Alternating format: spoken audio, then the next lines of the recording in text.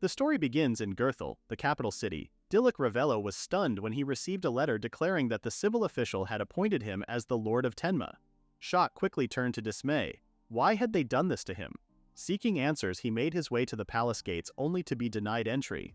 The guard, though visibly tense, remained respectful as he informed Dilluk that he was simply carrying out the king's orders.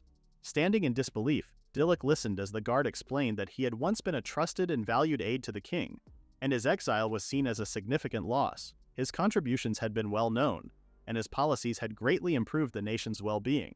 Concern was evident in the guard's eyes as he admitted he had no idea what had caused the king's sudden decision. Dilluk was equally bewildered. He couldn't fathom what had led to such a drastic shift in the king's attitude. As a member of the Ravello family, a noble house from the countryside, he had been raised with the motto, "Protect the people." For generations, his family had served as the head of the king's guard, a prestigious role known as the king's sword. His older brother had inherited the skill and talent befitting such a position, but Dilluk's fate had been different. He had awakened ancient summoning, an ability deemed strange and useless. Despite his efforts, he had been unable to activate the skill, forcing him to abandon his path as a warrior and start anew. Refusing to give up, he dedicated himself to rigorous study and eventually passed the exam to become a civil officer. His relentless work ethic caught the attention of the king, leading to his unprecedented appointment as the first civil official to ascend to the rank of royal advisor. Serving the king, the nation, and its people had brought him great pride. Yet despite all he had accomplished, he now found himself cast aside, left to question everything that had led him to this moment. As Dilluk stood in stunned silence, a young man approached with a smug expression. Akudu, exuding arrogance, taunted him, remarking that he looked utterly lost. With a smirk, he jeered that Dilluk's current predicament suited him. After all, someone with a worthless skill deserved nothing better. Without warning, Akudu seized Dilluk by the collar, his voice dripping with resentment. He accused Dilluk of being an unbearable nuisance, stealing the spotlight that rightfully belonged to him. Despite being from a powerful duke's family, Akudu had been overshadowed, and Dilluk's rise to becoming the king's advisor had only deepened his bitterness. After a moment, Akudu released his grip, his smirk returning. It seemed Goethe had been quicker than expected in banishing Dilluk, and he found the outcome amusing. Suspicion flared in Dilluk's mind. He demanded to know what Akudu meant, but as realization dawned, fury overtook him. The pieces fell into place. Akudu had been working against him from the shadows. With a smug laugh, Akudu turned away, boasting that he had simply fulfilled his duty. He took pleasure in recalling the false accusations he had spread, twisting the truth to frame Dilluk as a traitor attempting a coup. The weight of betrayal sank in as Dilluk collapsed to his knees. There was no doubt now, Akudu had orchestrated everything. Satisfied with his handiwork, Akudu sneered that even exile was too gentle a punishment. However, it seemed the king couldn't bring himself to execute his former advisor. As Dilluk wrestled with the bitter truth of his downfall, Akudu delivered his final insult, calling him a pathetic traitor who had no place in this kingdom. Before leaving, Dilluk met his gaze and left him with a final warning, to care for the nation and remember that it was not his to rule as he pleased. Akudu bristled at the remark, enraged that someone he viewed as beneath him would dare speak in such a manner. With a scowl, he slammed the palace gates shut in Dilluk's face. With a parting scoff, he spat out his last words. Dilluk and his useless skill were worth nothing. He should simply accept his fate and waste away in the land of the banished. As Dilluk sat in the carriage, staring at the passing landscape, he couldn't help but reflect on the cruel turn of events that led him to this moment. Not long ago, he had been a trusted royal advisor, serving the kingdom with dedication. Now, he was being cast away to the remote and lawless borderland of Tenma. The realization of his exile still weighed heavily on him, making it difficult to accept the situation. His thoughts were interrupted when the coachman informed him that they were nearing their destination. Tenma had long been regarded as an unruly territory where the influence of the government was barely felt. Even its previous lord had abandoned it, leaving behind a land that no one wanted. Dilluk, feeling guilty for making the coachman travel so far into isolation, expressed his apology. However, the man reassured him that it was no trouble at all. If anything, he felt embarrassed that someone of noble status had to ride in his worn-down carriage. Dilluk, unbothered by such things, was simply grateful for the man's kindness. As they emerged from the dense forest, the full extent of Tenma's bleakness was laid out before him. Well, she's a beauty, isn't she? Instead of a struggling but functional settlement, he was met with a barren, lifeless expanse. It hardly resembled a village at all. The sight left him momentarily stunned, forcing him to come to terms with the reality of his new life. The coachman hesitated before asking where he should place Dilluk's belongings. However, Dilluk barely registered the question, too focused on taking in the desolate surroundings. Eventually, he set out in search of a place to stay. Wandering through the area, he came across a small shed and decided to enter. Without hesitation, he announced himself as the newly appointed Lord of Tenma, only to be met with a shocked reaction from a young woman inside. She was clearly bewildered by his sudden arrival, questioning if he had truly come to inquire about the former Lord's residence. Following her lead, Dilluk soon arrived at what was supposed to be the Lord's manor. What he found instead was a crumbling structure, barely standing, seemingly moments away from complete collapse. It was a far cry from what he had envisioned, but at this point, nothing about Tenma surprised him anymore. Sensing her unease, the woman hesitantly apologized for the state of the building. Dilluk, though fully aware of the dire condition, brushed aside the concern.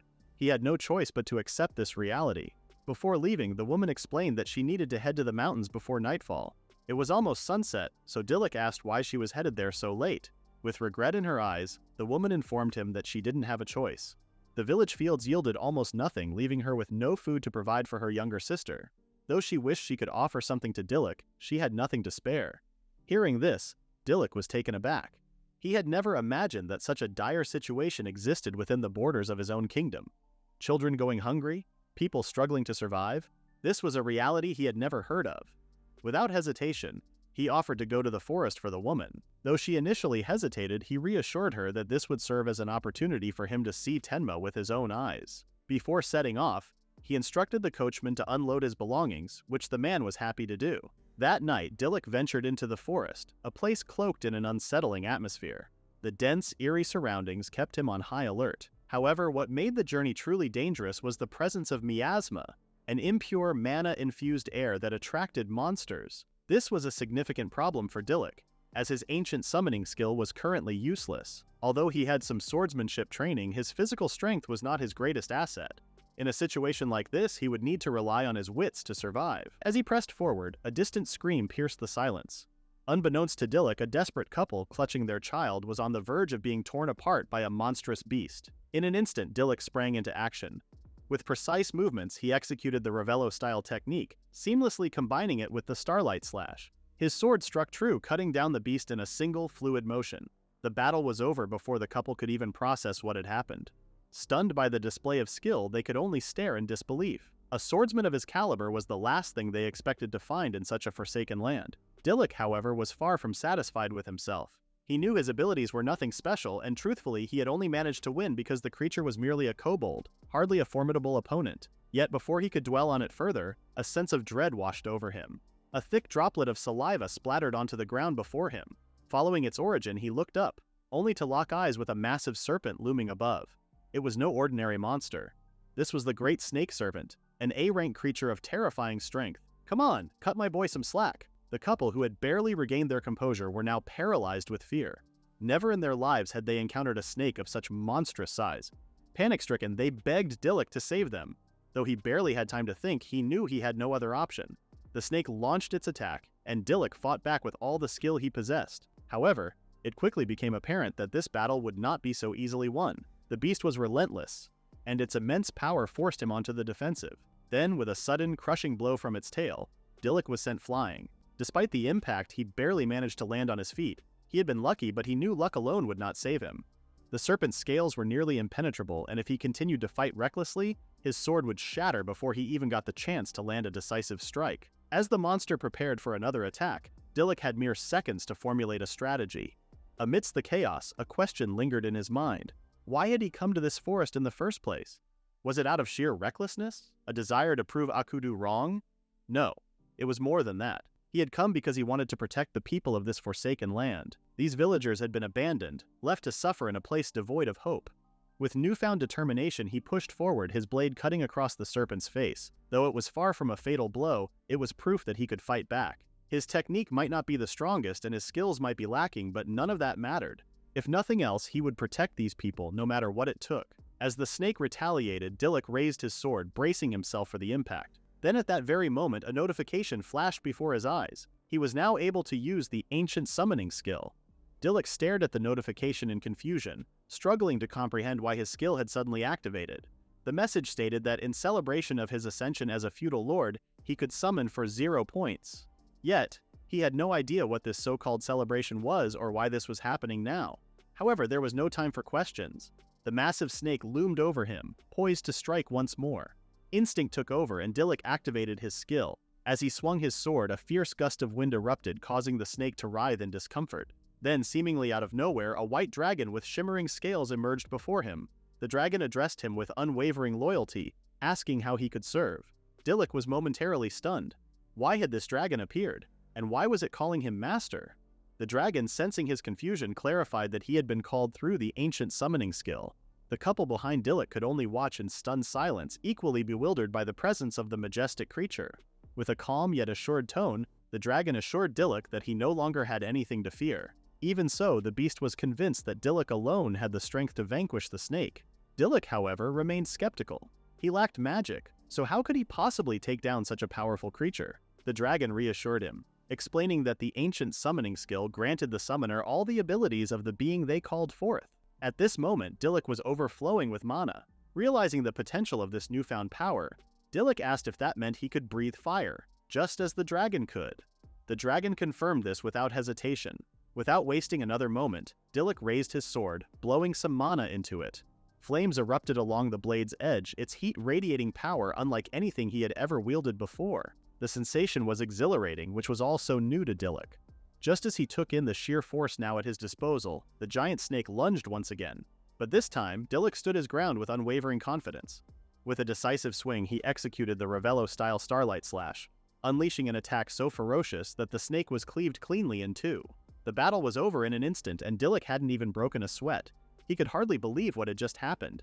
Had he really done that? Hovering above him, the dragon regarded him with amusement, simply reaffirming what he had already said. Snapping back to the present, Dilluk quickly turned to check on the couple. They were unharmed, their expressions filled with awe and disbelief. Overcome with gratitude, they began to praise him, calling him a divine swordsman and a god descended to the mortal realm. His gaze then fell upon the infant nestled in their arms. The baby's innocent laughter made him smile, a moment of warmth amidst the chaos. Turning his attention back to the dragon, Dilluk inquired about his name. The dragon responded simply, he was known as White Dragon, a title that was both his identity and his truth. Well, they put a lot of work into brainstorming that name. Furthermore, he insisted that there was no need for honorifics, for Dilluk was his master. Even so, Dilluk hesitated. A being of such immense strength choosing to serve him felt almost weird. However, White Dragon reassured him, explaining that power was not a concern. Dilluk had already proven his worth by conquering the monstrous snake. Reflecting on the battle, Dilluk still couldn't quite process what he had just done. Had he truly breathed fire? The realization was overwhelming. His curiosity deepened and he turned to White Dragon with a question. Was he a being from the past? After all, the skill was called Ancient Summoning. White Dragon admitted he wasn't entirely certain but strongly believed that to be the case. He then encouraged Dilluk to investigate for himself. Following the suggestion, Dilluk activated the status screen. His eyes widened as he read through the information. The skill allowed him to summon and revive souls from 4,000 years ago, bringing them into the present to serve him. Moreover, he would inherit their abilities as his own. It was a revelation unlike any other. As Dilluk processed this newfound knowledge, White Dragon let out a small chuckle, realizing why he had waited for so long. When Dilluk asked why White Dragon had been waiting, the dragon explained that he had long anticipated the arrival of the one destined to wield the ancient summoning skill. And just as he had waited, so too did countless others who had once shed their mortal coils, yearning to be called forth once again. With that, White Dragon bowed deeply, declaring that he had come this far for the sole purpose of serving his master. Dilluk struggled to fully grasp the magnitude of this revelation. There was still so much he didn't understand. But one thing had become clear, this skill was far from worthless. In fact, it might just be the most powerful of them all. And with this realization, a renewed sense of purpose ignited within him. Unbeknownst to him, far beyond the reaches of the forest, a mysterious figure stirred with excitement. The one they had been waiting for, the master they were destined to serve, had finally appeared. Dilluk offered the couple a ride on White Dragon's back, an offer they hesitantly accepted despite feeling a bit embarrassed about relying on him. Even so, their gratitude outweighed their discomfort. Dilluk, however, brushed off their thanks, insisting that White Dragon deserved the recognition instead. The dragon, ever composed, dismissed the praise because it was only a simple act of duty. As they soared through the sky, the husband suddenly realized that Dilluk was their new lord, a revelation that brought his wife a sense of relief. This reaction unsettled Dilluk, who believed he had yet to prove himself worthy of such trust. The husband, however, strongly disagreed, pointing out that Dilluk had just demonstrated his strength by effortlessly cutting down a giant snake. He expressed his admiration, convinced that no other lord could be as dependable. Excited by the thought, he declared that he and his wife must spread the word of Dilluk's heroic deed to the entire village. This only made Dilluk more flustered, insisting that there was no need to do so. White Dragon, however, saw no issue with it, believing that such feats deserved to be recognized far and wide. Although Dilluk felt shy about the praise, a quiet sense of pride settled within him. He had been banished and sent to rule over the remote borderland of Tenma, a punishment that came without warning. Yet, despite the unexpected turn of fate, he had managed to awaken the ancient summoning skill, which had ultimately saved the villagers. However, he was well aware that this victory wasn't his alone. Without White Dragon, he wouldn't have stood a chance against the beast. White Dragon, however, viewed things differently. From his perspective, heroic spirits like himself were simply extensions of their summoner's power, existing only to serve those who possessed the ancient summoning skill. As the journey continued, Dilluk reflected on the nature of his newfound ability. The skill allowed him to wield the strength of any heroic spirit he summoned, a realization that filled him with both excitement and curiosity. However, upon inspecting his status screen, he noticed a restriction. He was currently unable to summon another spirit. There was one remaining summon available to him, and after that, he assumed he would need to earn points before unlocking another. Yet the method of earning these points remained a mystery. There was still much about the skill that he did not understand, but one thing was clear. The spirits he summoned came from an era dating back 4,000 years. The revelation of Dilluk's skill left the husband astonished, as history from 4,000 years ago had seemingly faded into obscurity. His wife agreed, remarking that no records from that era existed, not even within the vast libraries of the capital. She added that this period once saw the rise of a now-lost civilization. Reflecting on this, Dilluk speculated that it was known as the Age of Legends. Before long, they arrived at Tenma. White Dragon was quick to note that the settlement was in dire need of development. Just then, the couple expressed their gratitude to him, acknowledging the great help he had provided. White Dragon, however, dismissed their thanks, stating that heroic spirits existed solely to serve their summoners. Dilluk then voiced his concern about whether the villagers might fear White Dragon's presence, but the dragon reassured him that it wouldn't be an issue. Non-human spirits possessed the ability to become invisible, and once summoned for the first time, they could be called upon freely without restrictions. Since White Dragon could still hear him even in this state, Dilluk only needed to speak his name for him to reappear at his side. As a token of appreciation, the couple offered to help clean Dilluk's manor, but he refused, insisting that he would handle the repairs himself first. They then attempted to give him a large portion of meat, but he declined, instructing them to distribute it among the villagers instead. While the couple complied, White Dragon tried to convince Dilluk to accept it, mentioning that the roasted meat was a delicacy. Ultimately, the couple left him behind to explore his new home. Upon stepping inside, Dilluk was met with a space made for living. That is, if you're a cockroach. The place was in utter disarray. Dilluk questioned whether he had grown too accustomed to the comforts of the capital and worried that he was acting spoiled. Determined to adapt, he reassured himself that as long as he had a place to store food and water, he could manage. However, he immediately noticed problems. There was no proper lighting, and when he picked up a nearby lamp, it was broken. The barrels meant for water storage were riddled with holes, rendering them useless. To make matters worse, Tenma was located at the northernmost edge of the kingdom, meaning its winters would be brutally cold. Given its remote location, Dilluk doubted that basic supplies would even make it to the town from other cities. With a heavy sigh, he realized just how much he needed. At that moment, he remembered that he still had another summon available. He wondered if there was a heroic spirit skilled in construction, perhaps a carpenter or a woodworker. Bro wants a magical Bob the Builder. Though uncertain, he decided to take a chance. Without hesitation, he activated his ancient summoning skill, calling forth a hero from across millennia to appear before him. This time, he intended to get a proper look at the summoned spirit. When he had first called White Dragon, the urgency of battle had consumed his focus, leaving him with little time to observe. As the magic activated, he reminded himself once again. This so-called worthless skill had awakened, granting him the ability to summon heroic spirits from 4,000 years ago and wield their power. Suddenly, a massive explosion erupted, forcing Dilluk to brace himself as he wondered what kind of abilities this new heroic spirit possessed. The intense light momentarily blinded him, but as it faded, he found himself face to face with a striking young woman with short hair. Without hesitation, she introduced herself as Cindy Keene, expressing her delight at finally meeting him. She explained that she had responded to his summon the moment she heard it and, most importantly, had been waiting for this opportunity for a long time. A sense of unease settled over Dilluk as he struggled to recall Cindy's name, an action that quickly irritated her. She protested that simply calling her Cindy lacked charm, insisting that she preferred Si-chan because it sounded more affectionate. Left with no alternative, Dilluk relented and addressed her as Si. Immediately, Cindy softened, acknowledging that it was unreasonable to expect him to know her preferences right away. She admitted that she had simply gotten carried away after waiting so long to meet him. Now fully composed, she pledged her unwavering service to him, encouraging him to command her however he saw fit. "Say no more, woman." Caught off guard, Dilluk awkwardly explained that his priority was restoring his house, though he hesitated to ask a girl for help with such a task. Touched by his consideration, Cindy grasped his hands in appreciation.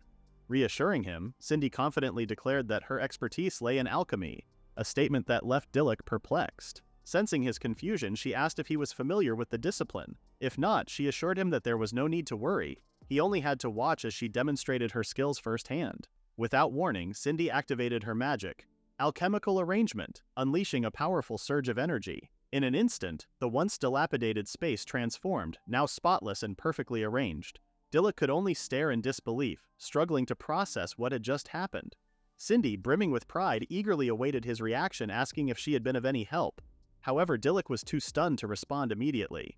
When he finally managed to speak, he demanded an explanation for what he had just witnessed. With a smug grin, Cindy clarified that he had just experienced alchemy firsthand. She explained that at its core, alchemy functioned on the principle of equivalent exchange. By expanding her mana, she had gathered and reorganized the surrounding wood, effortlessly restoring order to the space. Impressed, Dilluk marveled at the technique, questioning if it was some form of ancient magic. Cindy hesitated at his phrasing before realizing the truth. Alchemy had long since vanished from this era. Despite its absence, she reminded Dilluk that he shouldn't hesitate to use it, as it was part of their agreement. Dilluk absorbed her words, acknowledging the truth in them. Turning his attention to his system screen, he noticed a new development.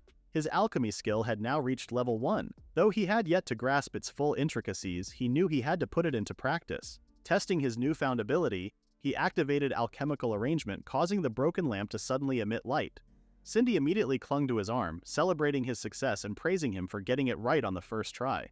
As he processed the sensation, he noted that using alchemy drained his mana, but the potential it offered outweighed the cost. Fueled by excitement, he pushed forward, repairing a chair and patching up the water barrels, both attempts proving successful. Meanwhile, Cindy was raising her hand enthusiastically, eager for Dilluk to let her assist him further. Dilluk, sensing Cindy's desperation, decided to test her abilities more. He mentioned that he needed a new lamp and asked if she could create one for him. Without hesitation, Cindy activated alchemical arrangement, and in an instant, a beautifully crafted flower-shaped lamp materialized before them. Dilluk was amazed by the intricate design and advanced craftsmanship. Overcome with curiosity, he instinctively grabbed Cindy's arms, marveling at her power. Cindy, however, misinterpreted the gesture, her mind briefly wandering to more nasty possibilities. Her excitement was short-lived when Dilluk, rather than confessing his feelings, simply asked if she could create more magical tools. Slightly disappointed but quickly recovering, she reminded herself that love wasn't as fast-paced as she had imagined. Someone give this woman a chastity belt. Determined to impress him, Cindy perked up and declared that she would show him what true alchemy could do. In an instant, a glass and a mini-fridge appeared out of thin air. Dilluk was dumbfounded. He had never seen such technology before. Even the lamp Cindy had created was far superior to anything in this era, brighter than any lamp currently available in towns, where the lighting was barely strong enough to read in the dark. Cindy was surprised to learn how primitive lighting had become, and explained that magic stones had been a common energy source 4,000 years ago. Glass and mini-fridges, too, were everyday items in that ancient civilization. Dilluk listened intently, realizing just how vast the technological gap was between the past and the present. If they could reclaim even a fraction of that lost knowledge, the people of Tenma could live far more comfortable and prosperous lives. The idea sparked a fire within him. Was it possible to revive the ancient civilization? He had no idea how advanced they truly were, nor what led to their downfall, but the thought of bringing their innovations back to life was exhilarating. Sensing his excitement, Cindy reminded him that he wasn't just an observer. He had the power to make it happen. She held up the lamp before him and declared that he, as the chosen one, possessed the ability to reproduce and even surpass the advancements of the past. After all, he had been summoned by the ancient summoning skill, and countless heroic spirits were still waiting to answer his call. Dilluk was taken aback. Was he truly capable of something this grand? Cindy assured him that he was. She then handed him the lamp, encouraging him that this should be a piece of cake. At that moment, everything clicked. Dilluk had arrived in Tenma as an outcast, banished with no purpose. But now, with his skill finally awakened, he had something to strive for. A mission to develop this land and usher in a new era. As he stood there, absorbing Cindy's words, one phrase stood out to him. Piece of cake. He blinked, puzzled by the expression. Cindy was shocked that he had never heard of it, prompting Dilluk to chuckle. He tried saying it himself, enjoying the unfamiliar but satisfying phrase. With renewed determination, Dilluk resolved to improve the living conditions in Tenma and restore the ancient civilization's glory. To seal the moment, he extended his hand to Cindy, proposing that they work together. Cindy smiled warmly, taking his hand in hers, and assured him that they would be together forever. Just then, Dilluk remembered they needed another bed for the house. Cindy, however, insisted that one would be enough. "Give it a break, Lolly." Unbeknownst to them, in the shadows, two thugs lurked, silently observing. Their eyes glinted with malice as they plotted their next move. The next morning, Cindy woke up early to prepare breakfast, eager to be of use to Dilluk as a token of gratitude for summoning her. Dilluk was surprised by her enthusiasm, but Cindy was determined to contribute, proudly pointing out that she had crafted all the cooking utensils herself using alchemy. However, her sense of accomplishment was quickly overshadowed by frustration when she realized they had no food in the house. Despite her remarkable abilities, she was powerless in this situation. Alchemy couldn't create food. Her plan to win Dilluk over with a delicious meal had fallen apart before it could even begin. Disappointed and on the verge of tears, she was reassured by Dilluk, who reminded her that it was the thought that counted. As he watched Cindy's efforts go to waste, Dilluk recognized that securing a stable food supply was a priority. The realization pushed him to consider the fields around the village. Perhaps they held the key to solving the problem. In the meantime, with no other options available, he settled for having servant roast as their meal for the day. Later that day, Dilluk set out to explore the fields with Cindy. As they arrived, the man whose life Dilluk had previously saved recognized him and called out in gratitude. After acknowledging the thanks, Dilluk turned his attention to the man's work. Noticing that he was tending to the fields, the man confirmed this, explaining that the forest had become too dangerous, leading to a complete ban on entry. For now, his focus was on clearing the overgrown weeds, though the sheer volume made it an overwhelming task, especially with so few workers available. As they spoke, the man's curiosity shifted to Cindy, wondering about the unfamiliar woman accompanying Dilluk. Before Dilluk could respond, Cindy eagerly introduced herself, boldly claiming to be Dilluk's future wife. However, Dilluk quickly corrected her, clarifying that she was one of the heroic spirits, much like White Dragon. Cindy further elaborated, revealing that her specialty was alchemy, a concept completely foreign to the man. Wanting to illustrate her abilities, Cindy decided to demonstrate alchemy firsthand. With a swift use of her alchemical arrangement, she conjured a sickle out of thin air in mere seconds, leaving the man stunned by the sudden appearance of the tool. Without hesitation, she handed it to him, urging him to support Dilluk in achieving his vision. As the man gripped the jewel-encrusted sickle, he marveled at how effortlessly he could cut through the thin stems, despite his weak arms. Never in his life had he encountered such an extraordinary tool. Just then, Cindy revealed an additional feature. By pressing a button, the sickle could transform into a hoe or a spade. The man was even more astounded, realizing that such a versatile tool would be an immense help to the entire village. Turning to Cindy, Dilluk couldn't help but acknowledge her brilliance. Inspired, he wondered if he could craft a similar tool himself, envisioning a way to create something beneficial for everyone in Tenma. Cindy confirmed that it was possible, though she cautioned that merging large amounts of metal required a certain technique.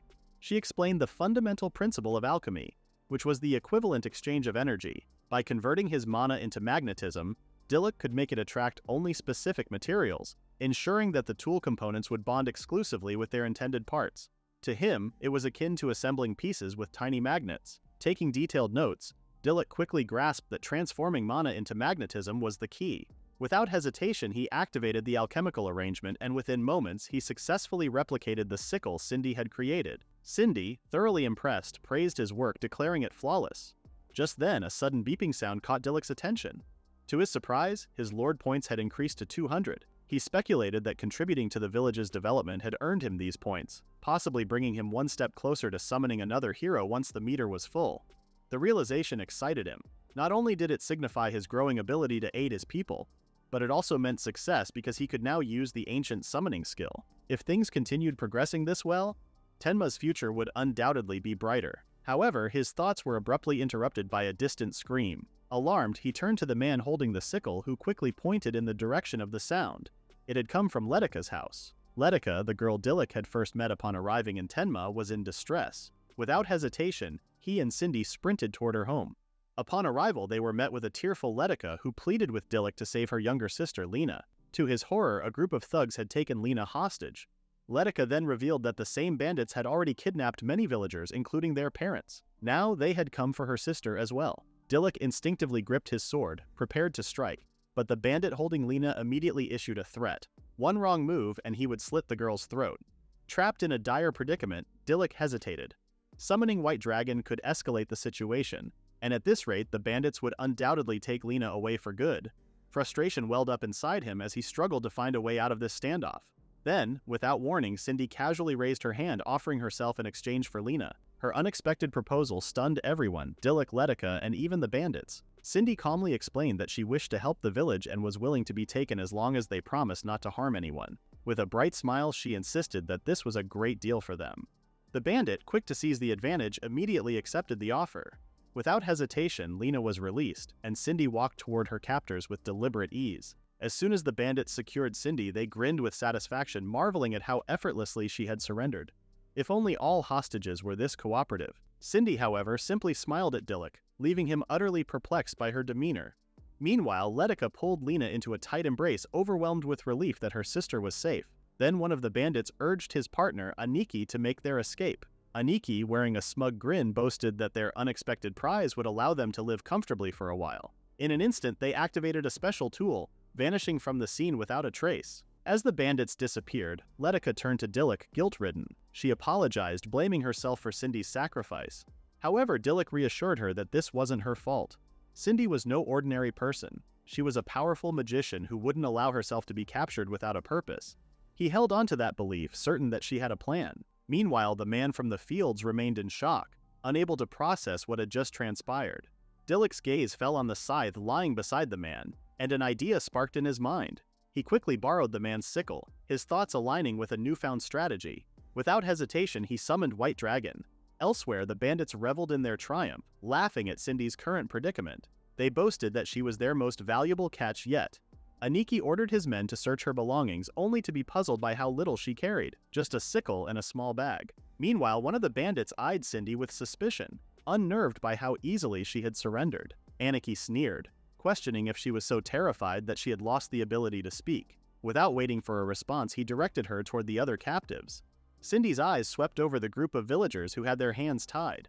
It was clear that they had all been taken against their will, and this cave was likely the meeting point where the bandits would negotiate their sale. Confirming her suspicions, Aniki declared that they would all be sold together. He further emphasized that the entrance was sealed tight, so no one was coming to rescue them. With a smirk, he told Cindy to accept her fate. This was the end for her. However, Cindy simply smiled and turned the tables on them. Instead, she told the bandits that they were the ones who should be accepting their fate. Her confidence unsettled them.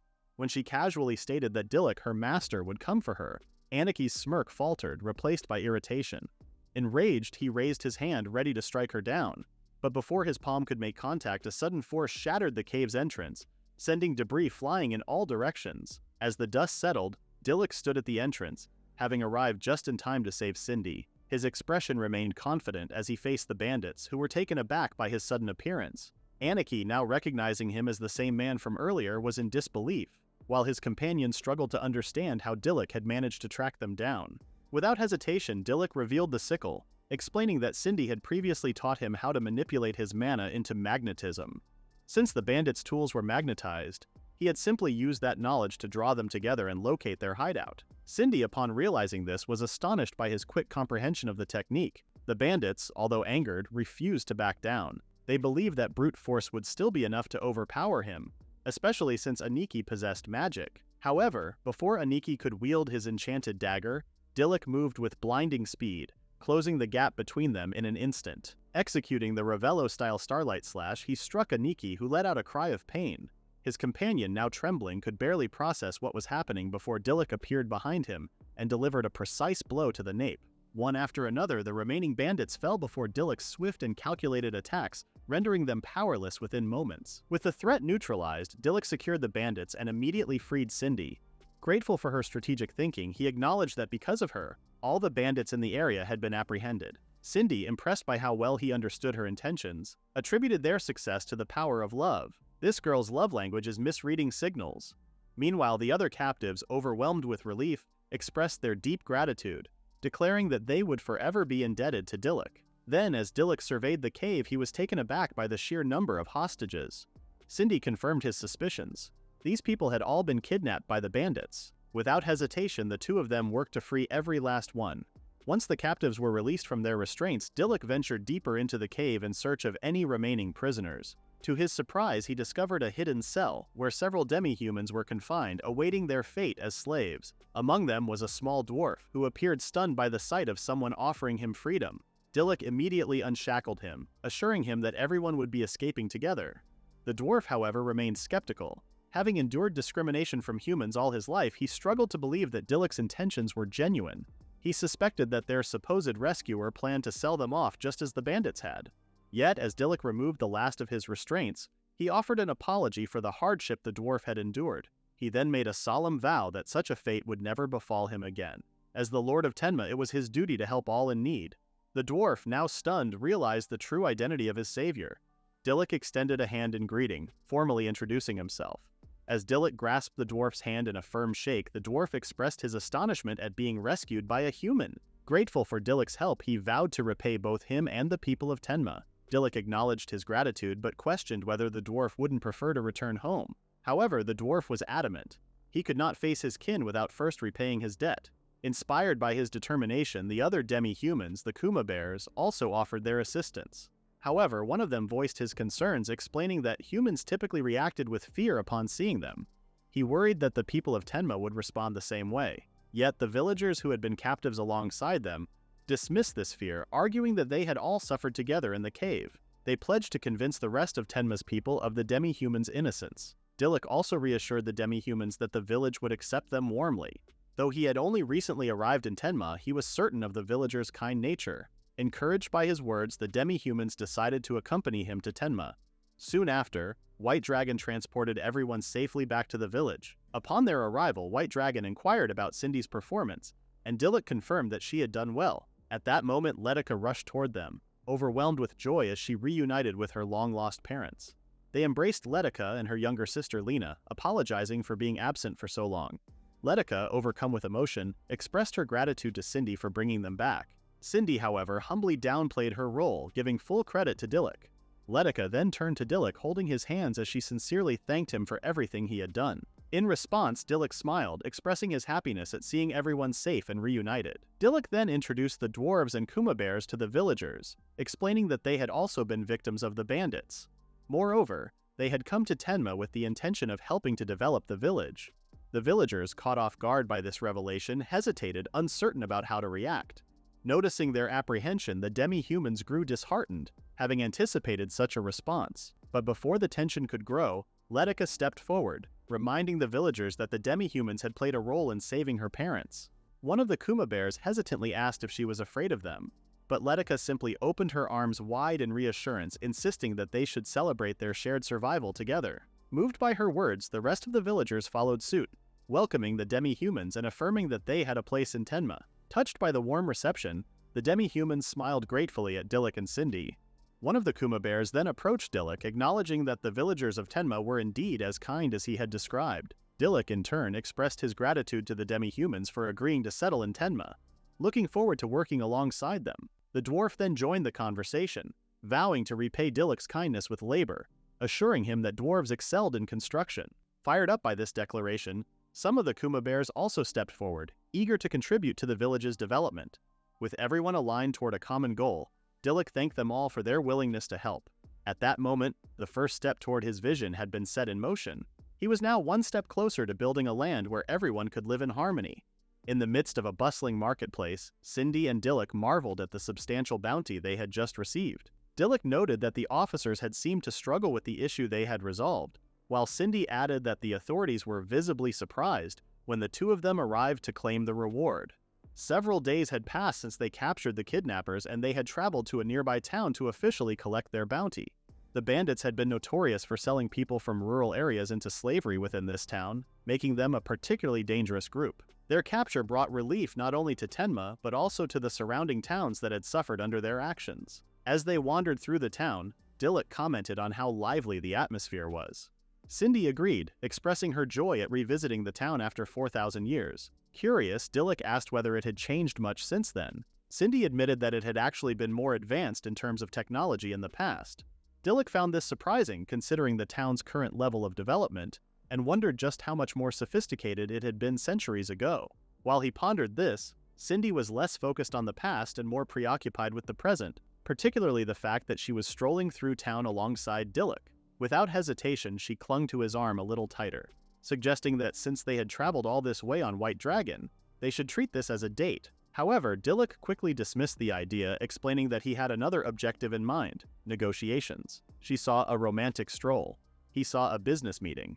Opposites really do attract. Curious, Cindy asked for clarification. Dilluk then explained that Tenma lacked strong connections with the outside world, and he intended to change that. His plan involved visiting the marketplace, where Cindy would sell magic items created through alchemy. Once he mastered the craft himself, they could mass-produce these items and turn them into valuable products. He saw alchemy as a crucial skill, not only for its potential to generate wealth but also as a way to foster Tenma's growth and prosperity. Determined to make this negotiation a success, he knew this was a key step toward his vision for the village. Listening to his impassioned words, Cindy couldn't help but smile. She fully supported his ambition and reassured him that with their combined efforts, achieving this goal would be easy. As they continued through town, Dilluk and Cindy came across a building bearing a familiar flag. There was no doubt that it belonged to the Maple Marketing Association, the largest trading company in the country. Stepping inside, they were immediately met by a grumpy clerk who, upon seeing their unfamiliar faces, wasted no time in demanding their business. His tone was irritable, urging them to be brief. Without hesitation, he pressed them further, asking if they were there to make a purchase or pitch a sale. Caught off guard, Dilluk quickly responded that he was there to sell. As he had anticipated from such a prestigious trading company, this encounter was not going to be easy. The clerk, unimpressed, demanded to know what product Dilluk was offering. When Dilluk answered that it was everyday goods, the clerk scoffed, making it clear that if he was there to peddle worthless junk, he should leave at once. Refusing to be dismissed so easily, Dilluk set his items firmly on the counter, insisting that the clerk examine them first. Despite feigning confidence, he knew this was a crucial moment. The clerk, intrigued by his persistence, decided to inspect the goods. Upon closer examination, the clerk noted that the items were rather unusual. Cindy then urged him to place his hand over the magic stone embedded in the wine glass. Curious, he wondered if it contained some kind of spell. The moment he pressed the stone, water unexpectedly flowed from the base of the glass. Stunned, the clerk struggled to comprehend what had just happened. Cindy explained that the magic stone, infused with mana, condensed water particles from the air and transformed them into liquid. While the glass could only produce a cup of water per hour, it was more than sufficient for drinking purposes. She then demonstrated the lamp's capabilities, activating it with a single click. Instantly, an intense light radiated from the device, much brighter than anything the clerk had ever seen. Utterly shocked, the clerk's skepticism vanished. Without hesitation, he aggressively insisted on purchasing the items. Initially, he offered 100,000 pels for the lamp and 50,000 for the glass, but after a moment's reconsideration, he raised the price of the glass to match the lamp. Dilluk quickly calculated that 100,000 pels was equivalent to at least a month's salary for many professions, far exceeding his expectations. Pleased with the outcome, he turned to Cindy and flashed her a triumphant thumbs up. Morale of the story: never underestimate the power of a well-timed product demo. Without wasting any time, the clerk grabbed a piece of paper and a pen, stating that while it might be too early, he was prepared to proceed with a contract. He then asked for Dilluk's name, and without hesitation, Dilluk introduced himself. The moment the clerk heard Dilluk Ravello, he froze in disbelief. This wasn't just any merchant. This was the Dilluk Ravello, the well-known civil official. Realizing his mistake, the clerk immediately apologized for his earlier rudeness, explaining that he hadn't recognized the esteemed associate of the king. While he was aware that Dilluk had a good reputation among merchants, he never expected a noble to personally visit. However, Dilluk quickly reassured him, stating that the king's associate group had long since disbanded.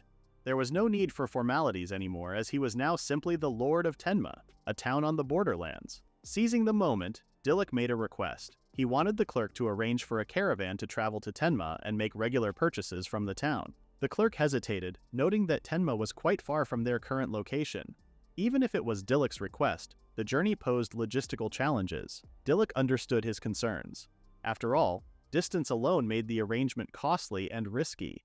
However, he wasn't about to let the opportunity slip away. He pointed out that Tenma had an abundance of land, which could be advantageous in the long run. More importantly, the magic items he presented would be exclusively produced there. If the clerk bought them directly from Tenma, he wouldn't have to worry about additional markups from middlemen. With that, Dilluk posed a question. Wasn't this a deal that benefited them both? My boy's out here negotiating like he's in Shark Tank. The clerk acknowledged that Dilluk had made a strong argument, but he hesitated. bringing up the rumors of frequent kidnappings in the area. However, Dilluk was prepared. He then showcased a certificate of appreciation from the local officers, confirming that he had already dealt with the bandits responsible. The clerk stared at the document in disbelief, struggling to process the fact that Dilluk had single-handedly taken care of such a major threat. After a brief moment of contemplation, the clerk let out a deep breath and finally agreed to the terms. Recognizing the potential of their arrangement, he extended his hand to Dilluk, expressing his high hopes for their partnership. Without hesitation, Dilluk shook his hand, sealing their deal with a mutual promise of a prosperous trade relationship. With their business concluded, Dilluk and Cindy mounted White Dragon's back, eager to share the details of their success. White Dragon, listening to their updates, was pleased that their journey had been worthwhile. Dilluk then reflected on their accomplishments and realized the impact of what they had just achieved. With a steady source of income now secured, he could focus on making Tenma a more comfortable and thriving town, a place truly worth calling home. Dilluk was welcomed back to Tenma by the demi-humans, who were busy with construction efforts around the town. They proudly informed him that they were finishing one structure per day, a pace that impressed him. Among them, a shy dwarf responded to Dilluk's praise, admitting that he had hurriedly built a shack as quickly as possible. However, when Dilluk caught sight of it, he was taken aback because it was far too grand for a simple shack. Embarrassed by the compliment, the dwarf bashfully explained that he owed Dilluk too much to build anything less impressive. As they spoke, one of the Kuma bears joined the conversation, explaining that the construction work was also a form of training for them. They were determined never to lose to gang members again. A nearby villager, overhearing the conversation, chimed in, remarking on how dependable the demi-humans had become. Dilluk was intrigued, so asked if the villagers were working alongside them. They confirmed it, though admitting they were physically weaker in comparison. Another villager added that people had once feared the Kuma bears, but now they were as reliable as anyone else in town. Hearing this, one of the Kuma bears grew shy, confessing that he never imagined living a life like this and expressing deep gratitude to Dilluk. However, Dilluk simply told him to acknowledge his own strength rather than give all the credit away. He then expressed his excitement for a future built together with the Kuma bears and the rest of the demi-humans. As Dilluk took in his surroundings, he realized that Tenma was gradually transforming into a thriving town. However, one major issue still remained: the ruined farmland. Determined to address it, he made his way there and found Letica hard at work tending to the fields. Noticing that she was carrying water, he asked where it was from. Letica explained that there was a natural spring at the edge of the village, and she had been fetching water from there to irrigate the crops. Dilluk was surprised. Had she been going back and forth between the spring and the field all this time? Letica confirmed it without hesitation. Cindy then wondered if the glass magic item could solve this problem, but Dilluk quickly dismissed the idea. The town's population had grown and agriculture required a large water supply. Using the glass would be inefficient. Instead, something else caught his eye: his alchemy level. Checking his status, he realized that he had reached level 3, which meant he could now handle a significantly larger amount of mana. Cindy was surprised by his progress, while Dilluk decided to test his abilities. Using alchemical arrangement, he channeled his energy into the ground, causing it to crack open. Before Letica and Cindy's astonished eyes, a stream of water emerged, flowing steadily through the field. Dilluk let out a sigh of relief because his attempt had been successful. Cindy, unfazed, simply commented that she expected nothing less from him. Letica, however, was deeply moved, explaining that the ground in this area was so hard that the villagers had already given up hope of ever having a steady water source. And yet, Dilluk had made the impossible happen, which she was very thankful for. However, Dilluk wasn't ready to celebrate just yet. He noted that the water from the spring was too weak to be sustainable in the long run. He asked Letica if they had always relied on the spring water. She confirmed it, but added that the water flow had recently begun to decrease. In the past, there had been much more water. This revelation made Dilluk pause. There hadn't been any drastic weather changes, which meant the problem wasn't external. It had to be something affecting the water source itself. That led him to a single conclusion: something was happening in the mountains. Determined to uncover the cause, he resolved to investigate. However, lurking in the shadows of the mountain, an unseen predator lay in wait, its presence unnoticed as it prepared for Dilluk's arrival. Dilluk immediately set off toward the mountains, accompanied by 3 Kuma bears. After several hours of walking, he realized that they were still far from reaching the spring. Noting his determination, the Kuma bears reminded him to stay cautious, as the area was known to be inhabited by dangerous beasts that could potentially be responsible for the disruption in the water flow. Despite the warning, Dilluk remained focused, insisting that the only way to uncover the truth was through thorough investigation. Encouraged by his resolve, the Kuma bears reaffirmed their commitment to the task. One of them, however, appeared particularly eager to locate the source of the problem and return home as quickly as possible. Sensing the unusual urgency, Dilluk observed the Kuma bear's behavior and soon learned the reason behind it. Cindy, who had remained in the village, had taunted him before their departure, threatening punishment if anything happened to Dilluk. Understanding Cindy's temperament all too well, Dilluk couldn't help but feel a twinge of concern himself.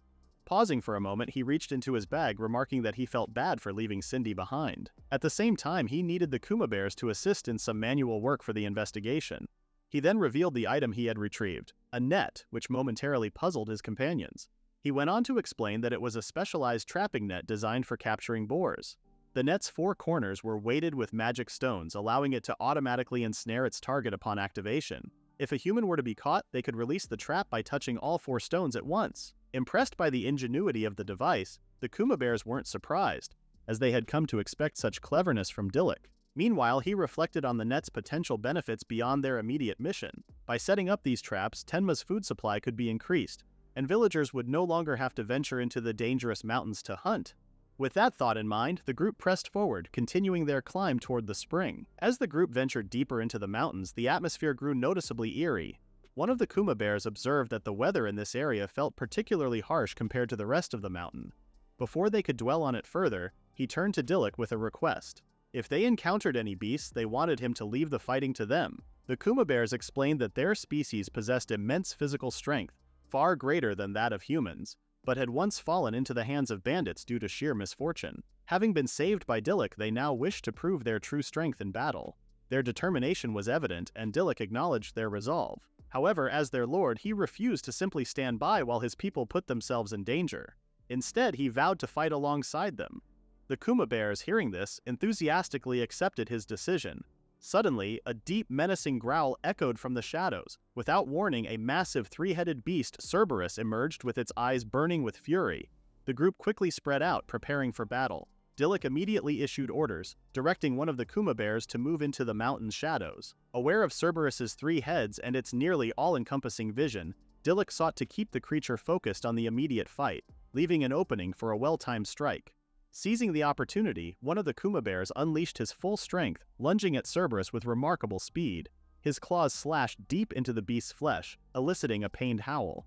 Wasting no time, Dilluk commanded the next phase of the attack. Another Kuma bear hurled a massive boulder, sending it hurtling toward the monster. As the rock descended, another member of the group drove a spear into the wounded beast, forcing it further into a vulnerable position. The final blow came as the boulder crashed down, sealing Cerberus's fate. With the battle won, the group erupted in celebration. They praised Dilluk for his brilliant tactics, which had allowed them to defeat the formidable creature with ease. However, Dilluk refused to take all the credit, ensuring that the Kuma bears received equal recognition for their strength and courage. Fired up by their victory, they pressed on, more determined than ever to reach the spring and uncover the truth behind its dwindling water supply. At last, the group arrived at the mountain's spring.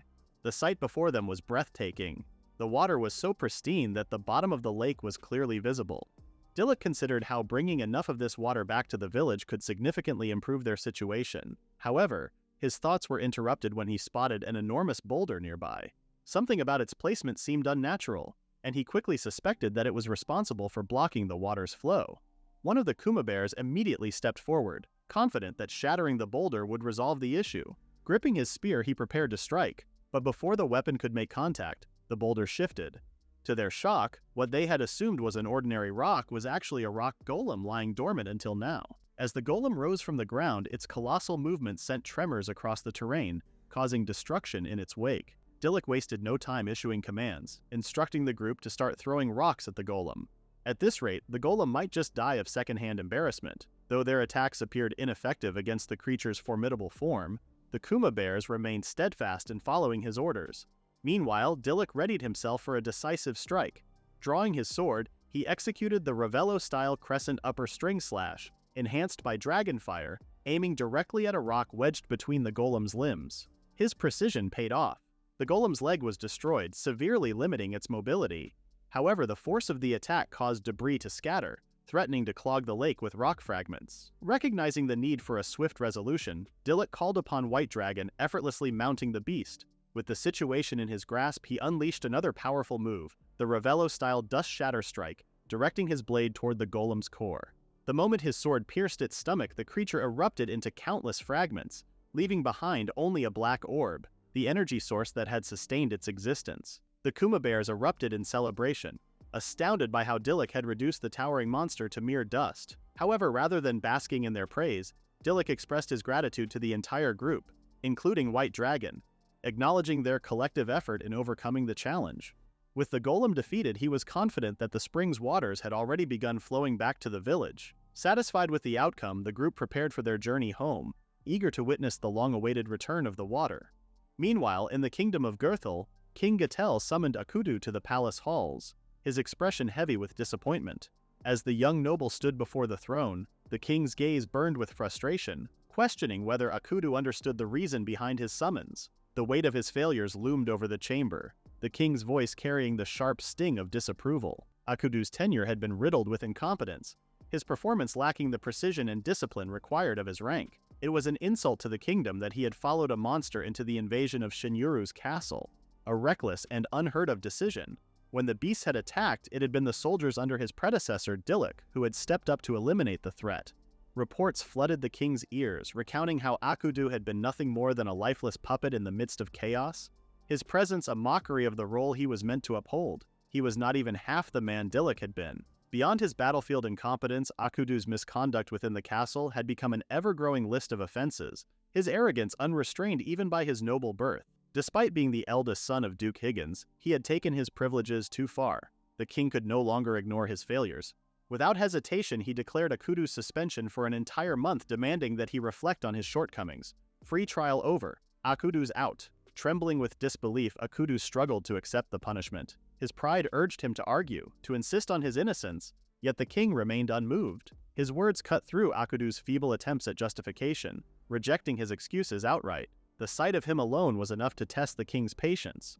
Humiliated and powerless, Akudu had no choice but to retreat from the palace, his departure marked by shame. He fled through the grand corridors, desperate to escape the judging eyes of those who might witness his disgrace.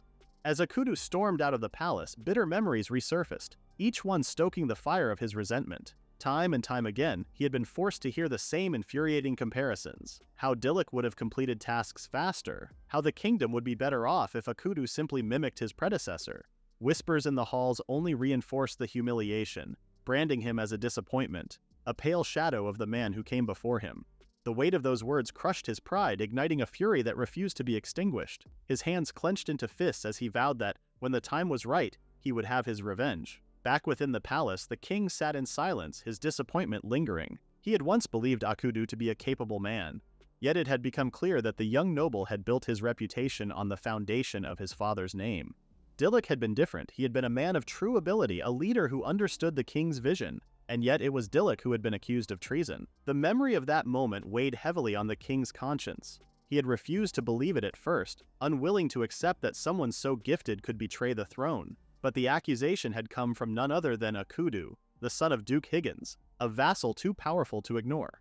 Bound by duty and fear, the king had cast Dilluk aside, stripping him of his rank and sending him away. Now, with time and reflection, regret consumed him. He stared at the wine glass in his hand, lost in thought, wishing that Dilluk could find it in his heart to forgive the weakness of his king. Meanwhile, in Tenma, life flourished in unexpected ways. Lila gazed in awe at the clear glass of water she now held, marveling at the simple luxury that had once been scarce. Dilluk stood nearby watching as Lila took her first sip, his expression softening at her wonder. The girl had never dreamed of having so much water to drink. But now, thanks to him, she no longer had to worry. Letica, on the other hand, observed the new well with amazement, her mind struggling to grasp the ingenuity behind it. Ever humble, directed the credit to Cindy, whose mastery of alchemy had made the well a reality. The Kuma Bears regretted the fact that Cindy had not been present to witness Dilluk's heroism during their mission at the mountains. Though flustered by their praise, Dilluk could not help but laugh. As he observed the thriving town, he realized just how essential water was, not only for survival but for prosperity. Agriculture would flourish, homes would be sustained, and the people would live without the burden of scarcity. Then, without warning, the quiet moment was interrupted by the unmistakable chime of the skill board. Cindy immediately took notice, her eyes sharp with understanding. Dilluk guessed that it was an indication that he had earned new Lord points. The notification confirmed it. He had gained exactly 1,000 points. The realization dawned on him that he could now summon a new heroic spirit. Excited, he quickly extended his hand, activating an ancient summoning skill. A radiant beam lit up the town, crackling with energy. As the light faded, a dark-haired figure emerged. Dilluk and the Kuma bears ventured into the mountains in search of the source of the water shortage.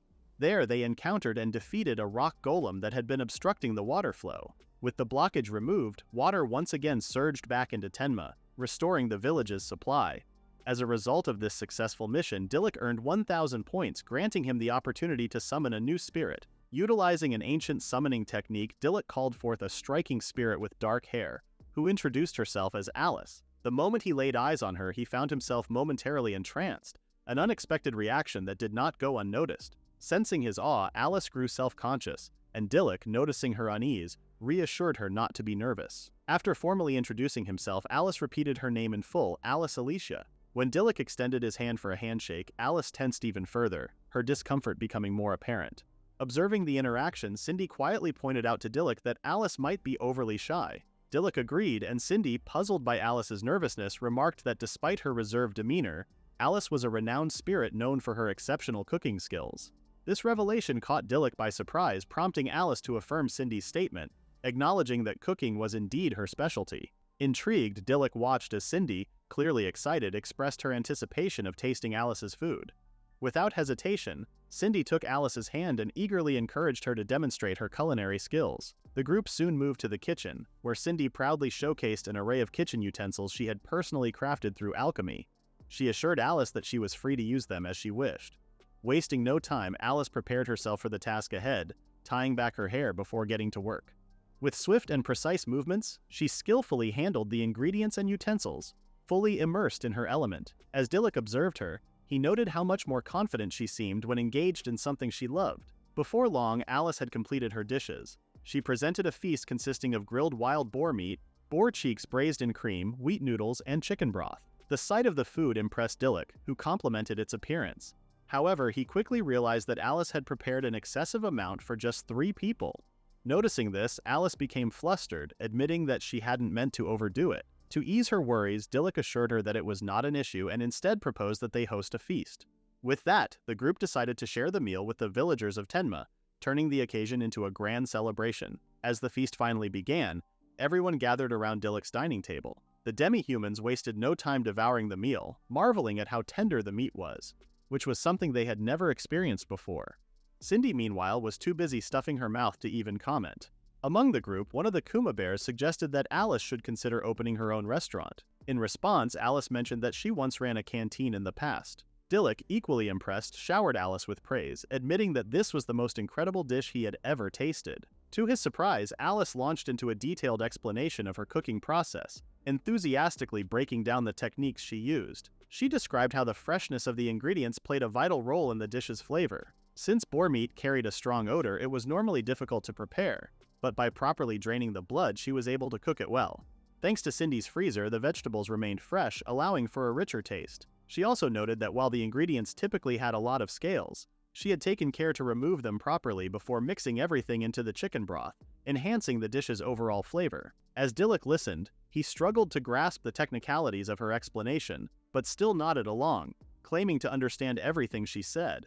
Dilluk's brain was buffering, but at least he was full.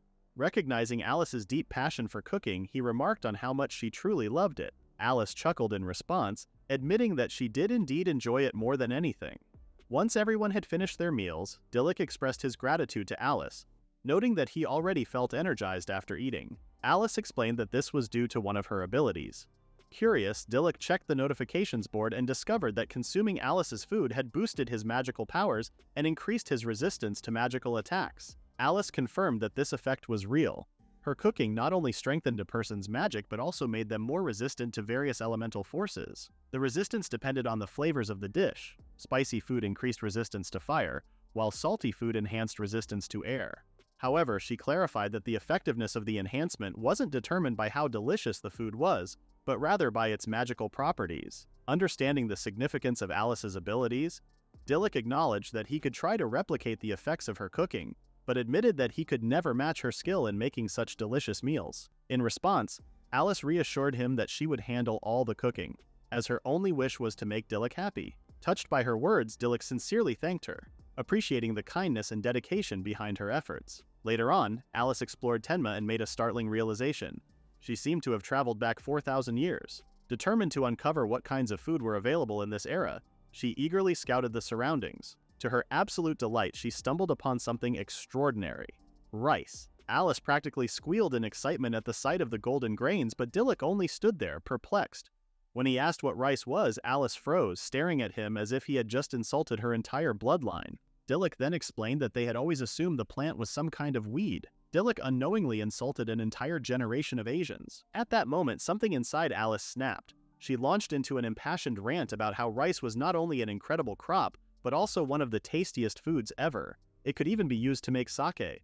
More than that, she declared, it was a universal product. Dilluk, still struggling to process how a so-called weed could be edible, was skeptical. The struggling village of Tenma had never thought to use it. Seeing his hesitation, he asked Alice if she knew how to grow it. She assured him that rice grew extremely well under the right conditions, and the soil in this region was perfect for cultivation. Seeing an opportunity to improve the village's food supply, he requested her guidance in learning how to grow it. Alice readily agreed, eager to share her knowledge. However, Dilluk remained skeptical, still questioning whether the plant was truly edible. Amused by his doubts, Alice took it upon herself to prepare a meal using rice, determined to prove its worth. Once the dish was complete and Dilluk had the chance to taste it, his skepticism faded, replaced by genuine surprise at its rich flavor. As time passed, Cindy observed that Alice had adjusted well to life in the village, a sentiment Dilluk shared. He acknowledged that since her arrival, the quality of their meals had improved significantly. The memory of his first taste of rice remained fresh in his mind, and he admitted that he had never expected it to be so flavorful. Recognizing its potential, he saw rice cultivation as a viable solution to the village's ongoing food shortages. Beyond their agricultural concerns, Tenma also faced financial difficulties. Aware of this, Dilluk had been working on a plan to generate more income by selling additional magic items. However, Cindy reminded him of his previous dealings with the Maple Trading Company. Acknowledging the challenges that had arisen from that encounter, Dilluk explained that he had since been searching for a way to mass-produce the items more efficiently. In pursuit of a solution, he had turned to the dwarves for assistance. That very day, a representative from the trading company was scheduled to visit Tenma. The meeting carried the potential to open new opportunities for the village's economy. Excited by the prospect, Cindy urged Dilluk to head to the workshop without delay. Dilluk and Cindy made their way to the workshop where they were warmly greeted by the leader of the dwarves. Dilluk, mindful of their work, apologized for the intrusion, but the dwarf reassured him that they were on break and that there was no need to worry. Cindy was fascinated by the workshop's impressive setup, so the dwarf proudly mentioned the exceptional craftsmanship of his people. He even noted that they had recently completed a major project. Without wasting any time, the dwarf presented Dilluk with the magic cups. Cindy was immediately captivated by their flawless design as they looked indistinguishable from the ones she had originally created. The level of precision amazed her, while Dilluk felt immense relief because his trade concerns were now resolved. Accepting the cups, he assured the dwarf that he would be well rewarded for his efforts. Expressing his own gratitude, the dwarf thanked Dilluk for allowing him to dismantle the original cup, an opportunity that had enabled his team to develop a blueprint for mass production. With the process now ready to scale, Dilluk informed the dwarf that he would gather volunteers from the village to assist, entrusting the dwarf with overseeing the production. The dwarf enthusiastically accepted the role, but before moving on, he had something else to show Dilluk, a completed project that had just been finalized. Dilluk's anticipation turned to delight upon seeing the special bracelet he had requested. Curious about the item, Cindy inquired about its function. The dwarf explained that magical energy naturally regenerates over time, and this bracelet was designed to store excess energy, acting as a vault. By placing magical energy into the bracelet, the wearer could later retrieve it when needed.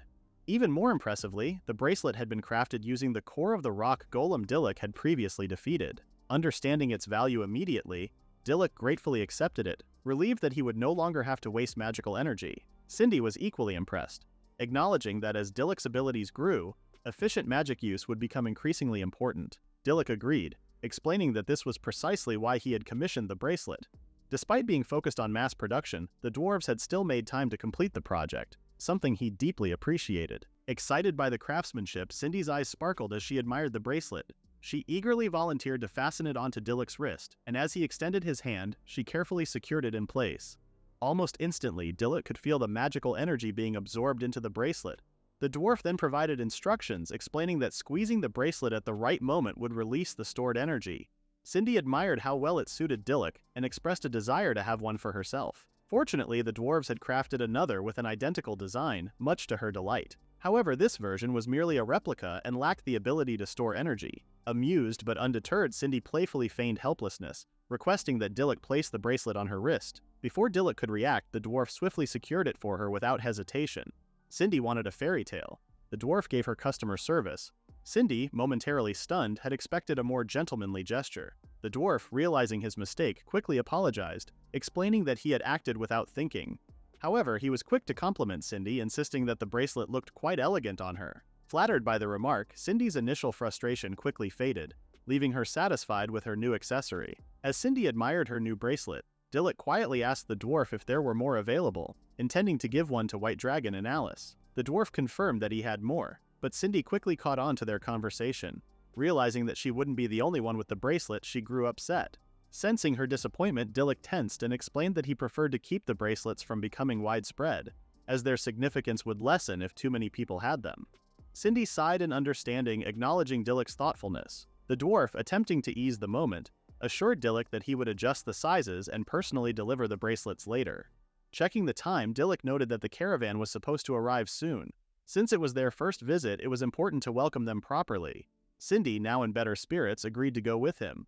Together, they left the workshop and waited outside for the caravan's arrival. As time passed without any sign of the caravan, Cindy yawned, growing impatient. Dilluk, concerned that something might have happened along the way, instructed White Dragon to take them into the air for a better view. Once airborne, Cindy soon spotted a wagon on the road below. Wasting no time, Dilluk descended and immediately recognized the clerk he had previously met. The clerk stood tensely, his posture stiff with unease. Suspicious of the situation, Dilluk's attention was drawn to a sword pressed against the clerk's throat. The weapon belonged to a figure inside the wagon, who remained partially concealed. Without hesitation, Dilluk demanded that the person step forward. A slow, menacing chuckle filled the air as the figure emerged. To Dilluk's surprise, it was Akudu. With a devilish grin, the rogue loser fixed his gaze on Dilluk, making it clear that he had come to confront him. As Cindy tried to make sense of the unfamiliar man before them, Dilluk identified him as Akudu Higgins, the king's minion and the very person responsible for his banishment. His anger flared as he demanded to know Akudu's purpose. Meanwhile, the clerk, who had just disembarked from his wagon, revealed that he had been ambushed by Akudu while traveling to Tenma. Akudu immediately silenced him with a sharp rebuke before turning his attention back to Dilluk. He stated that he had come to deliver an enticing offer. If Dilluk accepted, his past treason would be forgiven, allowing him to return to Goethel. Akudu had heard of Dilluk's life in Tenma among demi-humans, which he viewed with disgust. However, if Dilluk agreed to serve under him, he would regain his status and be reinstated in political affairs. Cindy, taken aback by the proposal, anxiously awaited Dilluk's response. Without hesitation, Dilluk unsheathed his sword and aimed it at Akudu, making it clear that he would not be anyone's pawn. He declared himself the Lord of Tenma, and warned Akudu to remember that. In response, Akudu smirked before abruptly seizing the clerk and driving a dagger into his face. He signed up for a trade deal, not facial reconstruction. He issued a chilling threat.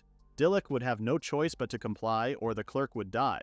However, before Akudu could carry out his plan, White Dragon descended from the sky, its sudden presence instilling terror in him. Akudu immediately released the clerk, who, though frightened by the beast, expressed his gratitude. Still shaken, Akudu questioned the creature's nature, speculating that it might be some kind of demon.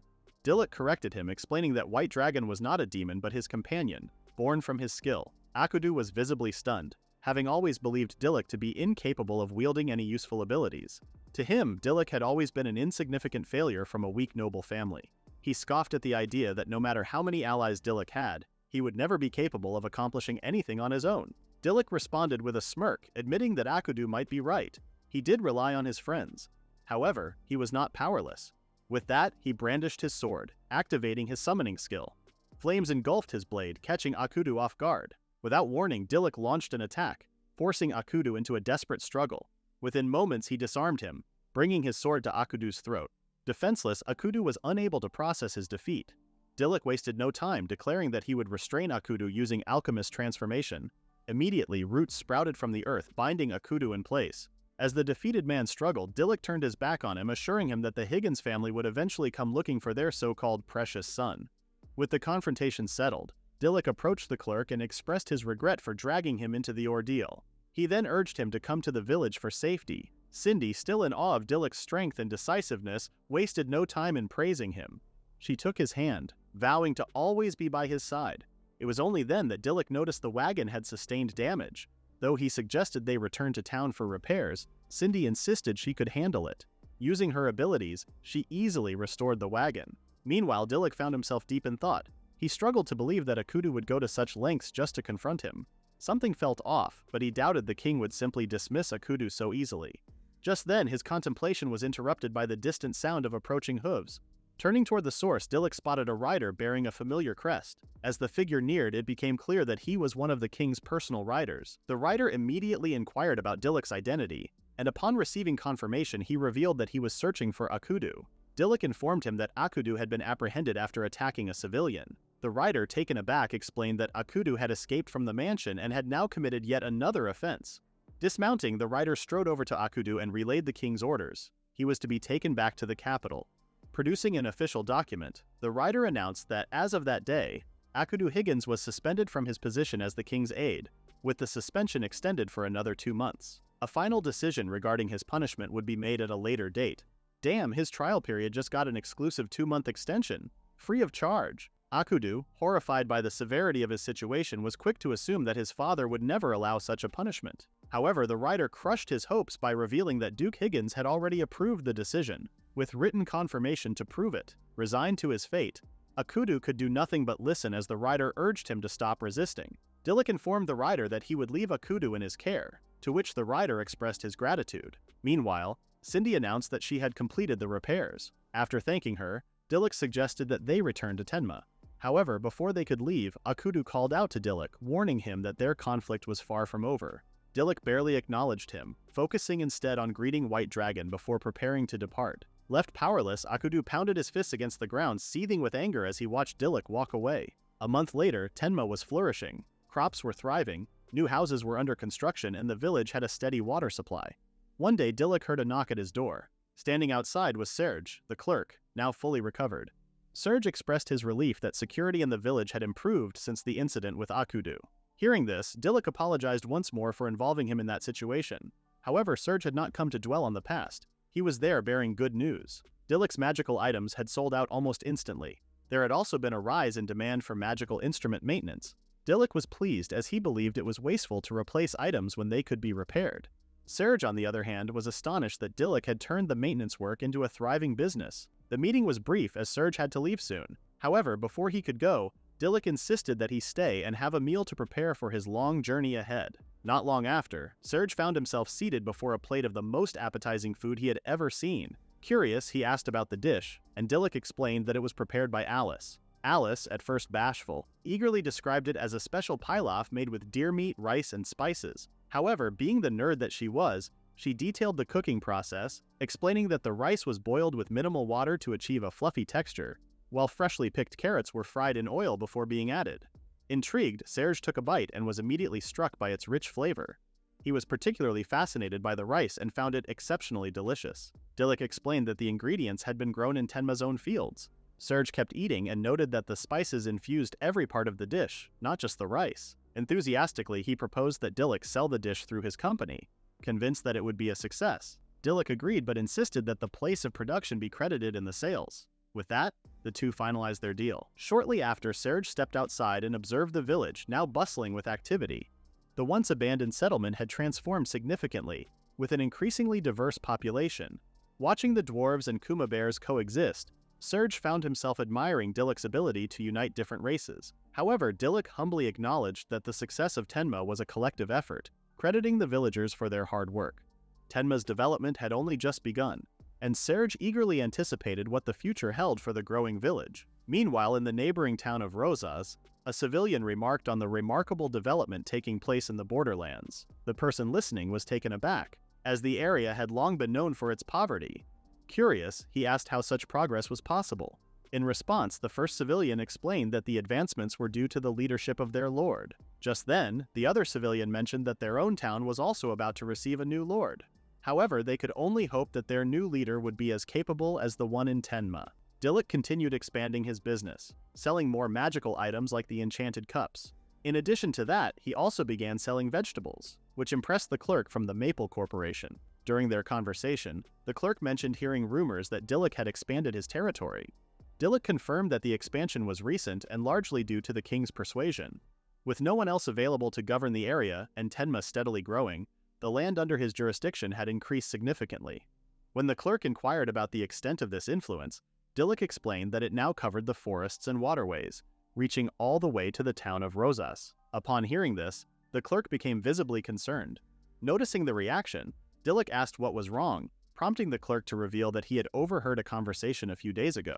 Akudu had become the new leader of Rosas. Dilluk was taken aback by the news, but the clerk reassured him that there was no immediate cause for alarm. Satisfied that he had delivered the information, the clerk soon took his leave, and Dilluk bid him farewell. Left alone, Dilluk reflected on what this development could mean. Aristocrats expelled from the central regions of the country were often sent to the countryside, and Duke Higgins likely saw this as a chance for Akudu to redeem himself. However, if Akudu was plotting something, Tenma could be at risk. Not long after, Dilluk shared the news with Cindy, informing her that Akudu had been appointed as the lord of the neighboring town. As expected, she was furious, immediately expressing her desire to punch him. Dilluk, however, urged her to stay calm, reasoning that the situation wasn't dire. Since Tenma's territory now bordered Rosas through the woods, it was simply a matter of being cautious. The Kuma bears were already guarding Tenma and were capable of handling the expanded area. Even so, Dilluk wanted to be prepared in case of an attack. He had also been considering traveling to new territories and planned to leave Devado, the leader of the dwarves, in charge while he was away. Hearing this, Cindy insisted on accompanying him. With that decision made, they set off for the woods. Deeper in the woods, Dilluk observed that while there weren't many miasmas, there was an abundance of monsters. The dense forest provided ample hiding spots, making it a strategic location in case of an attack from Akudu. To prepare for any potential threats, Dilluk decided to set traps. Without delay, he and Cindy began placing various traps throughout the area. However, after some time, Cindy grew exhausted. Dropping onto the ground, she grumbled about the sheer size of the forest, complaining that it was impossible to cover the entire area with traps. Dilluk acknowledged the difficulty, noting that the forest extended all the way to the sea. They neither had the time nor the energy to trap the entire region. At that moment, a notification sounded from the taskbar.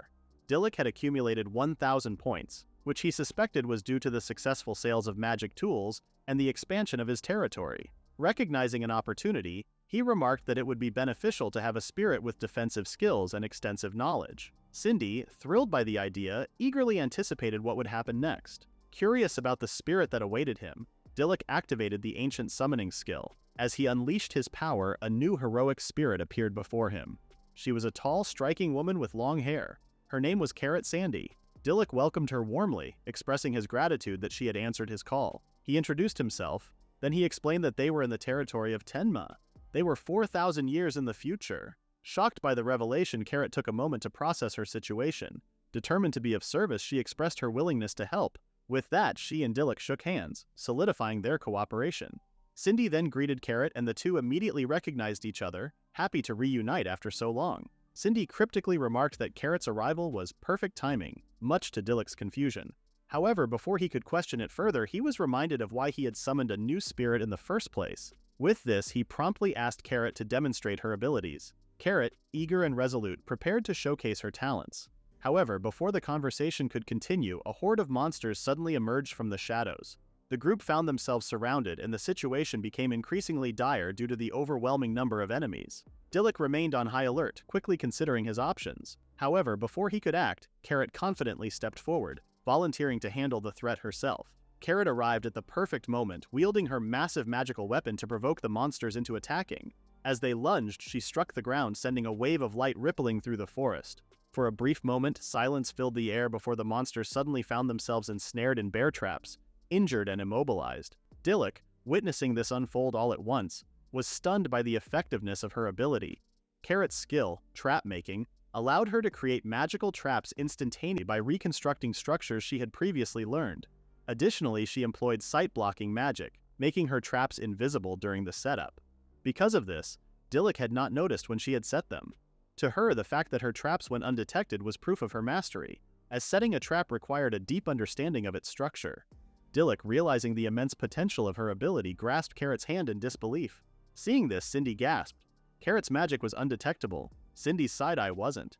Carrot's ability was an ideal fit for the defensive needs of the expanding territory. As the lord of the land, Dilluk had to ensure the safety of his people from potential threats, whether from monsters or outsiders. Carrot acknowledged the responsibility he carried, and assured him that he had summoned the right person for the task. Cindy, eager to emphasize Carrot's importance, revealed that Carrot had once built a castle in Tenma during ancient times. Dilluk, caught off guard by this revelation, found it difficult to believe. Carrot, however, downplayed the accomplishment. Cindy further explained that ancient Tenma had been a thriving kingdom ruled by a powerful monarch, where people had cultivated their own culture and lived in harmony. The castle, which Carrot had built, had served as a crucial center of protection, ensuring Tenma's quiet development. As Dilluk processed this information, Carrot turned the conversation to Cindy, revealing that she had once been a royal alchemist responsible for crafting magical tools for the royal family. She had even been known as the Alchemist of Tenma. Dilluk, unaware of Cindy's prestigious past, was taken aback by yet another unexpected revelation. Cindy, on the other hand, tried to act cool. With this newfound knowledge, Dilluk came to understand the significance of Tenma's past. Once a place of peace and innovation, the kingdom had flourished under strong leadership and well-established defenses. The castle had stood not just as a fortress, but as a symbol of security and growth. Dilluk had never considered the possibility of constructing a castle as a defensive stronghold. In ancient times, the castle had been built to protect lives, allowing culture and civilization to flourish within its walls. This realization left him wondering if such a castle could be recreated in the present day. Noticing that he was deep in thought, Cindy checked on him. Dilluk then stated that Tenma urgently needed defensive power. If reconstructing the ancient castle was possible, it could greatly improve the region. He was eager to witness civilization taking shape before his eyes. Without hesitation, he pulled out a map from his bag and showed it to Carrot. The terrain had remained mostly unchanged over the centuries, making reconstruction feasible. Since Carrot had been involved in the original castle's construction, adjustments would need to be made to accommodate the current landscape. However, Carrot reassured Dilluk that she was capable of handling it. Cindy, pleased by the plan, offered her assistance. With that, the three agreed to begin building the castle. Meanwhile, in Rosas, panic spread among the townspeople as news circulated that the agricultural trade had suddenly come to a halt. One distressed civilian voiced his frustration while another admitted to being unsure of the reason. It was clear, however, that this was an order from the new lord. Anxiety grew as they realized that only merchant guilds personally recognized by the lord were now permitted to trade in the city. The sight of yet another tax increase only added to their frustration. Since the new lord's arrival, all of their taxes had been funneled directly to him, leaving them struggling. One civilian cautioned his friend to lower his voice, fearing that the lord might hear them. Left with no options, they could only wonder what had become of their once thriving town. At the same time, within the halls of power in Rosas, a messenger informed the lord that the new regulations on commerce and the latest tax increase had been successfully implemented. Everything was proceeding according to plan. Listening with satisfaction, Akudu smirked. He had finally seized control of Rosas, and soon his sights would be set on overtaking Tenma. The Kuma Bears reported to Dilluk that their patrol around the village had been completed. On top of that, the village's security had been significantly relaxed. Dilluk expressed his gratitude, thanking the Kuma Bears for their dedication. The fence and moat surrounding the village were now fully constructed as well, a testament to Carrot's brilliant defense strategies. Carrot, with a humble shrug, claimed that her trap-making skills were practically child's play. She was, after all, a master of traps. Her magic allowed her to instantly recreate any trap she had designed. Not only was she a trap master, but also an exceptional architect who had once worked on the construction of the ancient Tenma castle. Carrot then shared exciting news. They were finally ready to begin reconstructing the ancient Tenma castle. Dilluk's eyes lit up because this had become his new goal. The Kuma Bears, ever eager to help, offered to assist in the castle's construction, insisting they couldn't let Carrot shoulder all the burden. Though initially hesitant about working with such a large team, Carrot couldn't resist a smile as the leader of the Kuma Bears reassured her that physical labor was their specialty. Reluctantly, she agreed to let them join. As they discussed the plans, Dilluk's mind drifted. The Kuma Bears were stationed in Tenma as warriors, currently sharpening their combat skills during guard duties. The thought of so many responsibilities piling up concerned him, knowing that too much to do could easily become a problem. That's when Dilluk spoke up, announcing that he would summon a new ally using his ancient summoning skill. He noted that having more people in Tenma would be a significant advantage. His gaze shifted to his dashboard, where he saw he was just 200 points away from the required threshold to summon another spirit. Reassured, he knew it wouldn't take long to reach his goal. Hearing this, Carrot reminded him that there was no need to rush the summoning, but Dilluk was quick to clarify that he wasn't in a hurry. He was determined to do everything he could for Tenma, and it consumed his every thought. Carrot smiled, touched by the realization of just how strong a leader Dilluk truly was. The rest of the day passed in a flurry of activity. Dilluk worked tirelessly to accumulate the points he needed. He did tasks such as fetching water, crafting magic cups, training the Kuma bears, cooking, and producing various items. Before long, he had enough points to complete the summoning. He stood tall, magic coursing through him as he summoned a new spirit, leaving the Kuma bears wide-eyed with amazement. When the magic subsided, a figure appeared before him. This spirit was named Bulk, an old warrior with an air of nonchalance. Dilluk greeted him warmly, but the old man responded with a swift and unfriendly swing of his sword, catching Dilluk completely off guard. That's what you get for summoning Gramps from the retirement home. Though he managed to block the attack, the Kuma bears were furious at the audacity of the stranger who dared to strike their lord. The old man, unfazed, explained that he had no interest in serving a powerless fool. If Dilluk wanted his obedience, he would first have to prove his strength. Dilluk stood frozen for a moment, taken aback by the challenge. The old man's smirk widened as he clarified. This would be a one-on-one fight. Dilluk, never one to back down, unsheathed his sword and declared that he accepted the challenge. The old man's eyes gleamed with a mixture of amusement and respect. He had been hoping for this, and he was eager to see what Dilluk was made of. Bulk immediately assumed a battle-ready stance, radiating an aura of overwhelming power that made Dilluk feel small and vulnerable. The pressure of it hit Dilluk before he even had a chance to glance at his skill board. A strange sensation washed over him, something similar to a surge of energy he couldn't quite understand. Bulk smirked, recognizing the power coursing through Dilluk. It was Chi, he believed, the very force behind the ancient summoning power. Dilluk, unaware of what Chi truly meant, pushed aside his curiosity. What mattered was that Bulk was clearly a skilled warrior. If he didn't take this seriously, he wouldn't stand a chance. Dilluk readied himself, determination hardening his resolve. He knew he couldn't afford to lose. Without hesitation, he launched the first strike, clashing swords with Bulk in a violent explosion of steel. The battle raged on relentlessly, both warriors pushing their limits. But Bulk, sensing the immense power in Dilluk's chi, was momentarily caught off guard. That was all the opening Dilluk needed. With precision, he unleashed the Ravello-style technique, combining it with a Star Shadow Slash for maximum impact. The resulting explosion sent Bulk flying backward, the force of the attack leaving him stunned. As the dust cleared, Bulk, looking impressed, knelt before Dilluk in acknowledgement of his strength. His admission of defeat was respectful, yet the sight of an older, seasoned warrior kneeling before him made Dilluk uneasy. He quickly urged Bulk to rise. Bulk, still on one knee, praised Dilluk's mastery over his chi.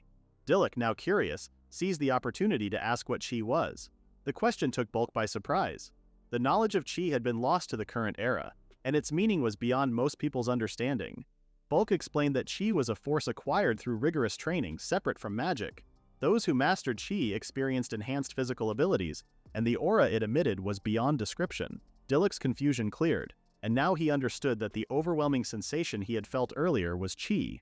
Bulk then revealed that Dilluk's chi was exceptional, far beyond ordinary mastery. It was classified as hard chi. Chi, he explained, was divided into two forms, hard chi and soft chi. Hard chi was used to repel demons, while soft chi allowed the user to control them. Dilluk, recalling the sensation he had experienced, recognized that it had been hard chi. Bulk further revealed that in all his years of experience, the only person he knew to wield hard chi was the legendary Sword King, Berserk. Dilluk was stunned. Bulk went on to explain that Berserk had once been his disciple in ancient Tenma, though the legendary swordsman's power had surpassed even his own. Now Bulk was faced with a warrior from a different time, one who possessed the same extraordinary abilities as his late disciple. Dilluk, humbled, remarked that it was intimidating to be compared to someone so remarkable. Bulk, seeing the humility in Dilluk, appreciated it as a reflection of great leadership. With a respectful bow, he pledged his assistance to Dilluk, vowing to fight by his side in future battles. Meanwhile, the Kuma bears, who had been listening closely to the conversation, stepped forward with determined eyes. Their leader, summoning all the courage he had, approached Bulk with a request to be trained under his guidance. He remembered Bulk's earlier claim that anyone could cultivate chi through rigorous training. Even if there was a chance they wouldn't succeed, the Kuma bears were willing to try. They wanted to grow stronger to protect Tenma. As Bulk looked at them, he recalled that his grandfather once spoke of the Kuma bears as proud warriors of the old days. Seeing that same fire in their eyes now, he was reminded of that legacy. Dilluk added his support to the Kuma bears' request, making it impossible for Bulk to refuse. Though he warned them that his training would be grueling and unforgiving, the Kuma bears accepted without hesitation, grateful for the chance to learn. Not far away, Carrot spotted Bulk and expressed her joy at seeing him again. Dilluk took the moment to inform her that the Kuma bears would now be training under Bulk, which meant Carrot would be handling the full responsibilities of the castle in his absence. He apologized for not being able to increase the number of workers, but reassured her that the villagers had agreed to help. Carrot, unfazed, promised to take care of everything. Meanwhile, Bulk mentioned that he was eager to see strong warriors guarding their new stronghold. Dilluk echoed his sentiment with quiet anticipation. Days passed, and along the coast of Tenma's territory, Bulk's training sessions continued. He pushed the Kuma bears hard, reminding them that chi thrived in strong bodies. This meant they needed to be faster, tougher, and more resilient. When Dilluk arrived, he found the training ground alive with energy. Bulk acknowledged that things had gotten intense, then asked if Dilluk had come all the way out just for a patrol. Dilluk confirmed it, explaining that this area had only recently been added to their territory, and he came for an inspection. Bulk commended him for his diligence and assured him that training was progressing well. As Dilluk watched the Kuma bears being pushed to their limits, he reminded Bulk to go easy on them before heading off to continue his rounds. Venturing into the nearby woods, Dilluk grew more cautious. He reminded himself that this coastal area had once been littered with Goroki's strongholds. Though it was now under Tenma's domain, the lack of proper oversight made it a dangerous place. That being said, he remained alert. Soon, the smell of saltwater filled the air. Dilluk stopped in his tracks, taken aback by the stunning view of the sea. Mesmerized, he stood in awe before making his way toward a dock that caught his eye. However, his exploration was cut short. Before he could take another step, a cold dagger was pressed against his throat. A band of pirates had appeared, and Dilluk was surrounded. The pirate captain stepped forward and demanded Dilluk's identity. Without hesitation, Dilluk introduced himself as the newly appointed Lord of Tenma, and turned the question back on the pirates. But the leader scoffed at the title, claiming that in the realm of the ocean, status meant nothing. Government officials like Dilluk couldn't possibly comprehend that truth. He declared that they were the wing pirate crew, the ones who truly ruled the seas. He sounds like he edits his own Wikipedia page. Dilluk's calm curiosity only provoked the crew further. A single question about whether the man was truly a pirate sparked a wave of anger, and tensions rose. Then, without warning, Dilluk grabbed a nearby pirate's spear and shattered it in one powerful grip. The pirates watched in disbelief as the weapon splintered in his hand. One of them rushed in with a sword, but Dilluk swiftly disarmed him, breaking his wrist with ease. The pirate leader leapt into the fight, raging against government rule, but Dilluk's speed outmatched his fury. With a precise slash, Dilluk knocked the man's weapon aside, leaving the entire crew unarmed and defeated. The pirates, now cornered, turned to their leader for guidance. Fear of capture and being dragged back to town loomed heavy. The leader held his ground, accusing Dilluk of disrupting the peace they had finally found. Dilluk didn't respond, and he simply watched as the man's hysteria took over. Clutching his dagger, the leader swore not to let the government steal his home. Dilluk, recognizing the inevitability of conflict, braced himself. The pirate charged, but Dilluk soared into the air, unleashing the Revealo-style moon-filled rotating sword dance. Attack name so long it sounded like an ad. The move was dazzling and almost unreal. The pirate leader, stunned by the sight, could barely react before Dilluk summoned White Dragon. The majestic beast appeared instantly, and Dilluk leapt onto its back. Hovering above, he stared down at the pirates while the leader stood frozen in disbelief. The dragon was real, and with that realization, the fight drained out of him. As the man knelt in surrender, Dilluk returned to the docks and asked to hear the pirate's story. What followed was an unexpected calm. The four of them sat together, the tension replaced by quiet conversation. The pirate leader recounted a life of hardship. They experienced forced labor under cruel nobles pitted against each other in bloodsport for mere coins. Their escape to the sea had been an act of survival. The ocean offered freedom, a place to live without chains. But that freedom came with the fear of being sent back to the same oppression. When Dilluk asked why the pirate had surrendered upon seeing White Dragon, the answer came with reverence. The leader spoke of a legend, passed down by a companion back in town, an ancient dragon from a time of peace, prosperity, and unity, a time when hunger and discrimination had no place. Dilluk knew instantly that the man was speaking of the legendary era of ancient Tenma. The pirate confessed that their journey had always been driven by that dream, to sail freely in search of peace, to find a symbol of hope, and to live without fear. But reality had been harsher, and they survived by raiding the rich. Dilluk didn't respond with judgment. He saw not criminals but survivors of oppression. As if reading his thoughts, the pirate leader said their actions were revenge for being oppressed. Still, Dilluk reminded them that their crimes couldn't be excused outright. Yet, instead of punishment, he offered a choice. He asked if they were willing to trade with Tenma Village. Confused, the pirates listened as he proposed hiring them, offering fair pay, a home, and the chance to put their seafaring skills to good use. The pirate leader was skeptical, unsure why Dilluk would be so lenient. Dilluk explained it plainly that they shared the same dream. The legendary era the pirate had longed for wasn't a myth. It once existed, and Dilluk intended to revive it. His ancient summoning abilities allowed him to call forth spirits from that golden age. With their help, and perhaps the help of these pirates, he could bring that world back. Then Dilluk extended his hand. There would be no orders, no threats, only cooperation.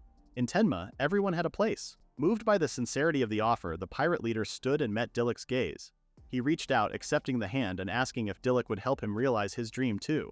It was a hopeful request born from years of despair. Dilluk smiled and agreed, reassuring the man that they dreamed of the same future. In that moment, a new alliance was formed. After their agreement with Dilluk, the pirates held up their end of the deal.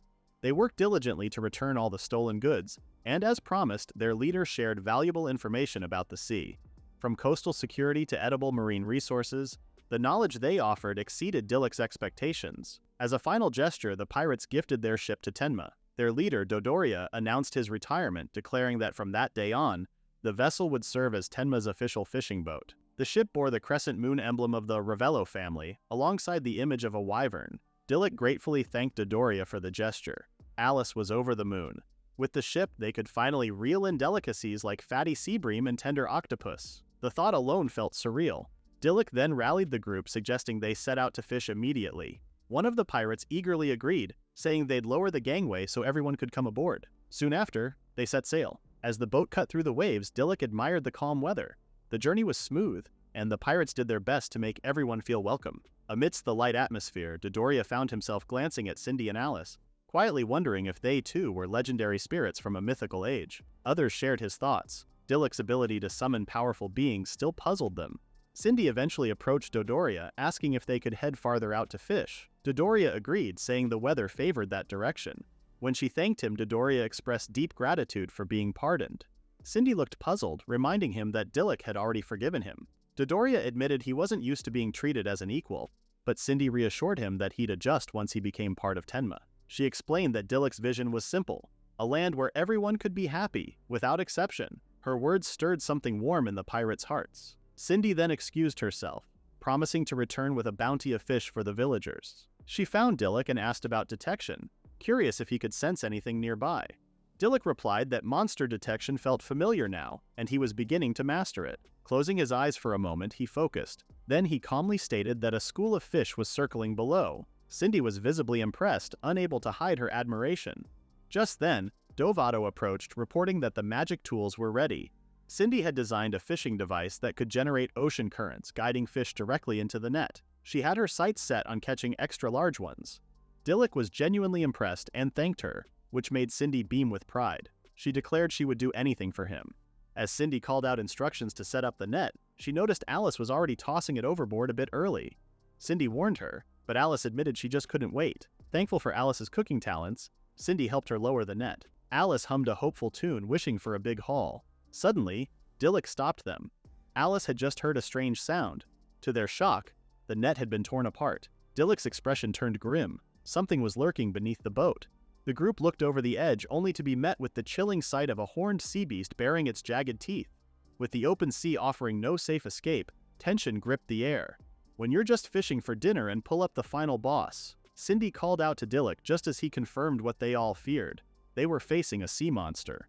A thunderous roar erupted from the depths, shaking the air and sending chills down everyone's spines. Panic surged through Dodoria as he recognized the creature.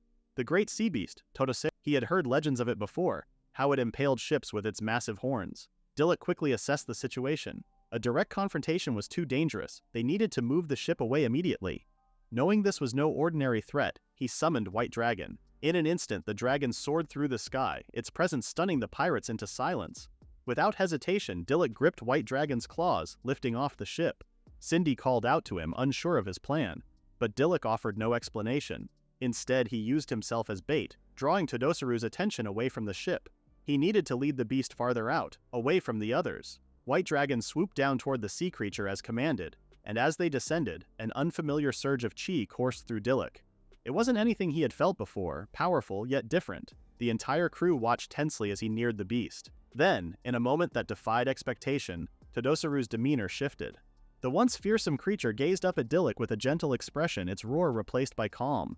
It smiled like a little puppy, shedding its monstrous aura in an instant. Seeing that Dilluk was safe, everyone finally got to breathe.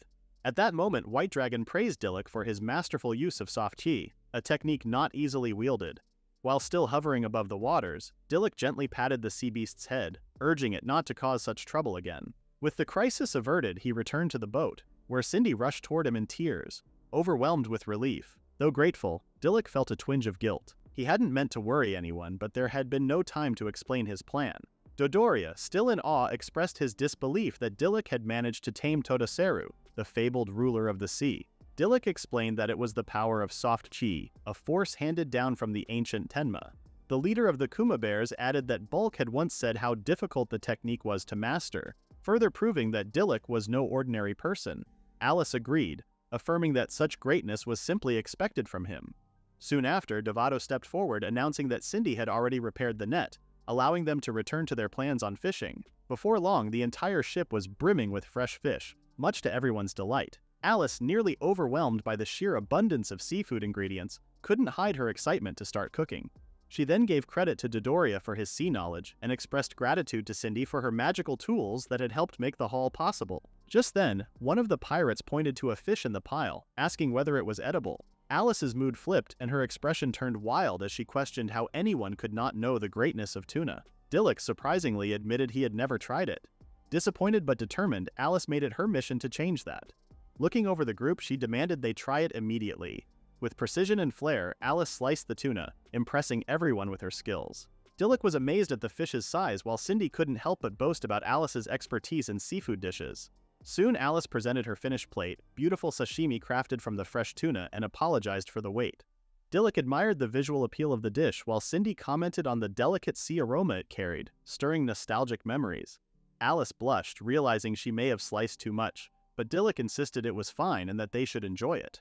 Without hesitation, they set up the table and the feast began. Dilluk was instantly captivated by the flavor, noting he'd never tasted such richness in fish before. Alice explained that her method involved aging each fish to peak flavor and suggested a simple touch of salt for the best experience. She asked whether Dilluk had made the sweet salt himself, but he clarified that it was actually her own mimicry. Cindy, hearing all the effort behind the preparation, finally understood why the dish tasted so incredible. As everyone enjoyed the meal, Dilluk noticed the pirates hadn't joined in. He invited them to the table, which shocked them because they weren't used to being treated like equals. Dilluk assured them it was only natural. In Tenma, there were no social hierarchies. All sat at the same table, regardless of origin. He led the pirates to sit, promising they wouldn't regret tasting Alice's food. Dodoria, still hesitant, took a bite, and tears welled up. The taste was beyond anything they had ever stolen. One by one, the pirates joined in, all moved to tears by the unexpected blessing. That one bite got the pirates ready to pay taxes and go to therapy. Dodoria turned to Dilluk, expressing his gratitude for their meeting him, although it was only recent. Dilluk was about to formally welcome them when he remembered there was someone more fitting for the task. He called for White Dragon, who descended from the sky with majestic grace. Soon, the pirates were on its back, soaring through the clouds, basking in the warmth of their new beginning in Tenma. Later, in the waters near Tenma's borders, development on the new port resumed. Dilluk observed that the pier needed repair. Dodoria sheepishly admitted he wasn't much of a builder. As Dilluk surveyed the area, he noticed scattered trees and rocks and made a mental note to consult Carrot about defensive planning. Just then, something caught his eye. Something was moving near them. He felt no trace of magic, which piqued his curiosity. Peering closer, he realized two figures were hiding in the grass. Dilluk approached the nearest bush to investigate when suddenly a girl with dog ears and tail sprang out, warning them not to come any closer. She then furiously accused Dilluk and his companions of being lackeys of Rosa's. Dilluk questioned the mysterious girl, but she warned him to stay away. She hadn't expected the human invasion to reach her homeland, and now, overwhelmed with rage, her hand began to morph into that of a beast. Dilluk recognized it, making him think that this girl was likely a demolition, a member of a tribe descended from dog-like ancestors. But before he could process more, she lashed out, accusing him of speaking too lightly about her people. They were no longer just a tribe, they had been reduced to mere pawns under the rule of Rosas. Perplexed, Dilluk was informed by Cindy that Rosas was Tenma's neighboring town. Realization struck him then. Something terrible had happened there. Wanting to know more, Dilluk introduced himself as the Lord of Tenma, and pointed out that his ship bore no crest of Rosas. But the girl wasn't convinced. Still engulfed in fury, she declared that all humans were the same. Her hatred stemmed from the destruction of her hometown, and the trauma burned too deep. When Dilluk tried to ask what Rosas had done to her people, she turned her back and vowed that humans would soon face judgment from the White Wolf. Then she vanished, leaving Dilluk with a storm of questions. What troubled him most was knowing that the one ruling Rosas was none other than Akudu. A man like that couldn't be left unchecked. As Lord of Tenma, Dilluk felt responsible for knowing the affairs of nearby lands, especially now. He suggested they follow the girl and investigate the matter further. Cindy agreed, while Dodoria voiced a more aggressive sentiment, storming Rosas to crush the oppression. But Dilluk disagreed. They needed evidence first. The girl's rage wasn't just anger, and it carried truth. Determined, the group ventured deeper into the forest, eventually riding White Dragon to save time. Along the way, Dodoria asked about the Demolition's homeland. Dilluk believed they lived in the White Wolf Forest, a region shared by both Tenma and Rosas. It had once been a safe haven for demi-humans, untouched by human governance. But then, they saw it. A section of the forest near Tenma's border burned to ashes. They descended immediately. In the middle of the scorched remains stood the Demolition Girl. The destruction was overwhelming. Cindy could barely look while Dodoria stood in disbelief. The girl, clearly angered by their pursuit, confronted them. Dilluk apologized and explained his purpose, hoping to understand what led to this devastation.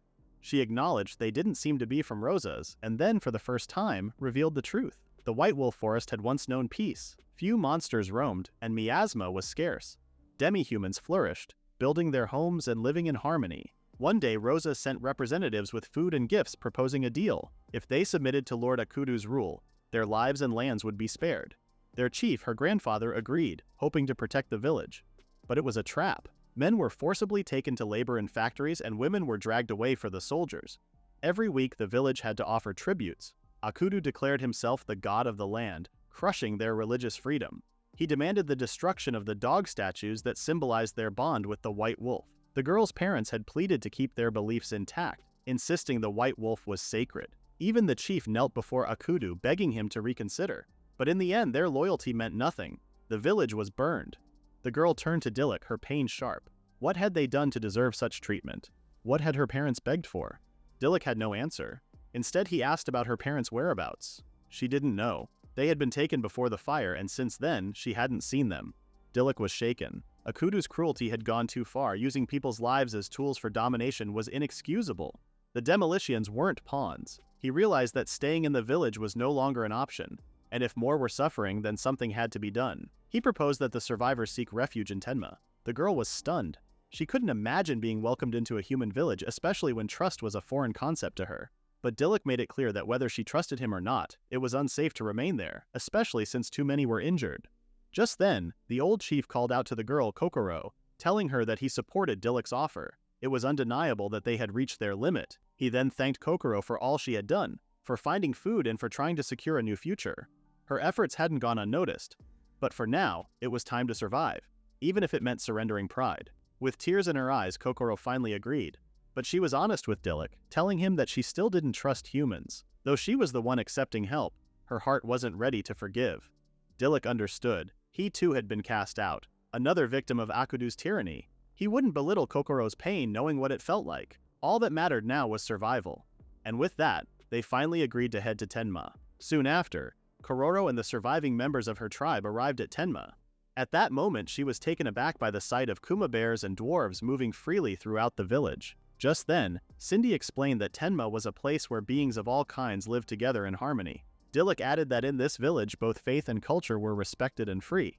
Upon hearing this, Kororo asked if that freedom extended to the worship of the White Wolf, and Dilluk affirmed it did. Just then, Dilluk noticed the small statue Kororo clutched tightly in her hands. It was a remnant of her past.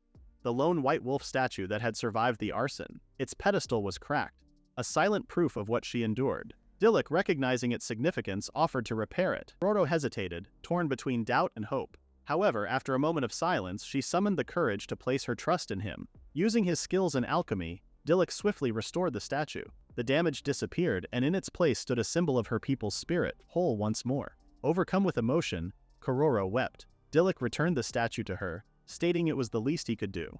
But more importantly, he assured her that both he and the village of Tenma would stand by her people. With the statue in hand, Kororo thanked him sincerely.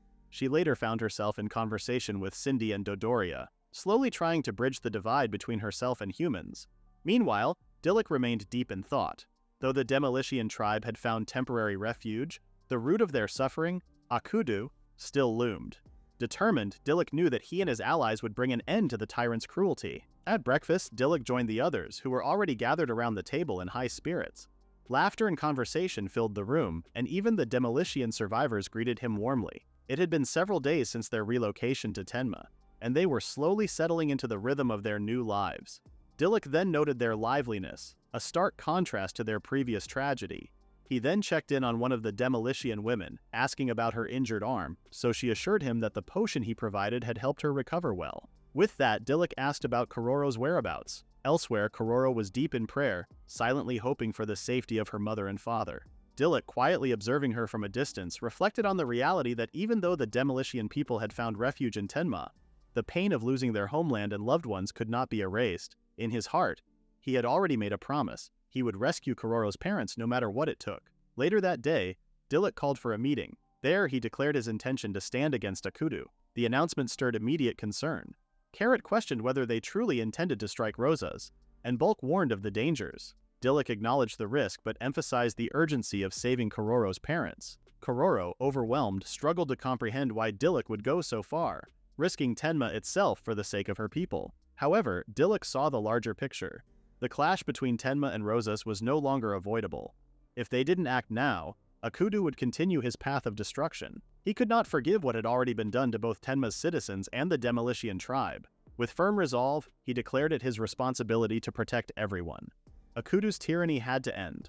Moved by his conviction, those in the meeting rallied behind him. Carrot pledged her support, trusting his leadership. Cindy echoed the sentiment, reminding everyone that Dilluk had summoned her to Tenma, and he had always stood guard over them.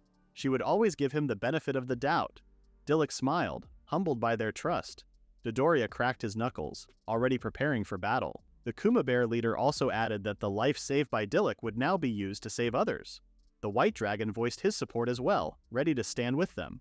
Dilluk then turned to Kororo, assuring her of their commitment. She smiled, agreeing to help in any way she could. With the team united, Dilluk thanked everyone and began laying the groundwork for their strategy. However, Dodoria raised an important concern. Charging directly into Rosas would cause chaos, and they needed a better approach. Dilluk agreed that invading another territory carried immense risks, and they had to avoid recklessness. Kororo reflected on a deeper complication. Their village had once straddled both Tenma and Rosas. The raid came from the Rosas side, but the village on Tenma's border had also been burned. Dodoria speculated that Akudu might claim it was a wildfire, brushing off any blame. Dilluk, however, knew they had taken every precaution not to infringe on Rosas's land. Yet Akudu's clear understanding of the border was too precise, suspiciously so. It led Dilluk to one unsettling conclusion. Someone may have been manipulating Akudu from the shadows. Carrot pointed out that if their group planned to attack Tenma, then surely the enemy had thought of the same move. That's when Dilluk stepped in with a sudden idea. They needed a just cause. His expression turned serious, and he told everyone that he would need their strength. They soon arrived near the boundary of White Wolf Forest, stepping into its edges with caution. There, Carrot gave the signal that everything was set. The wild animals in the area had already been driven away. Cindy, impressed, remarked on how surprisingly versatile Carrot could be. Dilluk then turned to White Dragon asking for a report. The scout confirmed that the coast was clear, and there were no signs of presence. Dilluk could now begin. Without delay, Dilluk activated the magic sealed in his bracelet. Cindy's eyes widened in disbelief as she didn't know that it held a massive amount of energy. A powerful surge erupted, carving a path before them.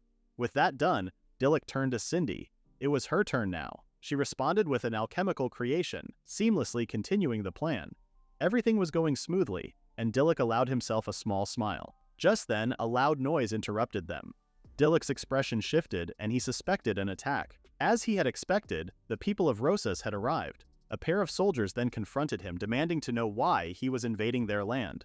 One of them barked a warning. If they were intruders, they wouldn't be leaving alive. Bro talks as if they're not outnumbered. They then ordered Dilluk to state his identity. Calmly, Dilluk revealed that he was the Lord of Tenma village. The soldiers froze, stunned, asking why the Lord of Tenma was invading his own territory. Their confusion quickly turned to fury, and they swore to take him down. Without waiting, one of them lunged forward, spear raised. Dilluk met the attack with his sword, effortlessly parrying it. He smirked, confident in the outcome, but the soldiers noticed something strange. The ground beneath them felt off, and soon enough suspicion crept in. Cindy then revealed the truth. The path they stood on was newly created and was within Tenma's territory. One soldier questioned his comrade, recalling that the real border lay further past a certain tree. It turned out that near that original border path, Cindy had created decoys, trees and grass skillfully camouflaged to mislead. The Rosas soldiers had unknowingly crossed over into Tenma's land. Realization hit, and the soldiers realized they had been tricked by the darkness. However, there was no turning back now. Reinforcements drawn by the earlier noise were surely on their way, and sure enough they arrived quickly, armed and ready. Their leader declared that the Rosas forces would claim victory. However, Dilluk stayed calm, signaling Carrot to proceed with her role. Without hesitation, she hoisted her giant hammer and slammed it into the ground. Hidden bear traps snapped up around the soldiers, locking onto their legs and stopping them in their tracks. The traps inflicted sharp pain, but Carrot reassured them that they weren't lethal, just immobilizing. Cindy chuckled, thoroughly impressed by her. Ugh, she could have gone full Saw mode. Dilluk gave the girls his thanks, but the battle wasn't over. During this opening, they needed to retreat to Tenma. Most of all, he was relying on Kororo. Kororo transformed into her beast form, surprising Carrot and Cindy. They hadn't known she had this ability. The two climbed onto her back, ready to flee. Meanwhile, Dilluk gave Kororo a final instruction: defend the village. As they left, the girls turned to look back at Dilluk, wishing him luck. Now it was their turn to fulfill their mission. Back on the field, Dilluk observed the trapped soldiers. The mechanism had a timer, and he wondered how long before they'd break free. Honestly, he hoped those with the will to escape could manage it. He addressed the soldiers, telling them he didn't want unnecessary casualties. But one soldier stood firm. If Dilluk was coming at him, he wouldn't run. Still, he seemed to be the only one, and the others looked ready to retreat. Dilluk suddenly launched his next attack. He unleashed the Revilo style with a mooncutter technique. A fierce blast of power burst forward, sending the enemy flying. Many fell in that single strike, and the injured soldiers lay in disbelief. Was this really the strength of one man? Meanwhile, Dilluk looked up, realizing that the night had ended. A new wave of soldiers would likely arrive soon, and they'd be stronger. Just then, he noticed his own hands shaking, and he suspected that maybe he had used too much magic. That's when he remembered Alice's portable provisions. She'd said she wasn't much help in a fight, but her food would give him strength. He ate the snack she'd prepared, quietly grateful that her cooking had saved him. With his magic restored, he made a vow. No matter what came next, Tenma would defend its border. That was his duty, and he would handle the executives personally. Just then, a voice spoke from the shadows. Lord Doltlin. He commented on the commotion Dilluk had caused, and questioned his boldness in acting so freely in his presence. Dilluk stood still, stunned that one of Rosas's top executives had arrived in person. The soldiers from Rosas grinned with unhinged delight as Lord Doltlin stepped forward, fully confident that Tenma stood no chance against his power. Dilluk studied the man carefully, and there was no doubt that this was one of Rosas's executives. Lord Doltlin began to speak, noting that he had heard tales about Dilluk from the Lord of the Territory. He claimed Akudu had treated him cruelly, and now he intended to retaliate. Provoking him, he said, had been a foolish mistake. Dilluk, however, found the statement odd. He pointed out that Doltlin was being rather bold, speaking that way about someone he supposedly served. However, Doltlin scoffed at the idea. To him, Akudu wasn't a master. He just a fool with money but no brains. Bro really trash-talked his boss and gave himself a promotion. He went on to call himself the finest host Dilluk would ever meet, then demanded submission.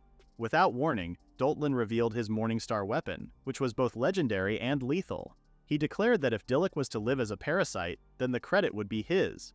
Recognizing the danger, Dilluk instinctively put distance between them. This act seemed to amuse Doltlin, who admitted he was impressed but warned that survival wouldn't come so easily. He then vowed to demonstrate how he truly fought. Dilluk didn't deny the man's skill, and he could feel that Lord Doltlin was a formidable opponent. But then, a rustle from the forest caught Dilluk's attention. Something was approaching, but he couldn't sense any murderous intent, which only made it stranger. Soon the sound of footsteps emerged from deep within the woods. What stepped into view left him stunned.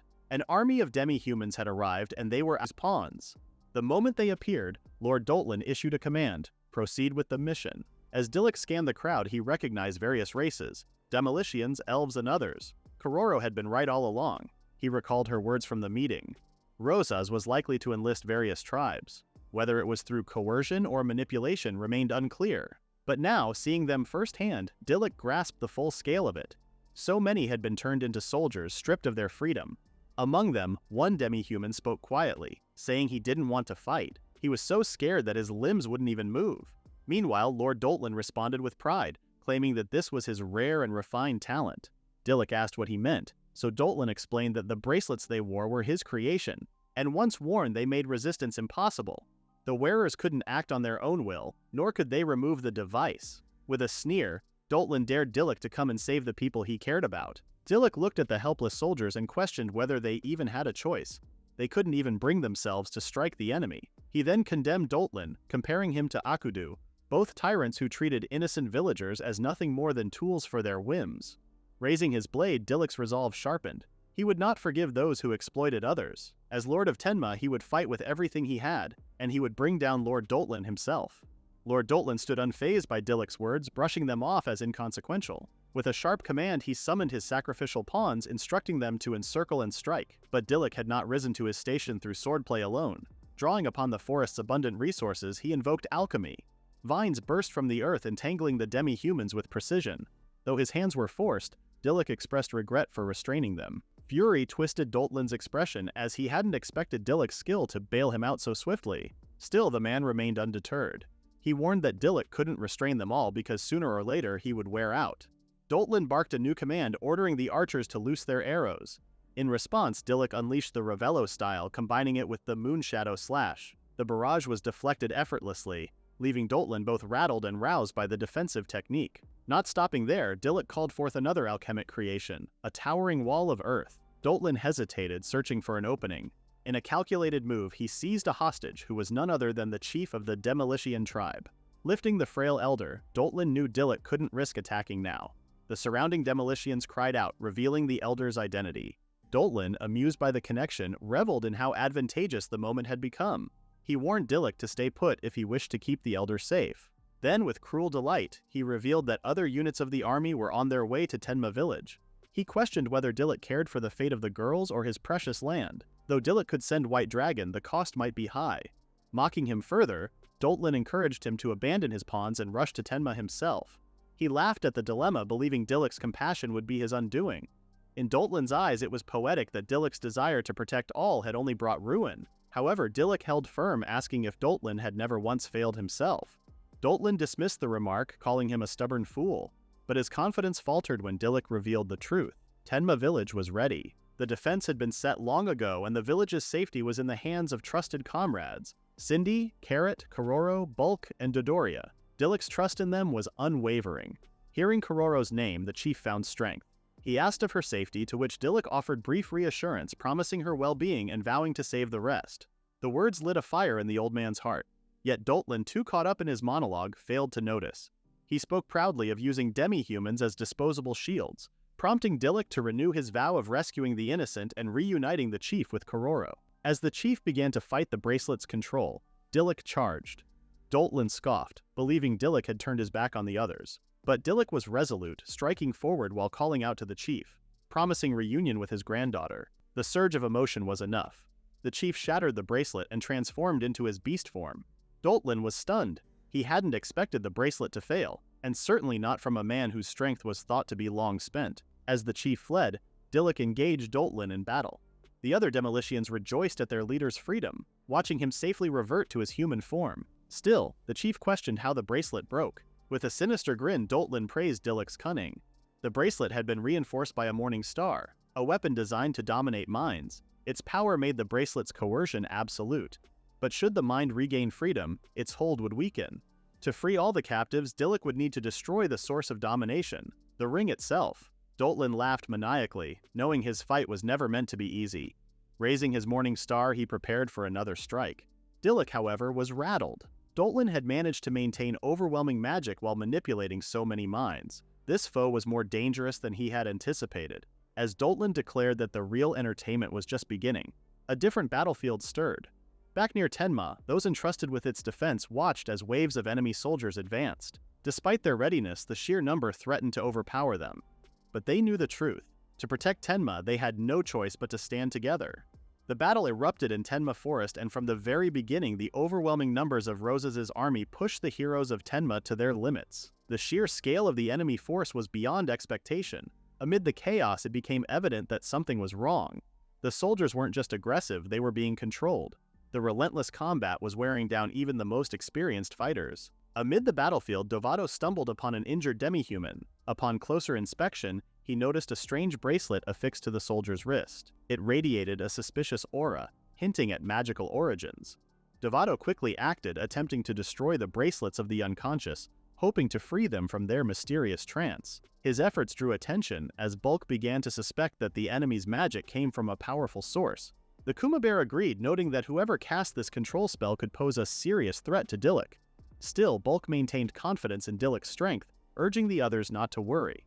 Dodoria, ever pragmatic, reminded the group of their mission: protect the village as Dilluk had instructed. That reminder reinvigorated their spirits, especially the Kuma bear, who resolved to see the mission through. Elsewhere, in the mountainous terrain of Tenma Domain, Cindy and Carrot clashed with Rose's forces. Cindy, wielding her alchemic skills, manipulated vines to restrain the advancing demi-humans. Carrot acknowledged her efforts, and Cindy, proud yet determined, promised she wouldn't be a burden to the team. But Carrot remained wary, knowing that the enemy's numbers were growing by the minute, and the forest kept producing more soldiers, some of whom were twisted demolitions. There was something off about the enemy. Their movements were robotic and unnatural. Cindy sensed that the source of this control was the bracelets. If those could be destroyed, maybe the demi-humans could be freed. Yet Carrot doubted they had the time or ability to disable each bracelet one by one.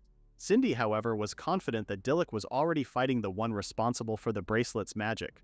All they needed to do was stall the soldiers long enough for him to win. Cindy continued to entangle the enemy in vines, while Carrot struggled with the limitations of her traps. There were too many soldiers, and not enough time to prepare. Kororo, sensing the urgency, volunteered to distract the enemies, giving the others space to activate their techniques. Both Carrot and Cindy were grateful, and despite the looming danger, the girls stood their ground, fully committed to holding the line until Dilluk could turn the tide.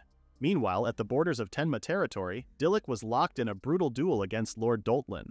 Doltlin taunted him, threatening to seize Tenma if Dilluk lost. His slashing attacks were swift and far-reaching, forcing Dilluk on the defensive. But Dilluk couldn't attack recklessly, as many demi-humans were in close proximity. A careless strike could endanger them. Doltlin then criticized Dilluk's restraint, insisting that avoiding damage wouldn't win him the battle. As he launched into another attack, Dilluk waited, watching for the precise moment when Doltlin released his morning star. Seizing that opening, Dilluk lunged forward, but Doltlin was ready, countering with a sword and stunning Dilluk with his precision. He sneered at Dilluk's idealism, calling him naive.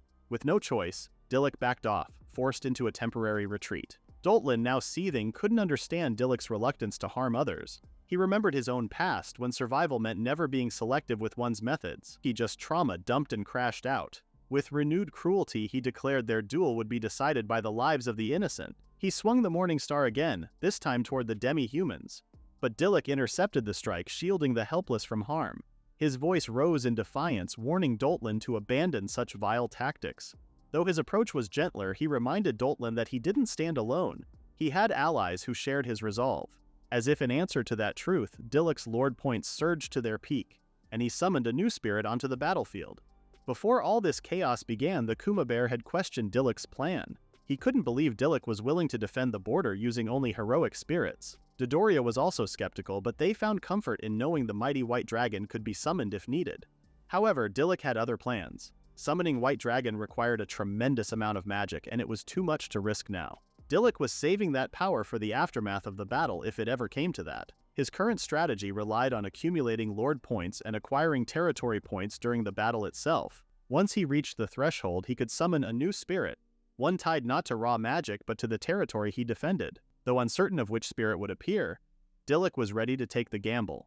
If his plan failed, the White Dragon would be his final option. But for now, he'd press forward with everything he had, betting it all on one last heroic summon. And what if he summoned another cooking mama? He'd be cooked, pun intended. Under the rising tension of the battlefield, Dilluk activated his ancient summoning skill, channeling a surge of magic to call forth a new heroic spirit. From the swirling energy, a powerful creature emerged, a fearsome tiger whose arrival visibly unsettled Doltlin.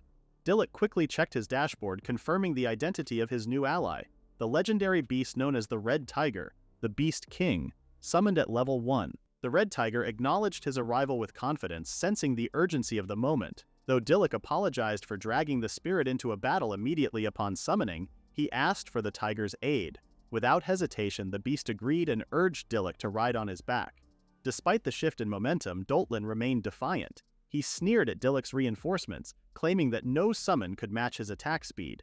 But as he launched his Morning Star once more, the Red Tiger intercepted the weapon mid-air, clamping his jaws around it and crushing it effortlessly. "You were saying?" As the shards of metal scattered, the beast delivered a scathing warning to Doltlin, making it clear that no one should dare threaten his brother. Seizing the moment, Dilluk launched himself from the tiger's back, invoking the Ravello style combined with a Moonshadow slash. The force of the technique surged toward Doltlin with punishing intent, symbolizing the weight of justice for the demi-humans who had suffered under him. The sheer pressure of the strike overwhelmed Doltlin, driving him into a panic and sending him tumbling to the ground. Though the blade itself didn't wound him, Dilluk wasted no time summoning enchanted vines that restrained him instantly. The red tiger watched with a smirk, amused by how lenient it was to merely subdue someone so vile. Dilluk, however, had a purpose. He turned his attention to Doltlin, explaining that true punishment awaited, not vengeance, but justice. With precision, he destroyed the control ring on Doltlin's finger, severing the enchantment that bound the demi-humans. Stripped of power and left in defeat, Doltlin broke down in tears, mourning the collapse of everything he had built through cruelty. As Doltlin stood defeated, he turned his bitterness toward Dilluk, blaming him for the revival of the Eternal Darkness successor. The accusation left Dilluk bewildered, uncertain of what Doltlin meant. The Red Tiger, however, dismissed the claim as nothing more than an excuse, a desperate attempt to shift blame. Dilluk agreed, and whatever Doltlin was talking about could wait. Right now, they had more pressing matters to deal with. He then lifted his gaze to the sky, thoughts drifting toward his comrades. Meanwhile, in another part of the battlefield, a shift had occurred. Cindy was the first to notice that the demi-humans had changed. Realization struck them all at once. They had been freed. Cheers erupted among the once-bound demi-humans, their voices rising in joy and disbelief. Carrot stood in stunned silence, unable to believe what was happening, while Cindy exhaled in relief with the thought that Dilluk had done it. To them, Dilluk wasn't just a fighter, he was a miracle. The one chosen by the ancient summoning skill, a power bestowed only upon those who carried the dignity of a king. Cindy reflected on the long years of waiting. 4,000 years since the day everything had fallen apart, when they had nearly become heroes, only to watch it all fade. And now, Dilluk had granted her a second chance at life, a chance to feel the joy of creating something meaningful for someone else again. Carrot too was lost in thought, recalling the lost legacy of ancient Tenma. Though the memories had withered over time, they weren't gone. With a true king rising, one who embodied great characteristics, prosperity was destined to return to Tenma once more. Just then, Cindy's mind wandered back to the demi-humans, realizing they must free those who were bound. The demi-humans, on the other hand, wanted to fulfill their duties by serving Dilluk. Suddenly, Carrot noticed something off-putting in the forest. Cindy stared in the direction of the sound, wondering what the voice she was hearing was. With Doltlin's defeat, the oppressive power that had held the demi-humans captive finally dissolved. Freed from their bindings, the demi-humans expressed their heartfelt gratitude to Dilluk, acknowledging that he had saved their lives. Among them, one couldn't help but gush over Dilluk, especially impressed by the presence of the formidable tiger at his side. Dilluk in turn felt relief wash over him. Glad that everyone had made it through safely, he offered his thanks to Kororo's grandfather, but the elder insisted that Dilluk was the true benefactor of their clan. A warm smile crossed the old man's face, comforted by the thought that he would soon be reunited with his granddaughter. Around them, joy spread as the long and grueling battle finally came to a close, but the peace was quickly interrupted. An elf stepped forward, his voice sharp with anguish. He declared that it wasn't over, not for him. Akudu had taken his homeland, stolen precious time with his family, and he couldn't find peace until that debt was paid in blood. Dilluk approached him calmly, acknowledging the pain he carried. Still, he gently pointed out that the elf, in his current state, wouldn't be able to pursue that vengeance. Instead, Dilluk suggested he take refuge in Tenma village for now. Can someone tell this guy he's not the main character? Suddenly, a chill swept through the forest. Dilluk sensed an unsettling presence approaching. Without hesitation, he summoned White Dragon, instructing him to inform Cindy and the others of the new development. The original plan had changed, and they now needed to bring the demi-humans with them as well. Dilluk declared that every demi-human in the forest was now under Tenma's protection. Though the task would be difficult, Dilluk placed his trust in White Dragon. He vowed to hold the line and protect the villagers of Tenma while the others made their escape. The remaining demi-humans would ride on White Dragon's back, while the tiger himself would carry Dilluk to Rosa's. The tiger, surprised by the sudden shift in plan, asked if something had changed. Dilluk replied that explanations would come later, and for now, they had to move. With that, everyone scattered, each with a mission to fulfill. Before long, White Dragon arrived at the girls' location, sparking a wave of excitement among them. Carrot had anticipated his arrival, while White Dragon expressed his relief that they were all unharmed. Without delay, he delivered Dilluk's message. They were to escort all the freed demi-humans to Tenma. He also reassured them that the demi-humans still in the forest would be safe. Though the mission ahead was far from simple, White Dragon trusted in their ability to see it through. Kororo voiced her thoughts, acknowledging that Dilluk had managed to make sense of the situation. But just as the moment settled, Cindy felt a distinct presence approaching. The sensation was familiar, likely the same one she had detected earlier. Carrot tensed, growing cautious as the presence drew nearer. What emerged from the trees was a band of furious demi-humans, filled with a singular purpose: to kill Akudu and take vengeance.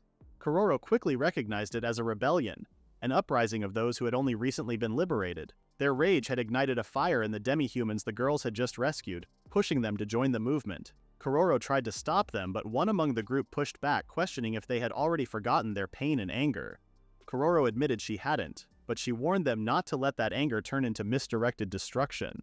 She urged them to channel it into something greater, to build a future where senseless bloodshed would no longer exist. With the support of the other heroic spirits, Kororo encouraged the demi-humans, reminding them that change was possible and that they had the strength to make it real. The Demolicians were swayed by Kororo's words. Her plea had reached them, and the fire of violence in their hearts began to settle. With the moment finally under control, Kororo stepped forward and transformed into her majestic beast form. It was filled with determination as she declared that she would personally pursue the rogue Demolician group, ensuring no more blood would be spilled under their name.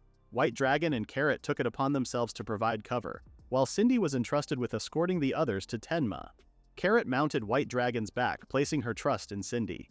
Cindy, in turn, rallied the Demolicians and led them toward Tenma village. As Kororo departed, her grandfather began to suspect that she was the very beast who had spoken earlier, though uncertainty lingered in his thoughts. Sensing his concern, Cindy urged him to trust Kororo's decision, assuring him that she would be fine. Elsewhere, Dilluk and the tiger were drawing near to Rosa's. As they journeyed, the tiger questioned Dilluk's intentions.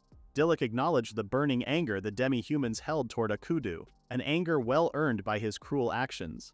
Still, he feared that if left unchecked, they might kill Akudu, leading to the demi-humans being seen as villains. He was determined to prevent further conflict between humans and demi-humans. Yet he also believed Akudu must answer for his crimes. Hearing all this, the tiger finally understood the urgency behind their mission. In the distance, Akudu's manor came into view. Inside the manor, a soldier delivered grim news to Akudu. Lord Doltlin had fallen to Dilluk. Enraged, Akudu immediately commanded reinforcements be sent to Tenma. Though the soldier hesitated, Akudu was unrelenting. As the soldier left, Akudu sensed another presence and turned, only to find demi-humans standing before him. They declared themselves servants of the people, ready to avenge themselves. Furious, Akudu condemned their presence in his chambers, but the demi-humans were unmoved. One of them struck him and he collapsed to the floor. Beaten and on his knees, Akudu demanded to know their purpose. One of the demi-humans, burning with fury, reminded him of their suffering, how they were worked to the bone and treated as less than human. Akudu showed no remorse, insisting they had deserved such treatment as an inferior race. His words only enraged them further, and as one raised a fist to strike again, Dilluk burst into the room. Recognizing him, the demi-humans hesitated. Dilluk addressed Akudu directly, stating that his crimes, forced labor, discrimination, were inexcusable. He reminded him that even Lord Higgins had abandoned him, and there was no longer anyone left to protect him. Akudu seemed close to surrender, but suddenly broke into a twisted smile. He mocked Dilluk, calling him a pretentious noble who dared align with demi-humans. Akudu lamented the ruin of his plans in Rosas and blamed Dilluk for destroying what he had built. If only he had more time, he believed he could have demonstrated the proper use of vassals. Infuriated, one of the demi-humans grabbed Akudu by the collar, his fist ready to deliver a final blow. But just before it landed, Dilluk stepped in and stopped him. Akudu, stunned and breathless, couldn't comprehend why Dilluk had interfered. But Dilluk's actions weren't out of mercy, they were calculated. He simply didn't want the demi-human to suffer legal consequences for taking revenge on someone like Akudu. He gently moved the demi-human's arm away and apologized, explaining that Akudu wasn't worth staining their hands. Feeling humiliated, Akudu reached for his sword. His rage consumed him as he swore he'd kill them all. The demi-humans tensed, but Dilluk warned them not to engage.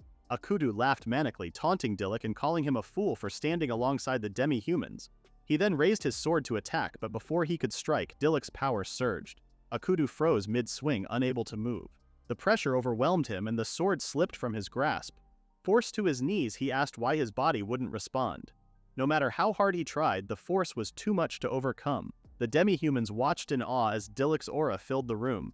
The sheer weight of his presence left them speechless, unsure if he was truly just a noble. Dilluk then turned to them and assured them that it was over. Akudu wouldn't be able to move for a while and the country's guards were already on their way. At last, Rosas would see change. Akudu's reign had come to an end. Just then, Dilluk voiced his intent to make Akudu's crimes known to the public. While it wasn't the revenge the demi-humans had originally wanted, their leader agreed that this path was wiser. Akudu, he said, wasn't even worth punching. Dilluk smiled quietly, relieved that he had made it in time. He then looked out the window, his thoughts drifting to Tenma village, wondering how things were unfolding there. In the mountains of Rosas, Dilluk traveled with the Red Tiger. The Red Tiger noticed that the remnants of Roses had also decreased significantly. Dilluk explained that this was because the forces of Tenma had come through, defeating them one after another. Most of the mercenaries seemed to be fleeing, and the remaining soldiers were, so to speak, accomplices of Akudu. Dilluk agreed, noting that they seemed quite troublesome.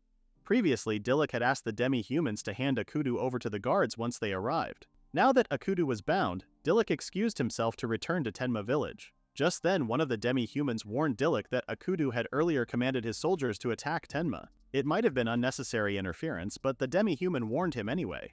It was probably the Roses cavalry that advanced. Roses had the strongest unit, and some of them could even use magic. They were people of noble birth who had fattened their own bellies alongside Akudu.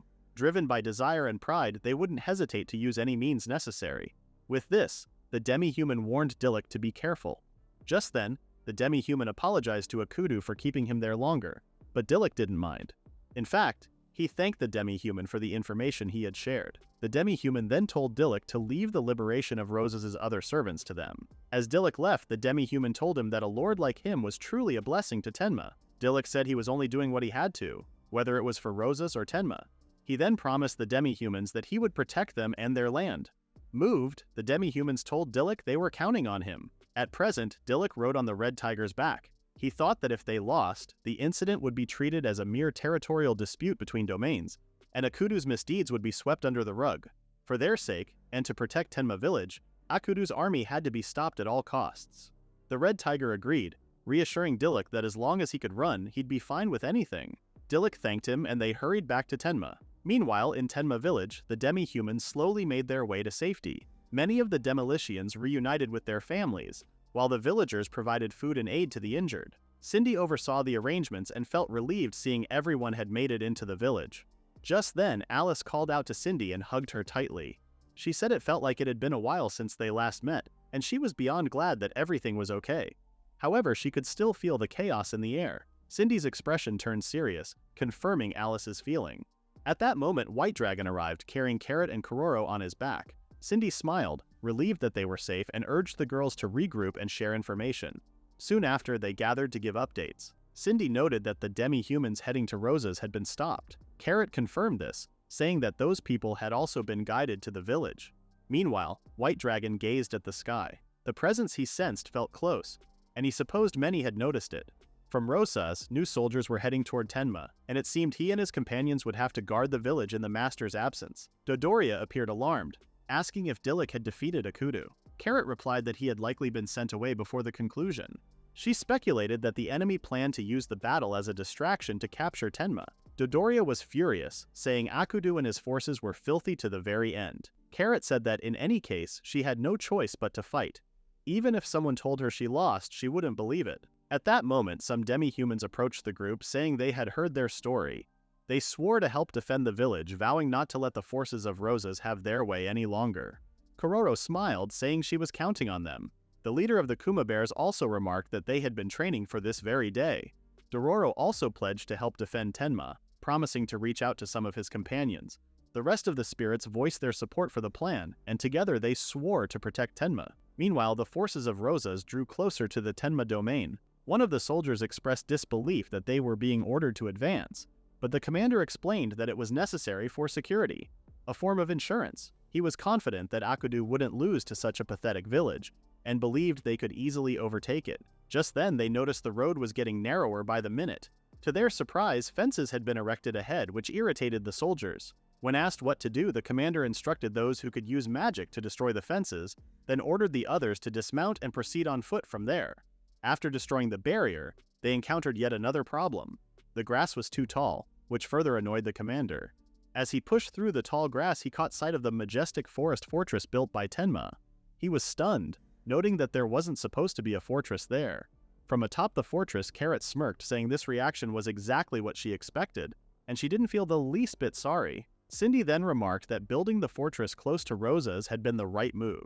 The people of Tenma were fired up, shouting that they were ready to defend their village. Meanwhile, the Rosas commander reminded his men not to panic. He was reassured by the fact that Tenma's forces didn't even number 20. As the enemy advanced, Cindy warned her people to prepare for battle.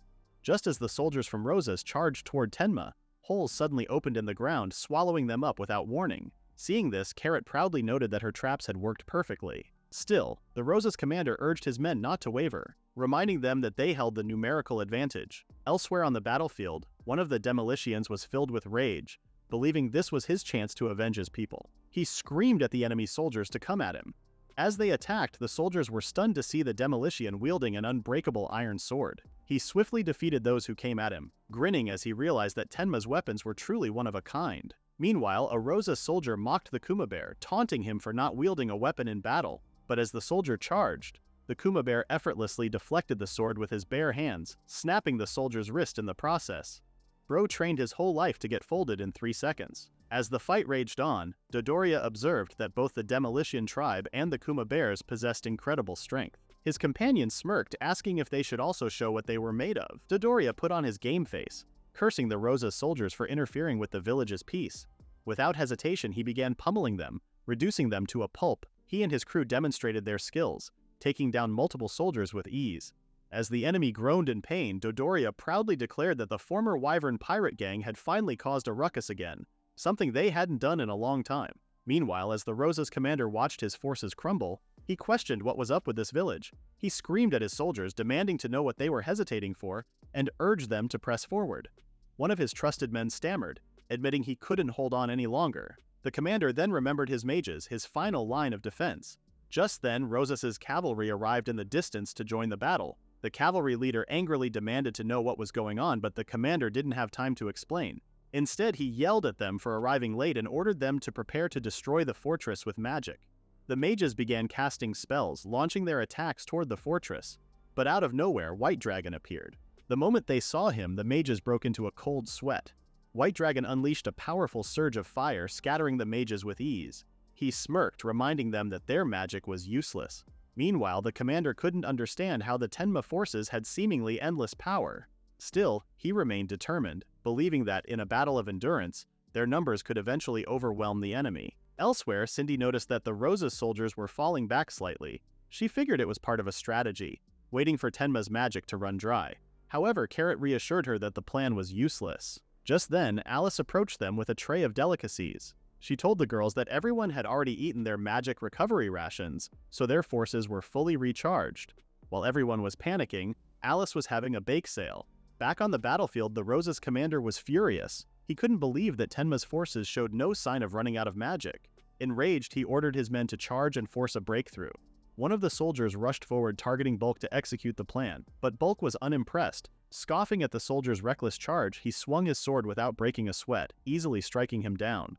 Watching the scene unfold, the commander called his soldiers a bunch of fools. He clenched his teeth, enraged by the fact that he was losing, and to demi-humans no less.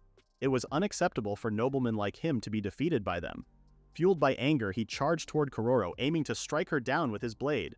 Cindy saw what was happening and quickly shouted a warning.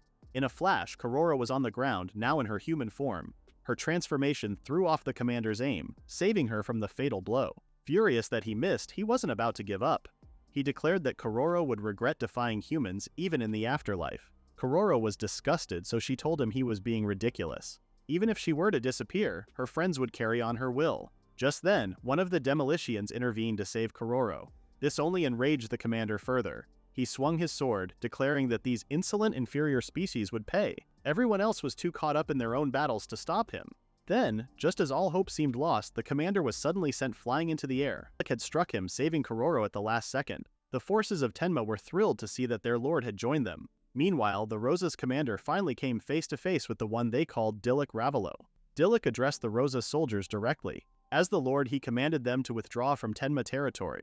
He stated that the battle no longer had any meaning, as Akudu had already been captured. The commander stood in disbelief, insisting that Akudu had invested heavily in strengthening their military power. But he wasn't backing down. Drawing his sword, the commander declared he refused to believe that Rosas's elite army could lose to such a weak territory. Hearing this, Dilluk readied himself to fight, calmly expressing his hope that the man would reconsider. Then the commander lunged forward, shouting that he would crush Tenma and claim it for himself.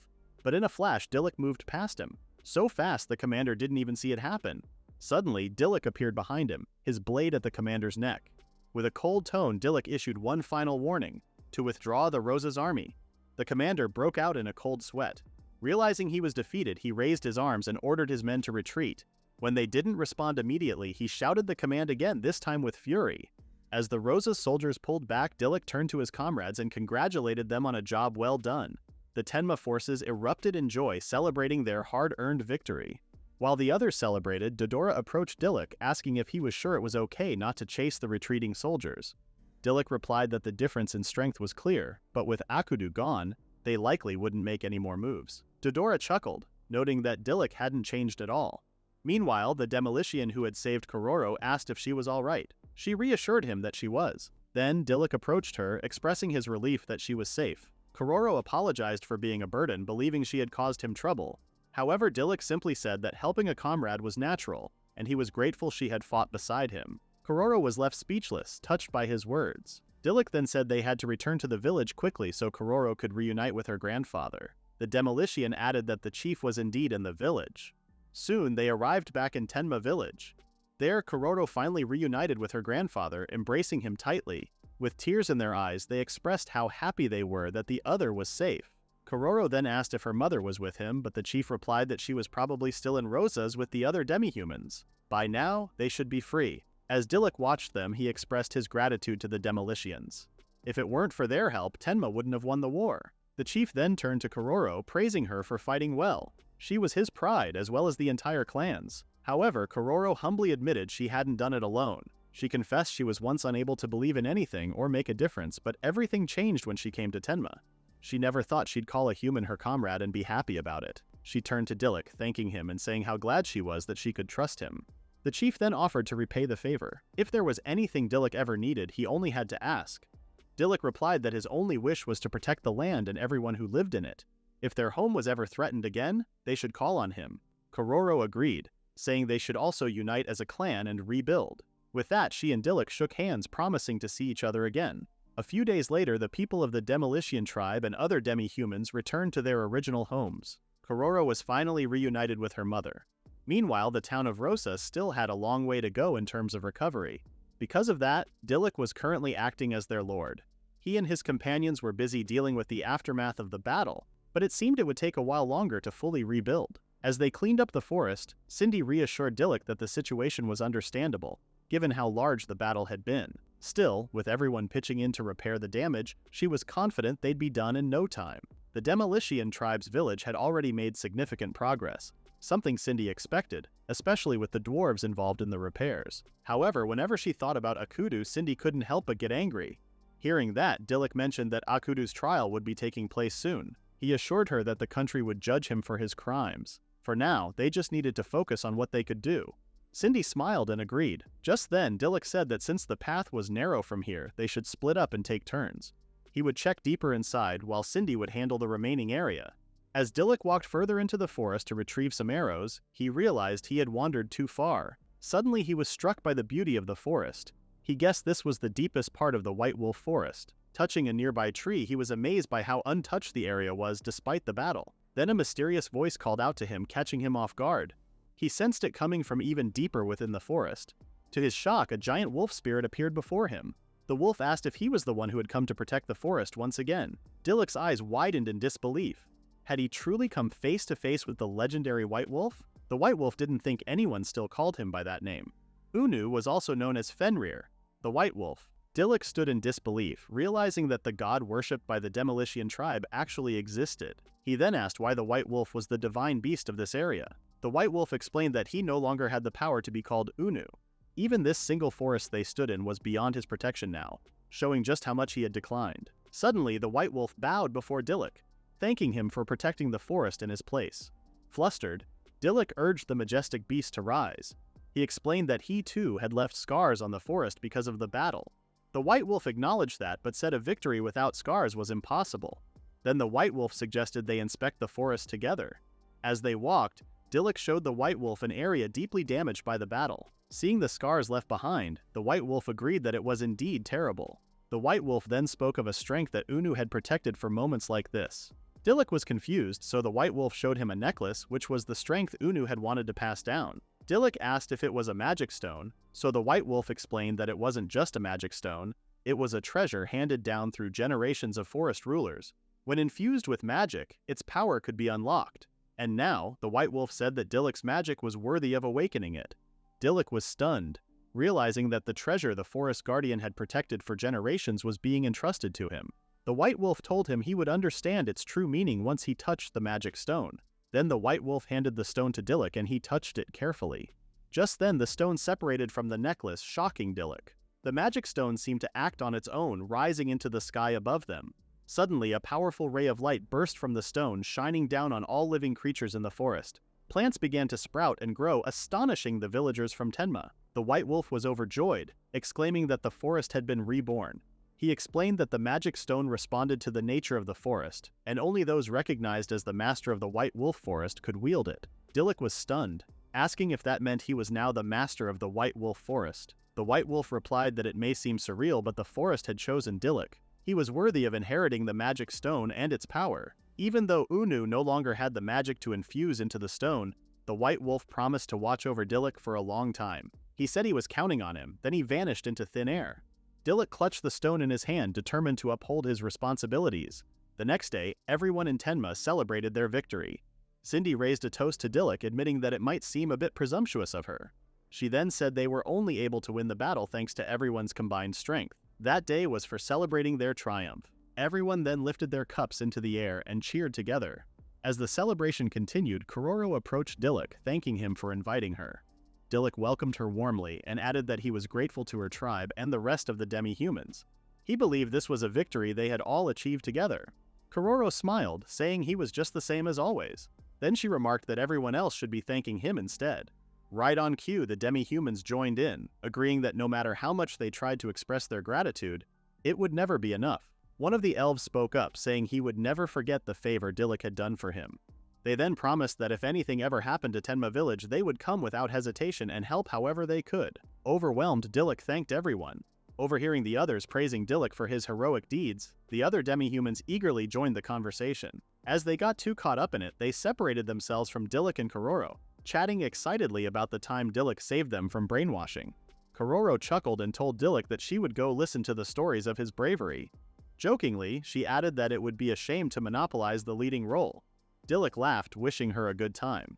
As the celebration continued, everyone kept trying to pour alcohol into Dilluk's cup, but he only wanted to drink water. Bro's too holy for this world. Eventually, Dilluk wandered over to the well where Cindy found him. She asked if something was wrong and mentioned that everyone was looking for him. Dilluk hesitated, saying that what he was about to say might be a little embarrassing. Then he asked if she would join him for a little break from the crowd. Cindy's eyes sparkled and she happily agreed. That night, they went deep into the forest, gazing up at the stars above. Dilluk commented that the starry sky of Tenma was far more beautiful than that of the royal capital. He then reflected on how he had been exiled and brought to Tenma. After everything that had happened, he realized it had been a good thing. It allowed him to come here and meet Cindy and everyone else. Cindy smiled warmly, saying she felt the same way. She was grateful to have come to this era and was beyond glad to have met Dilluk. To her, the stars looked the most beautiful when she was with him. Girls really out here farming loyalty points. Just then, Cindy spotted a shooting star. Dilluk sighed, disappointed that he missed it. But Cindy reassured him that it might still work if he made a wish. With that, Dilluk closed his eyes and wished for a world where everyone could live in peace. When he asked Cindy what she wished for, she only smiled mischievously and said it was a secret. Not long after, the two decided to return to Tenma. A few days later, people gathered at the kingdom's court. It was announced that a trial would be held for the Class A criminal, Akudu Higgins, along with his accomplice, Doltlin. Doltlin was sentenced to life imprisonment for the inhumane use of his magical abilities. However, he seemed unfazed by the sentence, claiming it was an insult to keep him alive. Akudu, on the other hand, was found guilty of illegally dominating territory and its people. He had also committed discriminatory acts against demi-humans, crimes punishable by severe penalties. He was stripped of his title as Lord of Roses and sentenced to exile.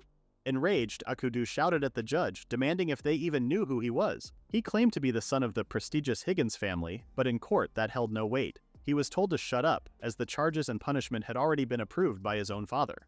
The outcome of the trial was final, equivalent to the king's own judgment. It could not be overturned. And so the battle over Rosas came to an end. By national decree, Rosas officially became a territory of Tenma, now placed under Dilluk's jurisdiction. One day, Dilluk and Bulk arrived in Rosas for an inspection. As they entered the town, Bulk asked if it was dangerous, as Dilluk had asked him to come. Dilluk wasn't sure, but he thought it was better to be safe than sorry. He told Bulk he would trust him to handle the patrol alone, and Bulk confidently replied that it would be an easy task. With that, Dilluk left the inspection to him and continued his own count. As Dilluk walked through the town, he noticed that Rosas looked like a regular town at first glance. However, knowing that it had been under Adu's control for a long time, he knew better than to let his guard down. Just as expected, some suspicious people had managed to sneak in. Suddenly, he heard a voice coming from an alleyway, ordering someone to come out. There he saw a buff man taunting a young boy, calling him a brat and accusing him of stealing his property. The sight of this made Dilluk furious. The man asked the boy if he brought the gem just as he was instructed. The boy tensed up and apologized in advance. Furious, the man snapped, saying a brat's apology wasn't worth a single penny. He asked if the boy came empty-handed, then sneered, wondering how the kid planned to pay for his failure. As the man cornered the boy, Dilluk stood at a distance, silently watching everything unfold. Before the situation could escalate, Dilluk stepped in to protect the boy, asking the man what he thought he was doing. The man looked annoyed and asked who Dilluk was supposed to be. Dilluk admitted he didn't know the full story, but reminded the man that he was threatening a literal child. The man smirked, asking why he was the one getting blamed when someone else broke a promise with him. He explained that the town was their business territory and that he had entrusted the kid with an errand. The boy apologized, admitting that he couldn't bring himself to steal. Dilluk looked confused, so the kid explained that he had been told to steal jewels. In Rosas, everything was scarce, so anything could be sold easily. Dilluk was shocked, realizing the town had basically become a thieves' market. Suddenly, the buff man drew his dagger, saying that if the boy couldn't deliver the goods, he'd take his body instead. Dilluk immediately jumped into action, yelling at the boy to get down. As the man lunged, Dilluk slid underneath, tripping him in the process. He called out to the kid, urging him to run, but they soon found the alley was blocked off by the man's companions. The men were furious that Dilluk was taking the kid away. They warned him that it would be a problem if anyone interfered with their business. Dilluk realized he was surrounded and fighting while protecting the boy would be difficult. However, he was determined to buy time. Dilluk turned to the kid with a calm smile and told him to hold on tight. Then he leapt from the ground and unleashed the Ravello-style, full-moon rotating sword dance. Flames erupted around him, leaving the men stunned. They realized too late that they were dealing with a skill user. Meanwhile, Bulk caught sight of the flames in the sky. Recognizing it as a sign of trouble, he rushed in the direction of the battle and soon came face to face with the thugs. Upon seeing him, the thugs immediately suspected that this old man was with Dilluk. Bulk smirked, declaring that punishing them was his duty and understanding. Then, without hesitation, he drew his sword and easily took them down. As he walked away, Bulk reassured the men that the blows were non-lethal. Dilluk was relieved to see Bulk, admitting he was worried he wouldn't make it. He thanked the old man and said that now things would be resolved quickly. As Dilluk let the boy off his back, he quickly unleashed the Ravello-style Moonshadow Slash, taking out the remaining thugs in an instant. The kid was amazed by how fast it was over. Bulk then tied up the defeated thugs and asked who they were. He introduced Dilluk as the Lord of Tenma and Rosas. The thug leader was shocked to realize he had gone up against the Lord himself, and asked if Akudu had been replaced. Bulk confirmed it, adding that they would no longer be allowed to stir up trouble in this land. Still, the thugs remained defiant, claiming that capturing them wouldn't change anything. Meanwhile, Dilluk turned to the boy and asked for his name. The boy replied that he was Louis. Dilluk then asked him to explain the transaction he had with the thugs. Louis hesitated but eventually admitted that his mother was bedridden with a serious illness. The town pharmacist had said there was no cure, but the thug leader promised him a powerful potion if he agreed to work for them. Dilluk frowned at the thought. A miracle potion like that couldn't possibly exist. The thugs had likely planned to deceive the boy from the start. Just then, Bulk approached. Dilluk said he couldn't ignore someone in need. Though he had no medical knowledge himself, he believed another heroic spirit might. Thanks to the battle with Akudu and the recent expansion of their territory, Dilluk had accumulated enough points to guarantee his next summon. He was confident that the right heroic spirit would come, one who could save Louis's mother. With that, Dilluk left the rest to Bulk and followed Louis to his home. Before long, they arrived. Louis led Dilluk inside where his mother lay bedridden. He explained that she was in constant pain and couldn't even get up. With tears in his eyes, he asked Dilluk if he could really help her. Dilluk nodded, saying he would need some space to summon a new heroic spirit. He began to channel his power, stunning Louis with the display. Using the ancient summoning skill, a heroic spirit appeared. Her name was Apollo. Dilluk smiled at the sight of her while Louis was a bit creeped out by how suddenly she appeared. Dilluk was about to explain the situation, but Apollo spoke first. She already understood. Louis asked for an explanation, but Apollo hushed him, saying she needed silence to begin the examination. She cast her scanning magic, analyzing Louis's mother's condition. The cause, she explained, was rooted in the blood. an advanced stage of malnutrition. With the diagnosis complete, Apollo moved forward with the treatment. With a wave of her magic, Lewis's mother slowly woke up, now healed. Lewis immediately hugged her, overwhelmed with joy. Dilluk and Apollo both smiled at the touching scene. Hospitals after Apollo showed up. "Guess I'll close." Apollo then greeted Dilluk, revealing that she used to work as a healer in ancient Tenma. Dilluk thanked her, and she responded that she was honored. It felt good to use her powers again for the sake of humanity. Curious, Dilluk asked to hear more about her abilities, and Apollo agreed. She explained that the first step was understanding the root cause of an illness or injury. The scan she had used was a magic-based diagnostic that allowed her to detect underlying issues. After identifying the cause, she applied healing magic. The treatment could involve removing viruses, stitching damaged tissues, or restoring lost nutrients. In cases where a new virus couldn't be identified, she would perform symptomatic treatment instead. Dilluk was surprised that such methods were even possible. Apollo then said that a healer could only treat what they understood, so she studied every single day. It was her mission to save as many lives as she could, even if she had to do it alone. That mission would never change, no matter how much the times shifted. Dilluk smiled warmly, acknowledging that Apollo's healing powers were truly amazing. Just then, Lewis's mother expressed her gratitude. Although she didn't have any money, she wanted to thank them somehow. Apollo simply replied that there was no need, as she had already fulfilled her duty. Dilluk, on the other hand, only asked to hear about the recent situation in Rosas. Lewis's mother quickly explained that after Akudu took over as lord, life for everyone became harder. The prices of goods and taxes went up, and the town had seen an increase in suspicious peddlers. As Dilluk listened, he became convinced it was true, especially thinking back to the bandits he had encountered. Under Akudu's governance, protection money was collected from those originally doing business in Rosas, forcing many shops to reluctantly shut down. She then mentioned that the number of people coughing had suddenly increased. It was mostly the merchants who fell ill, and she guessed they were simply overworked. However, this made Dilluk suspicious. Why were only the merchants getting sick? Apollo grew worried too, noting that if it were an epidemic, they needed to investigate the cause immediately. Dilluk asked if Apollo's scans had picked up anything, but Apollo answered that Lewis's mother showed no symptoms of coughing, so it was probably unrelated. Still, Apollo suspected that stolen goods sold on the black market might be the cause of the cough epidemic. It was clear the town's situation was far worse than they expected. Not long after, Dilluk and Apollo excused themselves. Louis and his mother thanked them warmly, while Apollo reminded them to take care of themselves. Louis then called out, asking them to come back soon. As Dilluk and Apollo walked away, Apollo asked if Dilluk was worried. He admitted he was, and insisted they stay a while longer to investigate. Dilluk was determined to find out what was really happening to this town. Not too long ago, Dilluk and Bulk inspected the newly governed territory of Rosas. Together with his new ally, Apollo, they set out to save the ill mother of a boy named Louis.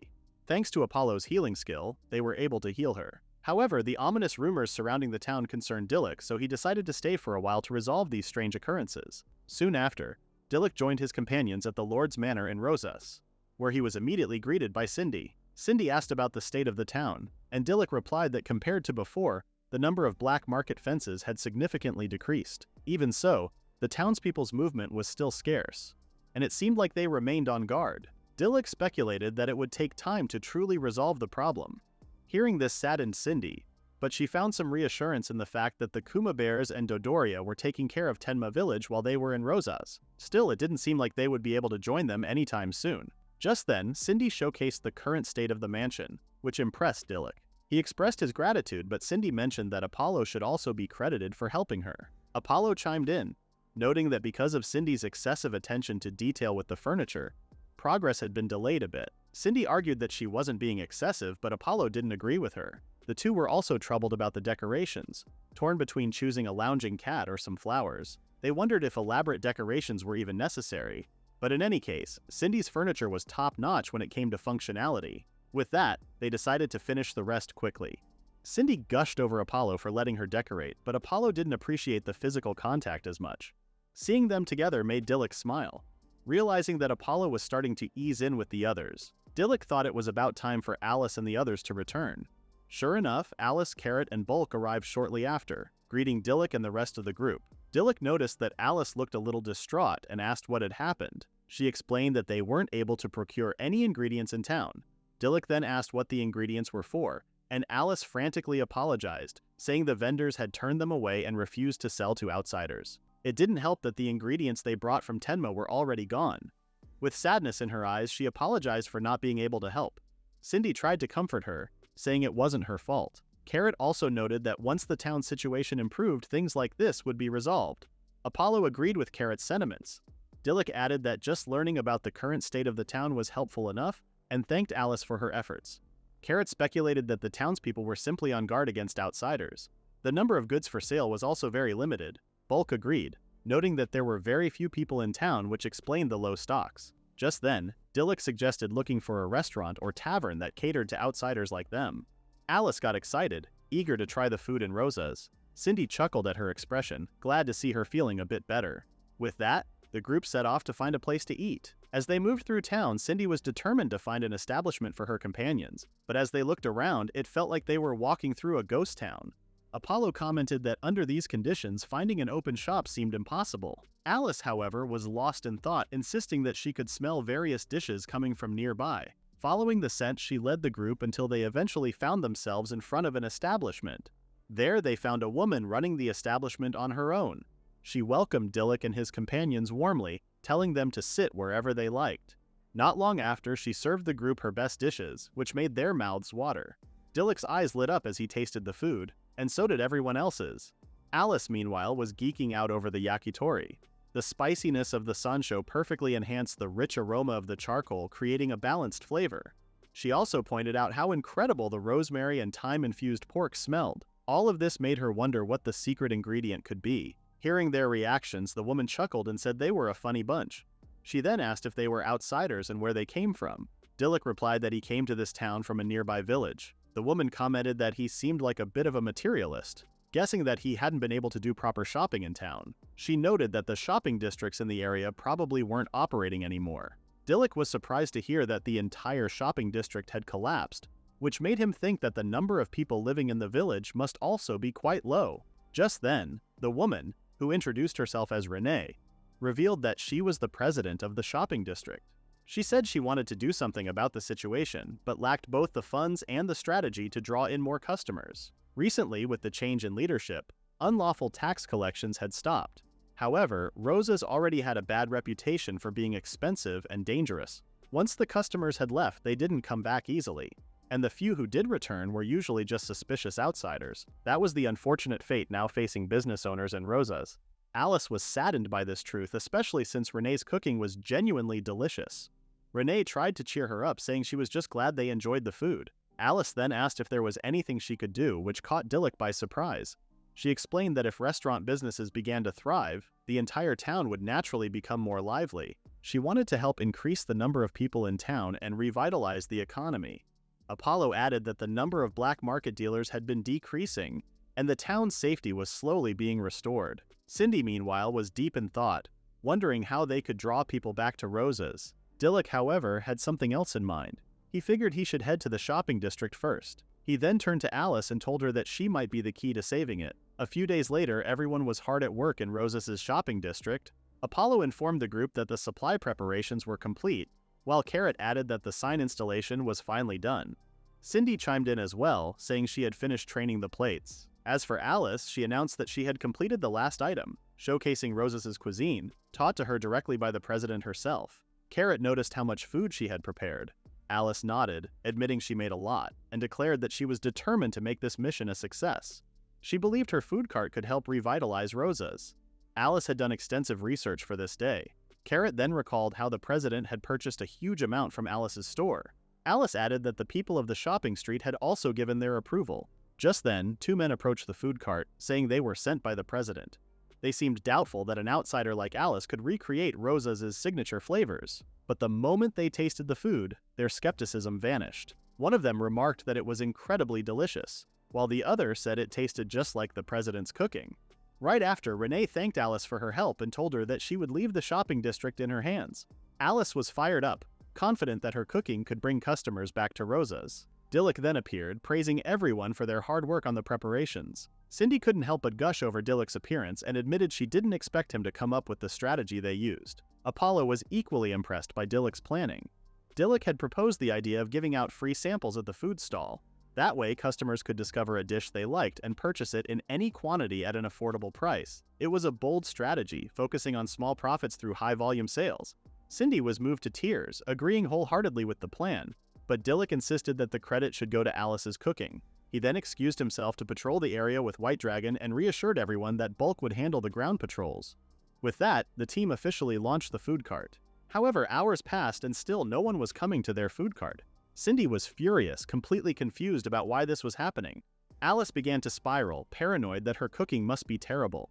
Carrot tried to calm her down, insisting that it was all in her head. Apollo added that it seemed like the food cart wasn't even being noticed. Just then, Carrot regretted not making the sign bigger, while Apollo was baffled because she had already posted flyers all over town. Frustrated, Cindy threw a fit. If the cart didn't catch their eyes, then surely the scent of the food should have drawn them in. If only the townspeople could smell what they'd cooked. Just then, the wind shifted. Cindy fell silent as a breeze began to sweep through the district, carrying the aroma of their dishes down the empty streets. They looked up and there he was, Dilluk, soaring above on White Dragon, guiding the wind in their favor. The sight made Alice and Cindy light up with hope. Bro's a real-life Prince Charming. The scent spread fast. All across town, heads turned as people caught a whiff of something irresistible. White Dragon watched the reaction unfold, remarking that it seemed to be working. Hearing this, Dilluk let out a breath of relief. He knew there wasn't much he could do, but he desperately wanted Alice's efforts to be rewarded. Not long after, people trickled in, drawn by the scent. Their curiosity turned to surprise the moment they saw the cart. Cindy didn't hold back, her energy explosive as she greeted the customers. She hyped the food with confidence, pushed the free samples, and practically begged them to give it a shot. The crowd took a chance on Alice's cooking, and as expected, they were blown away. One customer broke the silence, insisting the free sample wasn't nearly enough. Alice didn't hesitate, and she offered full servings for just 100 pel each. The price shocked them because it was too good to pass up. The customers ordered 2 servings at the spot, and Alice beamed with joy as she quickly got to work. It didn't take long for the shopping district to buzz with excitement, as more people from Rosa's gathered around the cart, eager to see what the commotion was about. Dilluk joined them soon after, telling Cindy that the mission was a success. Cindy quickly thanked Dilluk and White Dragon for their support, then she gave credit where it was due. Alice had worked hard for this moment. Dilluk agreed, noting that it had been a long time since he'd seen her so full of life.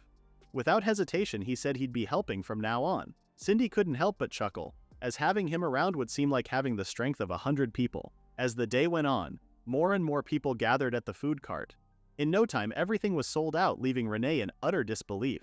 So much money had come in from just a single day of sales that she couldn't help but question who these people really were. At that moment, Dilluk stepped forward and introduced himself as the new Lord of Rosa's. Renee was taken aback, as she hadn't expected him to be the Lord himself. Dilluk then told her to use the earnings to help revitalize the shopping district. Though hesitant at first, Renee accepted his generous offer. Shortly after, Alice approached Renee and thanked her, saying she was the reason behind the stall's success. Renee was just about to return the gratitude when she suddenly broke into a cough. The sound immediately alarmed Apollo. It was all too familiar. Apollo heard that cough and locked in like it's Grey's Anatomy. Renee quickly apologized, brushing it off, but Apollo grew concerned and insisted on examining her. While Apollo began her scan, Dilluk created a bed for Renee to rest on. Renee was confused, joking that they were overreacting to a simple cough. But then, Apollo's scanning magic finished and the results were unsettling. The source of the cough couldn't be identified. The room fell into silence, tension growing as the news sank in. Apollo turned to Renee and gently asked if anything came to mind that might explain it. Renee paused, clearly uneasy before finally speaking. She mentioned an old story, one whispered among merchants. Rumors that only merchants ever made these coughs. There had always been talk about the Merchant Guild. Dilluk grew curious about the Merchant Guild, prompting Renee to explain everything she knew. There were old stories about an underground faction, an organization secretly formed by the upper ranks of the guild to indulge their own desires. The revelation left Dilluk stunned. He remembered hearing about a lawless guild involved in substandard stolen and illegal goods. They would buy and sell anything regardless of its origin. Renee went on to say that a proper guild was meant to oversee the quality of products, to inspect and monitor what passed through its system. But the Black Market Guild operated in the shadows, deliberately avoiding monitoring and conducting transactions on their own terms. Merchants like Renee weren't even allowed to question where the goods came from. It was possible that some troublesome products had slipped in from somewhere unknown. This made Dilluk wonder if a particular item might have caused the cough. Still, Renee reminded him that no solid evidence existed. It was only a possibility that she knew about. She added that the current guildmaster remained a complete mystery. Ever since his arrival in Rosa's, even the guild members themselves didn't know what he was planning. Cindy inquired whether, as the Lord, Dilluk could investigate within the guild. Renee replied that it would be extremely difficult. At first glance, the guild appeared to be an ordinary merchant guild, and if the Lord were to intervene, everything would be concealed, ending any chance of uncovering the truth. In response, Apollo suggested that securing evidence was essential. After pondering the matter, Dilluk decided that an undercover investigation of the secret guild should be conducted. Although the others were clearly shocked by his suggestion, Dilluk acknowledged the challenge and emphasized the need to begin making the necessary preparations. Days later, Cindy used her alchemy to create cups outside the Lord's manor in Rosas. Reflecting on everyone's efforts in Rosas, she marveled at how amazing their work was. Although she felt she had not received the same praise from Dilluk as the others, she was determined to seize an opportunity to shine during the infiltration mission. Knowing she needed to polish her alchemy skills further, she confidently declared her desire to remain by Dilluk's side. She was devoted to Dilluk in sickness and in health, and she made sure to be present in both the town's reconstruction and in undercover investigations. At this point, Dilluk is like a saint to her. At that moment, Cindy noticed Dilluk speaking with Serge, the maple merchant. Serge expressed his honor in conducting business with Dilluk within Rosas' territory. Since Rosas served as a relay point between Serge's company and Tenma, increasing transactions was exactly what he had hoped for.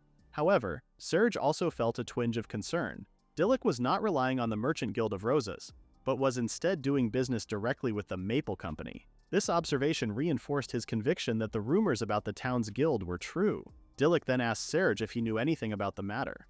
Serge replied that it was a well-known story among merchants recently, that the Rosas Merchant Guild was involved in dangerous dealings. While he sympathized with the town's disarray under the previous administration, he could not deny that things had deteriorated to such an extent that the town now carried a bad reputation. Meanwhile, Dilluk formed his own speculations about the dangerous dealings and the tarnished reputation within the town. He then inquired if the blame could be placed on the underground guild.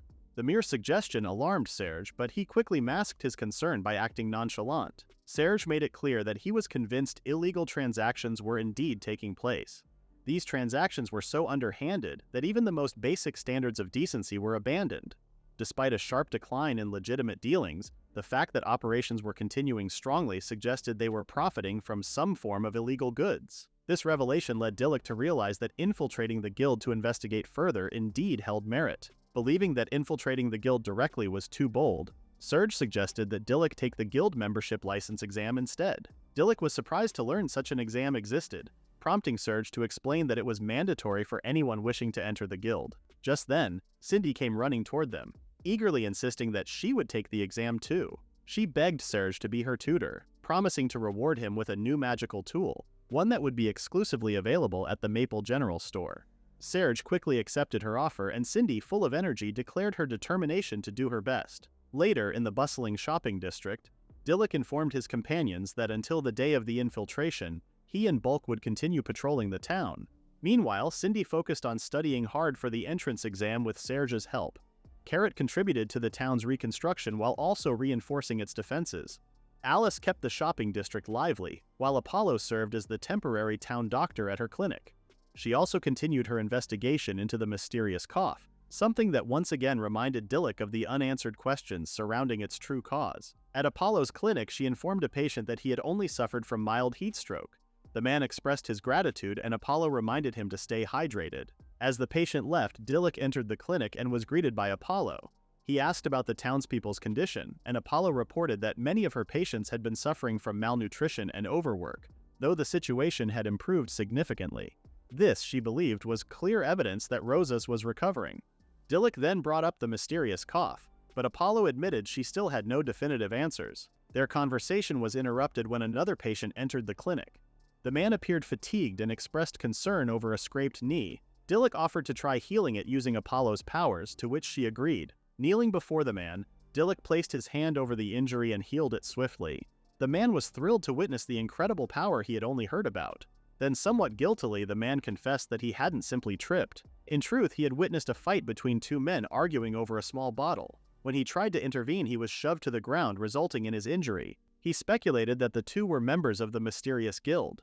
When asked about the bottle, the man said he had overheard one of them talking about drinking its contents, leading him to believe it might have been liquor or medicine. Whatever it was clearly valuable enough to fight over. There's a 98% chance it was a Baja Blast. With that, the man stood and excused himself, saying he had to return to work. Dilluk asked Apollo for her thoughts on the man's account. He noted that it was troubling, and there was a strong possibility that the orally taken substance was the cause of the cough.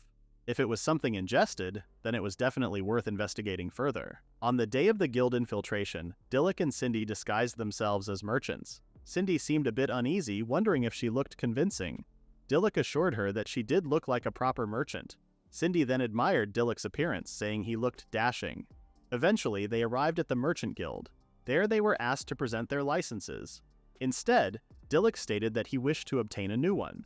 The man questioned if Dilluk truly intended to join the guild, pointing out how suspicious it was for someone to appear during such uncertain times. Dilluk replied that he was well aware of the current state of the town, and that was exactly why he wanted to support its revival. The man appeared intrigued by his response and told Dilluk to wait while preparations were made.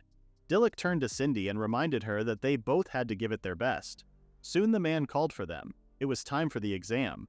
Without delay, Dilluk and Cindy took the test. Not long after, they completed it, and the man instructed them to wait while he reviewed their answers. Cindy looked nervous, worried she hadn't passed, but Dilluk reminded her how much she had studied for this moment. Then the man returned and announced that both had passed. Cindy, in particular, had performed exceptionally well. He even remarked that it had been a long time since he'd seen scores that high, clearly flattering her. Dilluk chuckled quietly to himself, realizing there was no need to deliberately underperform to avoid suspicion. With that, the man handed them their licenses and officially welcomed them into the Rose's Merchant Guild. Dilluk expressed his gratitude, and Cindy promised to treasure the license for life. Suddenly, Dilluk informed the man that he wanted to proceed with a business discussion right away. The man was caught off guard by how sudden it was, but then again, it wasn't unheard of for new members to jump into transactions immediately.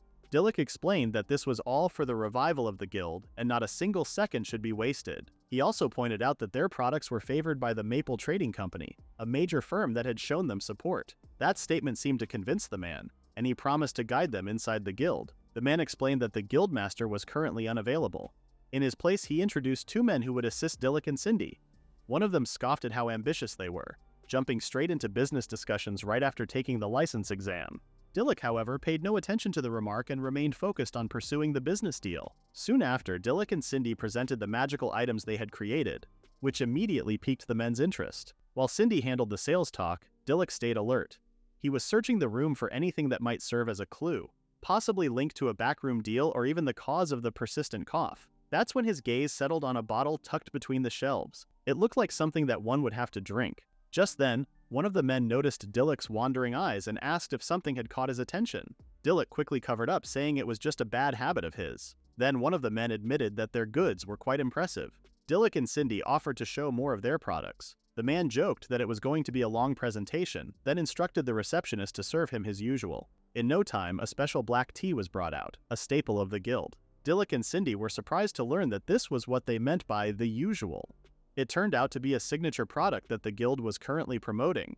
They were even distributing it as a trial drink among guild members. This makes me skeptical about free samples now. Dilluk maintained a calm exterior, but internally he was stunned to learn that this black tea was being widely distributed within the guild. Without wasting time, he proposed a deal, offering the men samples of their magical tools in exchange for some of the black tea leaves. The men burst into laughter, curious about what made the tea so special in Dilluk's eyes. After all, he hadn't even tasted it himself. Dilluk then explained that he had heard about the tea's reputation from various merchants around town. According to them, once someone drank it, they could never forget the taste. The men were caught off guard by his words, now genuinely curious about what exactly Dilluk knew. Dilluk flashed a sinister look, claiming that there was some kind of medicine mixed into the tea leaves. The men tried to keep their composure, questioning why he would make such an irresponsible accusation. But Dilluk stood firm, pointing out that anyone could tell just by looking at the faces of those in the guild who had consumed the tea. He insisted he was no stranger to this kind of business, and there was no point trying to deceive him. The men stayed silent and Dilluk pressed on. From what he could tell, the current distribution of the tea leaves was still extremely limited, and now he asked them if they wanted to expand the business. The men were surprised by the sudden offer, reminding Dilluk that it wouldn't be as simple as he made it sound. But Dilluk continued, explaining that they needed to sell their magical tools to increase the circulation funds for the drugs. Each magical tool was traded with the Maple Trading Company at a price of 100,000 pel per item. One of the men was shocked to hear that a major trading company paid that much. Dilluk added that the Maple Trading Company's profits had been skyrocketing ever since they started handling their goods. about 3 times higher than before. This revelation stunned the men even more. One of them admitted there was certainly profit to be made, but still, he asked, what was Dilluk's real goal? Dilluk questioned why they were being so cautious when in truth they shared the same objective. Curious, one of the men pressed him to explain. Dilluk laid it out clearly. Their path to wealth was already settled. If they turned every person in this country into a drug addict, the craving for tea leaves would never stop. There was no more efficient way to make money. Dilluk promised to keep turning profits through magical tools while the men made theirs through the drugs. To him, it was a deal too good to ignore. One of the men admitted that Dilluk was quite the mystery, but the offer was too tempting to reject. It seemed to him that this fellow professional wasn't a liar. As for the formal transaction, he wanted to consult the guildmaster for approval, but at the same time, he didn't want to miss a golden opportunity and risk getting scolded later. With that, the men agreed to give Dilluk a jar filled with black tea leaves as a down payment for the deal. Dilluk suggested that they get along from now on, but the men simply replied that it was up to them. As he departed, Dilluk advised them to halt the distribution of tea leaves within the guild for the time being. After all, the one sniffing around might not necessarily be him. One of the men smirked, offering a sarcastic thanks for the advice. As Dilluk and Cindy approached the exit, the receptionist from earlier offered to escort them. While walking, the receptionist remarked that he was surprised the two men were siding with Dilluk.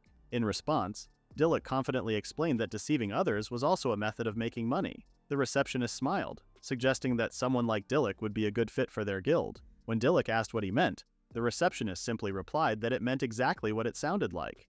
He continued, saying that poverty gnawed away at people's hearts. It drove them to deception, to trampling others underfoot, even to taking lives without hesitation. Even if the public order in town had improved, it was a different story in places where money moved. The receptionist then turned to Dilluk, stating that this guild was the very embodiment of Rosas's darkness. Dilluk fell silent for a moment. Then shifting the mood, he said he was quite interested in the guild, particularly in the kind of person the guildmaster might be. The receptionist admitted that he had never met the guildmaster.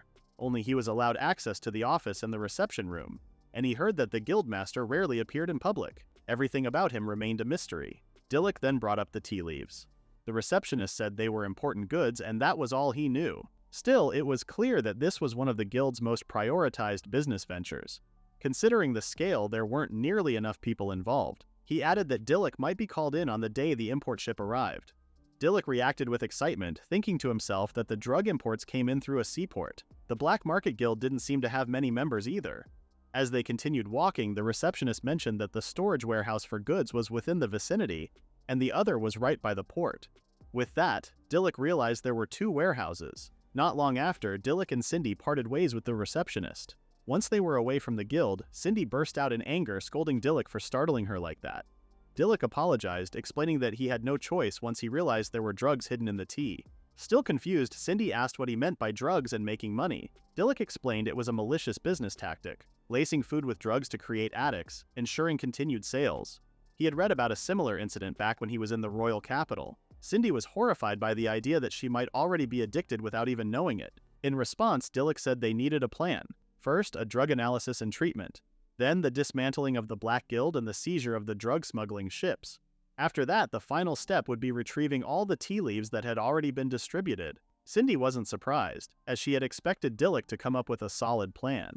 With that, Dilluk suggested returning to the manor to inform Apollo and begin examining the tea leaves. A few days later, at the Lord's Manor in Rosas, everyone gathered as Dilluk arrived. Apollo apologized for making them wait and began reporting the results of the analysis. As Dilluk had suspected, the tea leaves contained a highly toxic drug. Coughing was confirmed to be a symptom of the poisoning. Taking the antidote would temporarily ease the symptoms, but the coughing would always return, creating an ongoing cycle. Apollo added that the coughing appeared to be an early-stage symptom. If someone stopped drinking the tea early enough, recovery was possible. Alice was relieved, mentioning that she had secretly warned Renee and the others to avoid the tea.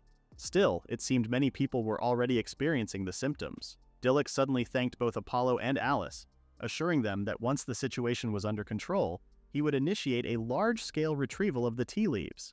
At that moment, Apollo added one more detail. The tea leaves contained substances that didn't exist 4,000 years ago, meaning treatments were still incomplete. Nevertheless, she would continue analyzing the components further. Just then, Carrot turned to Cindy, asking if she had any new information to share. Cindy revealed that after their last encounter, She had returned to the guild disguised as a merchant. While there, she managed to obtain the license information of several underground guild members. When Carrot asked if it was alright to bring the list, Cindy reassured her that it was only a copy, made quickly using a new magical tool copier she had developed. Carrot looked over the list and noted that there were only about 20 names, fewer than she had expected. Bulk sighed, commenting on how easy it would be to deal with fools like them. However, Dilluk cautioned everyone. The number of people arriving through drug smuggling ships at the port was still unknown. Carrot was shocked to hear that the ships were also involved.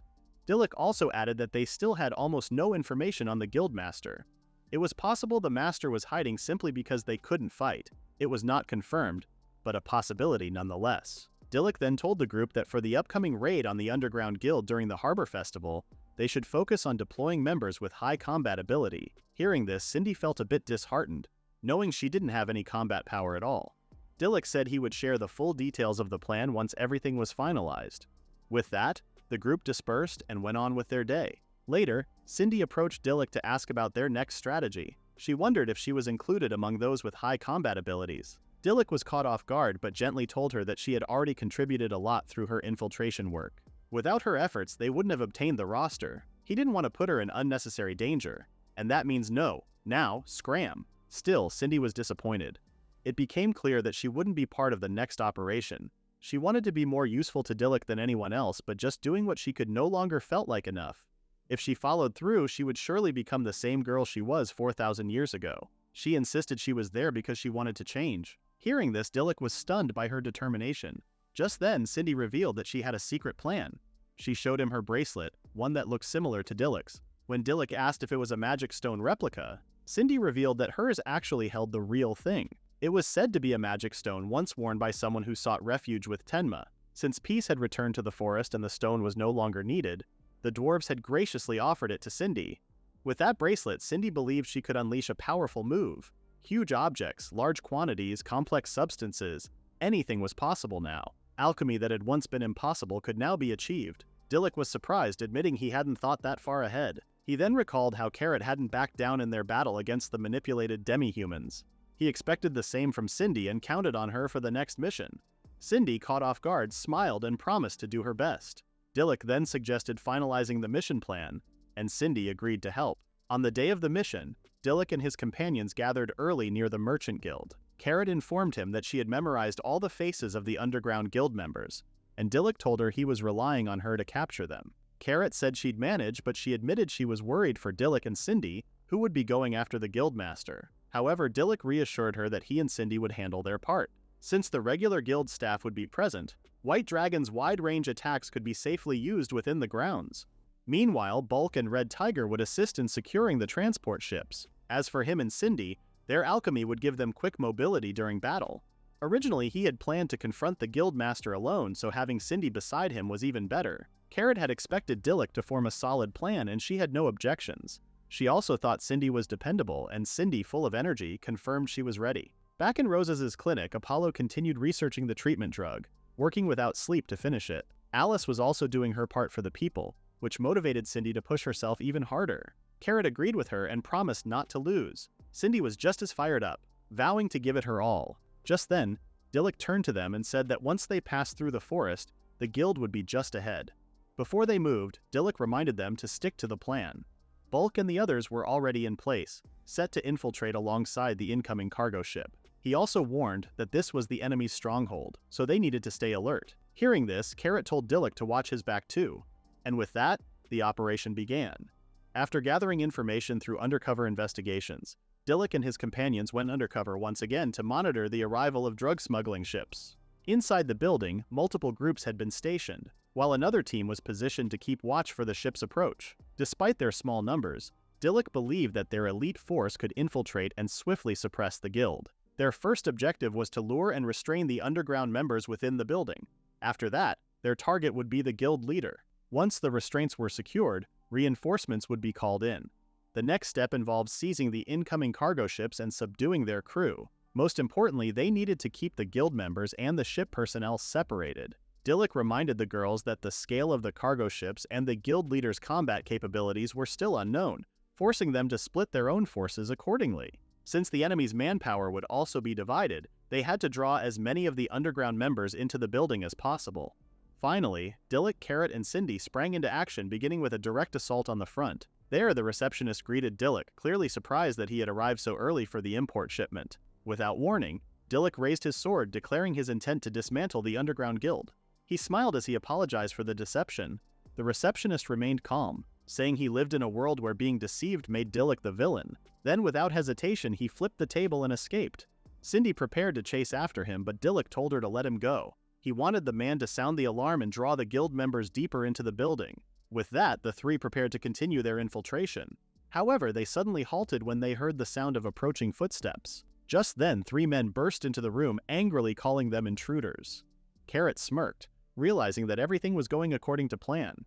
She told Dilluk and Cindy to move on to the next phase while she stayed behind to handle the enemies. Carrot was confident she could handle the situation, recognizing the three men from the roster. Before leaving, Dilluk reminded her to take care of things. Just then, two ordinary guild members wandered into the scene, visibly confused by the commotion. One of them asked what was going on, and Carrot quickly explained that they were conducting maintenance on the building. She warned them it was dangerous and advised them to step back. With no questions asked, the clueless members left the area. The three men didn't fall for Carrot's bluff. They told her outright that her deception wouldn't work on them. Rumors had already spread from the front desk about intruders sneaking into the building. One of them smirked, confident that the commotion would draw reinforcements. But Carrot showed no fear. Instead, she said it was more convenient that they had shown up on their own. Just then, she revealed their mission to apprehend every single guild member before the drugs could be spread throughout the town. One of the men was stunned that Carrot knew about their plan. However, another remained confident, believing that a lone woman couldn't possibly do anything. At that moment, Carrot readied her weapon and dared them to lower their guard if they really believed that. One of the men was seemingly amused as he pointed his dagger at her, certain she was bluffing with her hammer. With a calm voice, she declared that there would be no escape from the trap she had laid. Suddenly, she slammed her hammer down onto the ground with a heavy thud. The men laughed, mocking her aim and brushing off her threats. In the next instant, beams of lasers snapped into view, and without warning, they activated. The men were caught in mid-laugh as electricity surged through their bodies. Screams echoed through the corridor as they collapsed, writhing in pain, muscles locking up from the shock. Just then, Carrot revealed that she had used invisible traps. The moment anyone came into contact with the light beams she had set up, they would be electrocuted. Though the power and range were still being fine-tuned, the pain was undeniable. Back then, Carrot knew that fighting in the forest without Cindy and Kororo had been dangerous. That was why she had to grow stronger, to protect everyone and become more useful. Now she felt that strength taking form. Her trap could even take down 15 more enemies. Meanwhile, elsewhere in the building, Cindy and Dilluk were pushing forward with their part of the mission. As they moved deeper, Cindy asked where the guildmaster might be hiding, but Dilluk had no idea. He thought it would be best to ask a guild member who knew the master's whereabouts. At that moment, Dilluk spotted one of the men he had previously made a deal with regarding the tea leaves. The man seemed wary of Dilluk's presence, but after a moment he recognized him as the merchant from the other day. Still, he quickly warned that the area was off limits. Dilluk didn't waste any time, and he demanded to know where the guildmaster was. The man was caught off guard, surprised that Dilluk was even interested in the guildmaster. Just then, he saw the determination in Dilluk's eyes and could tell he wasn't the type to back off just because someone refused to speak. Refusing to give up, Dilluk warned the man that he would force the answer out of him if he had to. The man said he would keep it simple and then, without warning, drew his sword. Before chaos could break out, Cindy stepped in to stop Dilluk. With a wink, she insisted on handling the situation herself. She activated one of her alchemic creations, trapping the man inside a cage. He began to panic, demanding to know what she was planning. Cindy didn't answer. Instead, she made the cage spin rapidly like a tornado and demanded to know the guildmaster's location. Poor man got turned into a fidget spinner. Dizzy and overwhelmed, the man finally confessed.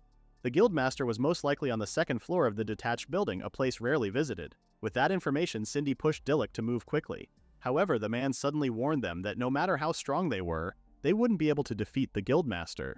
Cindy threatened to spin him again if he didn't stay quiet, and the man nervously begged her to stop. Meanwhile, Dilluk stayed cautious, the warning weighing heavily on his mind. He couldn't help but wonder, who exactly was the guildmaster? Before long, Dilluk and Cindy arrived at the detached building within the premises. As they scouted the area, Dilluk reminded Cindy to stay back if they encountered the guildmaster. He then approached a door and knocked, entering without waiting for a response. Inside, a shadowy figure stood in silence. Dilluk broke the tension, asking if the man before him was the guildmaster of the Roses Company. The figure replied, remarking that the guild was usually noisy, yet now he had an impolite guest standing before him.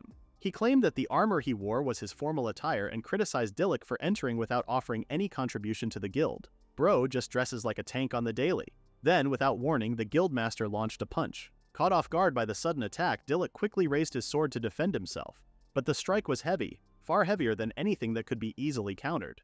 Dilluk suddenly unleashed his fire magic through his sword, catching the guildmaster's attention. Impressed yet unfazed, the guildmaster remained confident that such an attack wouldn't work on him. In an instant, Dilluk's flames vanished, leaving him stunned. Cindy, alarmed by what she saw, called out to him.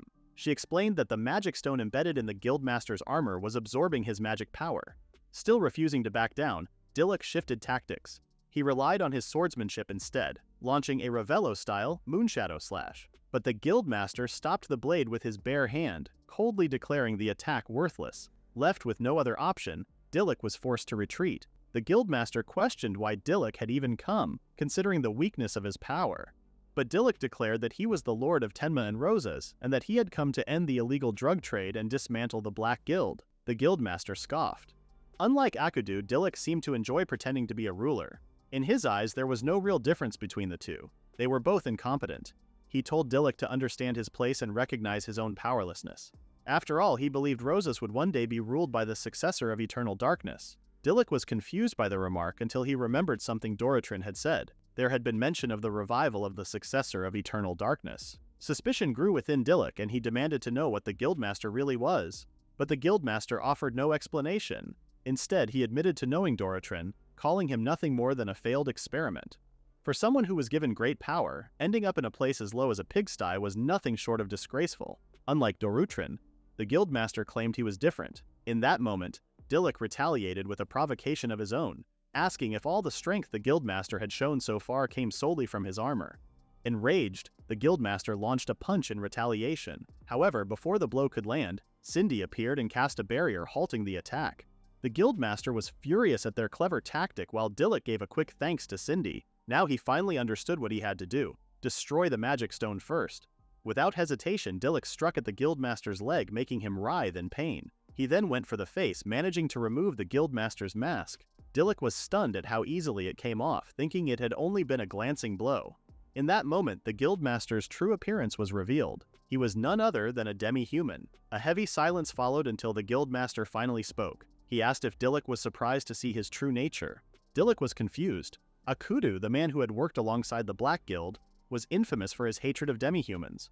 So why would someone like this be serving under him? The guildmaster only smirked, claiming that Akudu had simply never seen his true face. To him, it didn't matter whether someone was human or demi-human. What he despised most was being looked down on as incompetent.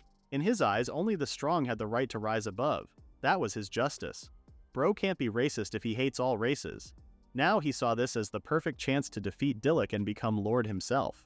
However, Dilluk just smirked back, saying that the guildmaster's kind of thinking wasn't going to cut it. Still, behind his calm demeanor, Dilluk knew the situation was pretty bad. Any magic that made contact with the guildmaster would just be absorbed by his armor. Even with a purely defensive strategy, there weren't enough materials for alchemy. With no other choice, Dilluk readied his stance. There was only one path forward. He had to destroy the magic stone at all costs. Meanwhile, the guildmaster stood tall, proudly stating that Dilluk at least deserved credit for having the audacity to keep coming at him. As Dilluk lunged forward, he found the perfect opening to destroy the magic stone. However, the moment his sword made contact, it shattered instantly. Dilluk was too stunned to react, prompting a wicked smile to creep across the guildmaster's face. The impact sent Dilluk flying, and he hit the ground hard, writhing in pain. Cindy immediately rushed to his side without hesitation. Meanwhile, the guildmaster loomed over them, delivering a cold warning. Dilluk wouldn't be allowed to leave for free. Bros cooked. As the fierce clash between Dilluk and the guildmaster raged on, Bulk and Red Tiger pushed forward with their mission. Riding on Red Tiger's back, Bulk figured it was about time for the illegal drug smuggling ship to arrive at the port. He asked if Red Tiger remembered their roles, and Red Tiger confirmed, saying he couldn't afford to fail. Earlier, Dilluk had asked Bulk to stop the smuggling ship. While he promised to help after handling the guildmaster, he admitted he wasn't sure how things would turn out. The uncertainty hung in the air, but White Dragon had stepped in with his usual calm, saying he'd join them later. Red Tiger had declared with confidence that he wouldn't lose to anyone, no matter who stood in their way. Hearing that, Dilluk smiled and said he wasn't worried as he believed in their strength. Now, in the present, Bulk swore he wouldn't let Dilluk down. He would never betray his expectations. Finally, Bulk and Red Tiger arrived at the port, only to be met with a surprise. The mission was going to be harder than they thought. Before them stood countless ships and armed men. Red Tiger asked what Bulk was complaining about, and Bulk shot back, asking who Red Tiger thought he was talking to. He admitted it had been a while since his arms got a proper workout. Just then, Red Tiger caught the scent of tea leaves spreading through the air. He advised Bulk to treat the entire ship as the target. Bulk understood, and he claimed that he wouldn't stop until everyone was defeated. Moments later, a man at the dock spotted the two approaching and shouted in alarm, demanding to know what they were doing there. Another man joined in, threatening not to hold back if anyone interfered with their operation. Bulk simply smirked, thinking that bracing their swords showed good spirit. Without hesitation, Bulk charged in, unleashing a powerful slash that sent both of the men flying through the air. Red Tiger followed, tearing through everything in sight. Panic spread as the port's defenders were overwhelmed, struggling to understand who these powerful intruders were. In desperation, one of the smugglers quickly ordered the others to retreat, yelling for the ships to return to open water.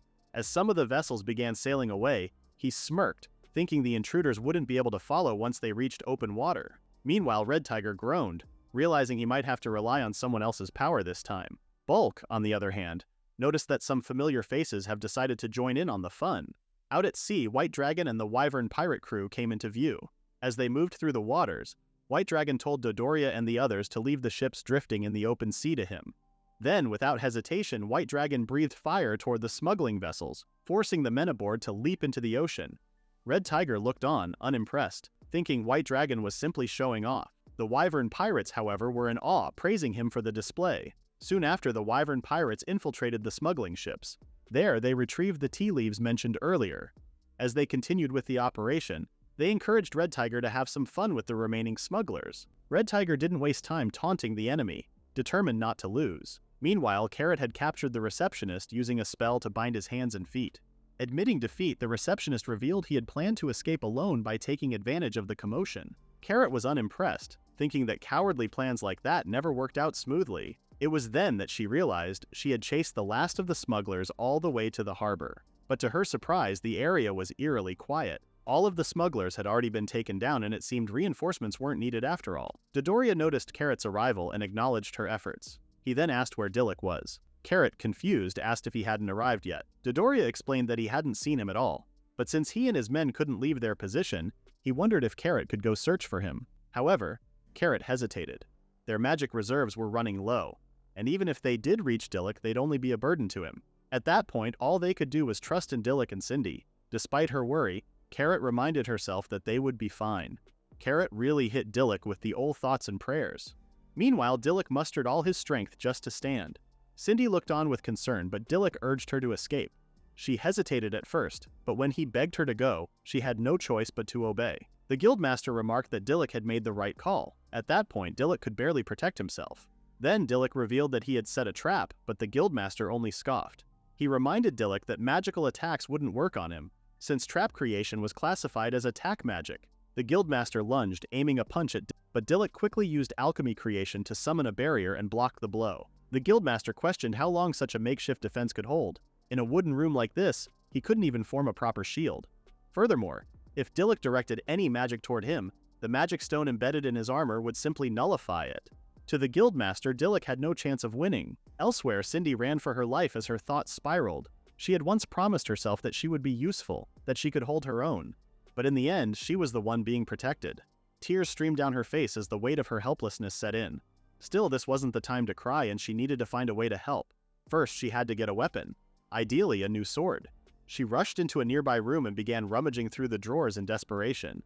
The man she had previously trapped was there, watching her with confusion. He asked what she was doing, but Cindy didn't respond. Then it clicked for him. She was searching for a weapon strong enough to go up against the guildmaster's armor.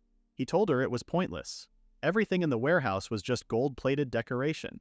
According to him, the armor's magic stone was as hard as a diamond. At that moment, something clicked in Cindy's mind. Diamonds were the hardest mineral in the world. Without a word, she bolted out of the room. Behind her, the man chuckled, convinced that no matter what she tried, it would be useless. Cindy searched through several boxes until she finally found one filled with diamond jewelry. Carefully taking it with her, she silently hoped that Dilluk could hold on until she returned. Meanwhile, the guildmaster urged Dilluk to stop resisting, claiming that dragging things out any further was pointless. Before he could continue, Cindy burst into the room, calling out to Dilluk. Meanwhile, Dilluk was stunned to see her back. She then held up her bracelet, declaring it was time to release the magic stored within. At that moment, the diamonds were absorbed into her magic. Cindy admitted to herself that this was the most complex alchemy she had ever attempted, and she wasn't even sure if it would work. Suddenly, Dilluk's broken sword began to float. It fused with the diamond fragments, transforming into a brand new weapon. Cindy shouted for Dilluk to take it, and he swiftly grabbed the sword. As he took his stance, the guildmaster scoffed, claiming that no matter what kind of sword it was, he would break it again. Dilluk said nothing. He knew this sword was different. The guildmaster charged forward, confident that his victory remained inevitable. But as he closed the distance, Dilluk aimed the sword at the magic stone embedded in the guildmaster's armor.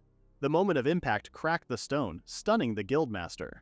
However, Cindy remained calm as she had anticipated this. With the blade forged from diamond particles, its hardness was enough to damage even the magic stone. Then, without warning, the stone shattered completely. The guildmaster stood in disbelief as it all unfolded. Just then, Dilluk declared that even diamonds could shatter. That blow marked the fall of the underground guild. Dilluk followed through with a finishing move, the Ravello-style Moonshadow Slash. The guildmaster collapsed as he got hit, defeated. Dilluk then used alchemy creation to bind him to the floor. But even in defeat, the guildmaster warned that this wasn't the end. He believed the successor of Eternal Darkness would eventually rise and the world would once again be ruled by power and anger. Dilluk demanded an explanation, but the guildmaster lost consciousness before saying more. Turning to Cindy, Dilluk saw that she had exhausted all her magic. She collapsed, but he caught her in time. Though worried, Dilluk could only watch as she softly muttered his name before falling into unconsciousness. He looked at her with deep gratitude, silently thanking her for her sacrifice. Soon after, Dilluk carried Cindy back to the port, where they reunited with the rest of the group. Everyone rushed to meet them, relieved to see both safe. The underground guild members, along with the illegal drugs, were handed over to the country. The incident was resolved without any further complications.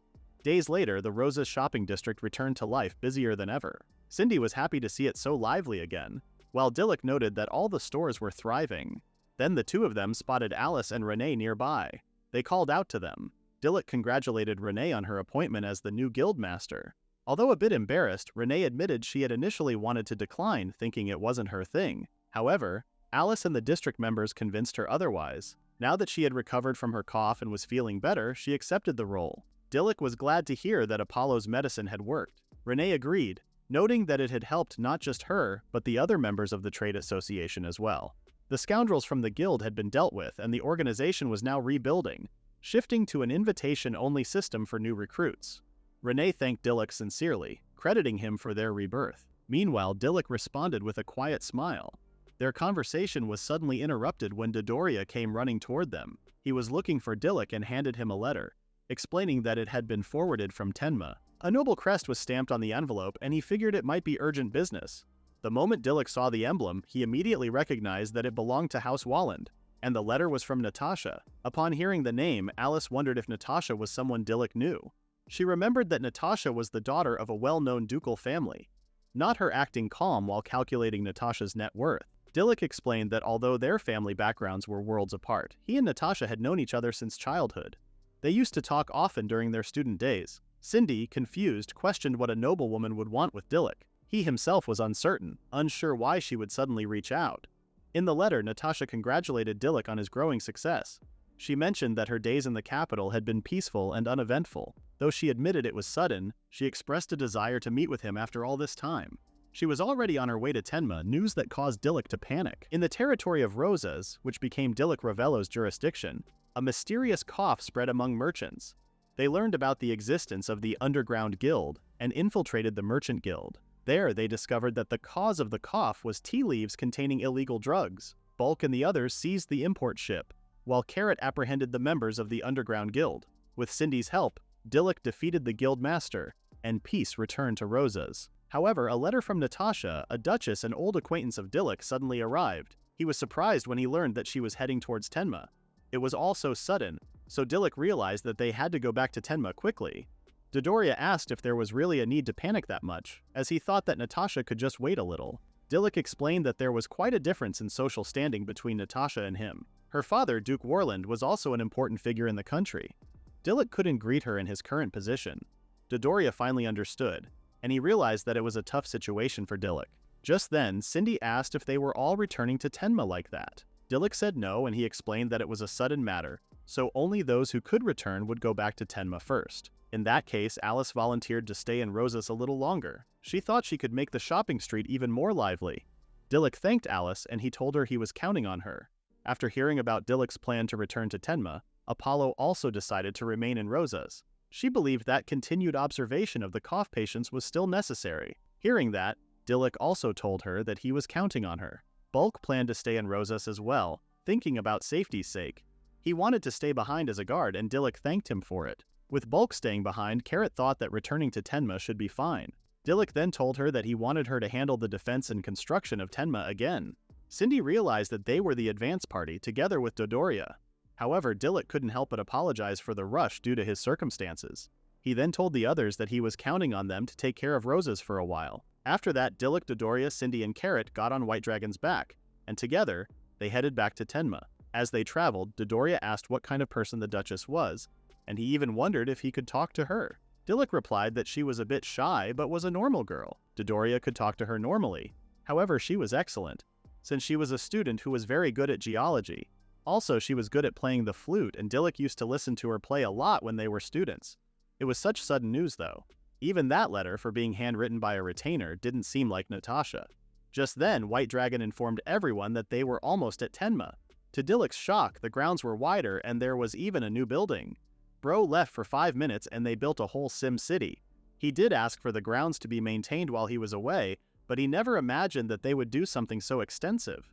White Dragon playfully told Dilluk that if he showed that surprised face to everyone in the village, they would surely be happy. Dilluk then got off White Dragon's back and he told him he was right. Dilluk greeted Tenma, saying it had been a long time. Right away, the villagers welcomed him with joy. He asked what happened to the village's transformation, and the Kuma Bear and Devado were very excited for him to listen. Dilluk reassured them that he would listen to them one by one, much to their delight. The Kuma Bear heard that the village's reputation had spread since the battle with Rosas, and he thought that it would become too small if the population increased in the future. Because of that, they expanded the village walls and extended the living space. There were also empty spaces whose use hadn't been decided yet. It was right next to the Lord's mansion, and Dilluk said they would think about what to use it for later. The Kuma Bear continued, sharing that they tried to develop the land around the village more, but there seemed to be a lot of unusually hard ground, like a vein of ore or something. Because of that, they put it on hold for now. Dilluk understood, and he thought it would also require investigation eventually. It was now Dovado's turn, and he reported that they also added more residences to accommodate the expansion of the residential area. It was fine no matter how many more immigrants came. Dilluk was surprised that they did even that, and he thanked them for it. Just then, the Kuma Bear pointed out that Dilluk was back much earlier than expected. Dilluk was a bit tense, but he finally revealed that the Duke's daughter was coming. Hearing that, the Kuma Bear realized that the letter was such an urgent matter. Dilluk then gazed at his watch, thinking it was about time for Natasha to arrive. Finally, a carriage stopped before them and they fell silent as they waited for what would happen next. Just then, the coachman opened the door and out came Natasha. Dilluk gave her a hand as she exited the carriage, and he told her that it had been a long time. The poised Duchess told Dilluk that he was as serious as ever, and Dilluk didn't even fight it. He was just happy to welcome her to Tenma again. Seeing their interaction, Cindy couldn't help but spiral into jealousy. However, she knew that first impressions were important, so she came forward and introduced herself to Natasha. Natasha simply acknowledged her and said nothing else, which stunned Cindy. She unlocked the Scene Zoned in Real Life achievement. However, she told herself not to worry about it, since Dilluk had already prefaced that Natasha was shy. Natasha remained quiet, so her valet took it upon himself to tell Cindy that the Duchess wished her well. Cindy was shocked that Natasha was even thinking that. Just then, Cindy noticed that Natasha didn't seem very happy, though she came to meet Dilluk herself. After that, Dilluk invited Natasha to come inside, as it wasn't a good place to discuss matters. Later on, they settled down over a cup of tea. Right off the bat, asked why Natasha had suddenly come to Tenma. Howard, the valet of the Warland family, explained that he came at his master's command. Dilluk understood, though he suspected this was all because of Duke Warland's whim. Dilluk asked if the purpose was something like social studies, but Howard hadn't heard the details either. However, the young lady might know. Hearing that, Dilluk turned to Natasha for answers. Natasha was certain that it would be a long day, but she told him that she would organize her father's plan and tell him later. Dilluk was amazed that she was so laid back, but then he suddenly realized that if Natasha were to stay in Tenma for a while, she would be idle. Just then, he told her that if she liked, she could lend her knowledge to research the minerals and magic stones around Tenma. Natasha was silent for a while, but then she said she'd do it. Dilluk was delighted, and he said it would be so much more efficient with Natasha there. Meanwhile, Cindy sat silently and observed everything. She couldn't help but notice that Dilluk trusted Natasha so much. Just then, Dilluk announced that later that night they would hold a welcoming party for Natasha in the village. Howard was surprised, and he thanked Dilluk for his consideration. It looked like things would be busy again, so Dilluk told Cindy that they should do their best. That night, the celebration took place in the village. Everyone gathered and enjoyed some good food and each other's companionship. In the middle of the festivities, Dilluk asked Natasha how Tenma was for her. She simply said it was lively, which made Dilluk smile. He then asked if she was still playing the flute, as he wanted everyone to hear it. However, Natasha seemed surprised at his request. 8 years ago, Dilluk walked in on her while she was playing the flute. Dilluk apologized because he thought nobody was in the room, and that place was always empty at that time. Natasha claimed it was her fault, as she seemed to have disturbed his studies. She was going to leave, but Dilluk said that he wanted to share the room if she didn't mind. That was the only place where no one came at that time. Considering that, Natasha continued playing her flute while Dilluk studied. Just then, Dilluk told her that the sound of her flute was beautiful, which shocked Natasha. Dilluk was not good at music, but he could tell she was working hard. It made him want to try harder too. Just then, he said that if Natasha liked, he wanted to hear it again tomorrow. Bro just wanted background noise. Remembering all that, Natasha told Howard to get her flute. Howard had it ready, and he handed it to her. Suddenly, Natasha played her flute, which quickly grabbed everyone's attention. As she was lost in the music, everyone watched her in awe. When she finally finished playing, Cindy couldn't help but be impressed by the beautiful sound. Natasha was truly amazing with the flute. Just then, she realized that she could use that as a topic. Now was her chance to get closer. With that, she approached Natasha and told her that her performance was wonderful. Natasha simply acknowledged her, but Cindy didn't stop there and went on to ask if she liked music. To Cindy's surprise, Natasha said no, as she saw it more like an extension of her lessons. Cindy awkwardly praised her, saying that she had talent. Natasha meekly replied that she hoped so, which somehow made Cindy quiet. Natasha was beautiful, smart, and good at the flute. She was close to Dilluk and seemed to have everything. However, she was incredibly lonely. Just then, Natasha brought up her father's command, which was her purpose for coming to Tenma. She was now ready to tell Dilluk. Dilluk asked if she had sorted it out, and Natasha said she had done a little. Suddenly, she revealed that she had come to get engaged to him. Everyone was shocked, but not as much as Cindy, who was utterly distraught. Tenma turning into Love Island real quick. Cindy anxiously asked Dilluk what this meant, but he hadn't heard about it either. Curious, Dilluk asked Natasha what exactly happened. Natasha warned that it was going to be long, but she still explained it anyway. For the past few years, her father had been pushing for her marriage. Day after day, he looked through mountains of resumes. Dad swiping harder than a bored teen on Tinder. Then, one day, her father heard rumors about Dilluk, Lord of Tenma Village. He called her after he had a sudden idea. He knew that Natasha was close with Ravello's youngest child, and he thought she might be more inclined if it were an old friend. He believed they should strike while the iron was hot, which was why he sent her to Tenma Village. As Cindy heard this story, she thought it wasn't even that long. She's really out here fact-checking the word count. Meanwhile, Dilluk realized that even Natasha didn't know the reason. Cindy recommended refusing such a strange proposal, but Dilluk had other thoughts. If the Duke insisted, it might be difficult for him to refuse given his position. Cindy was even more distraught, as she had just noticed the status difference. Just then, Carrot pointed out that the Duke evaluated Dilluk's work regardless of family status. This made Dilluk realize that Duke Warland, who valued family status even among nobles, had been acting unnaturally. With that, he asked Natasha if the Duke said anything else, but she only remained silent. Dilluk was stunned, but then he insisted on putting the matter on hold for now and discussing it later. There were too many things that they didn't understand. Cindy felt a wave of relief, but she still felt uneasy seeing Dilluk and Natasha together. The next day, Devato greeted Dilluk and approached him.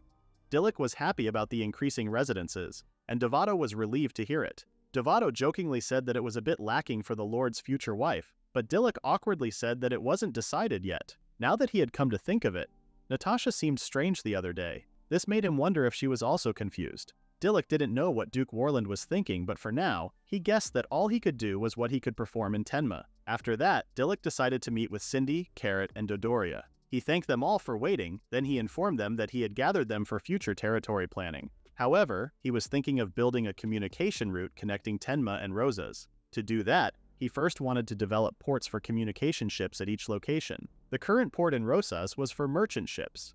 Dilluk then told Dodoria that he would be developing the sea route before the land route. as it would cross the White Wolf Forest. The port in Tenma was already being repaired anyway, so it would seem quick. Dodoria agreed with Dilluk and he reassured him that he would tell the others. Dilluk thought the plan was good, knowing that simultaneous progress was best. However, they didn't have many people, so they had to do it in order. Just then, Cindy asked if she could go to Rosa's, which made Dilluk confused. He thought it would be helpful, but he had his doubts. However, Cindy insisted that she could do construction as long as she had materials. If she could borrow White Dragon, it would be easy. In that case, Dilluk gave the task to her, much to her joy. Cindy pretended to be happy, but in truth she was just hurt to see Natasha and Dilluk get along so well.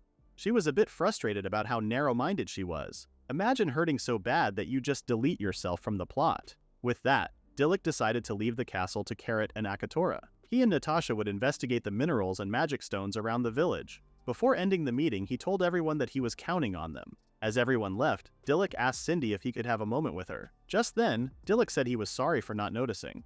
Cindy was nervous about what he would say next, but she was only met with disappointment.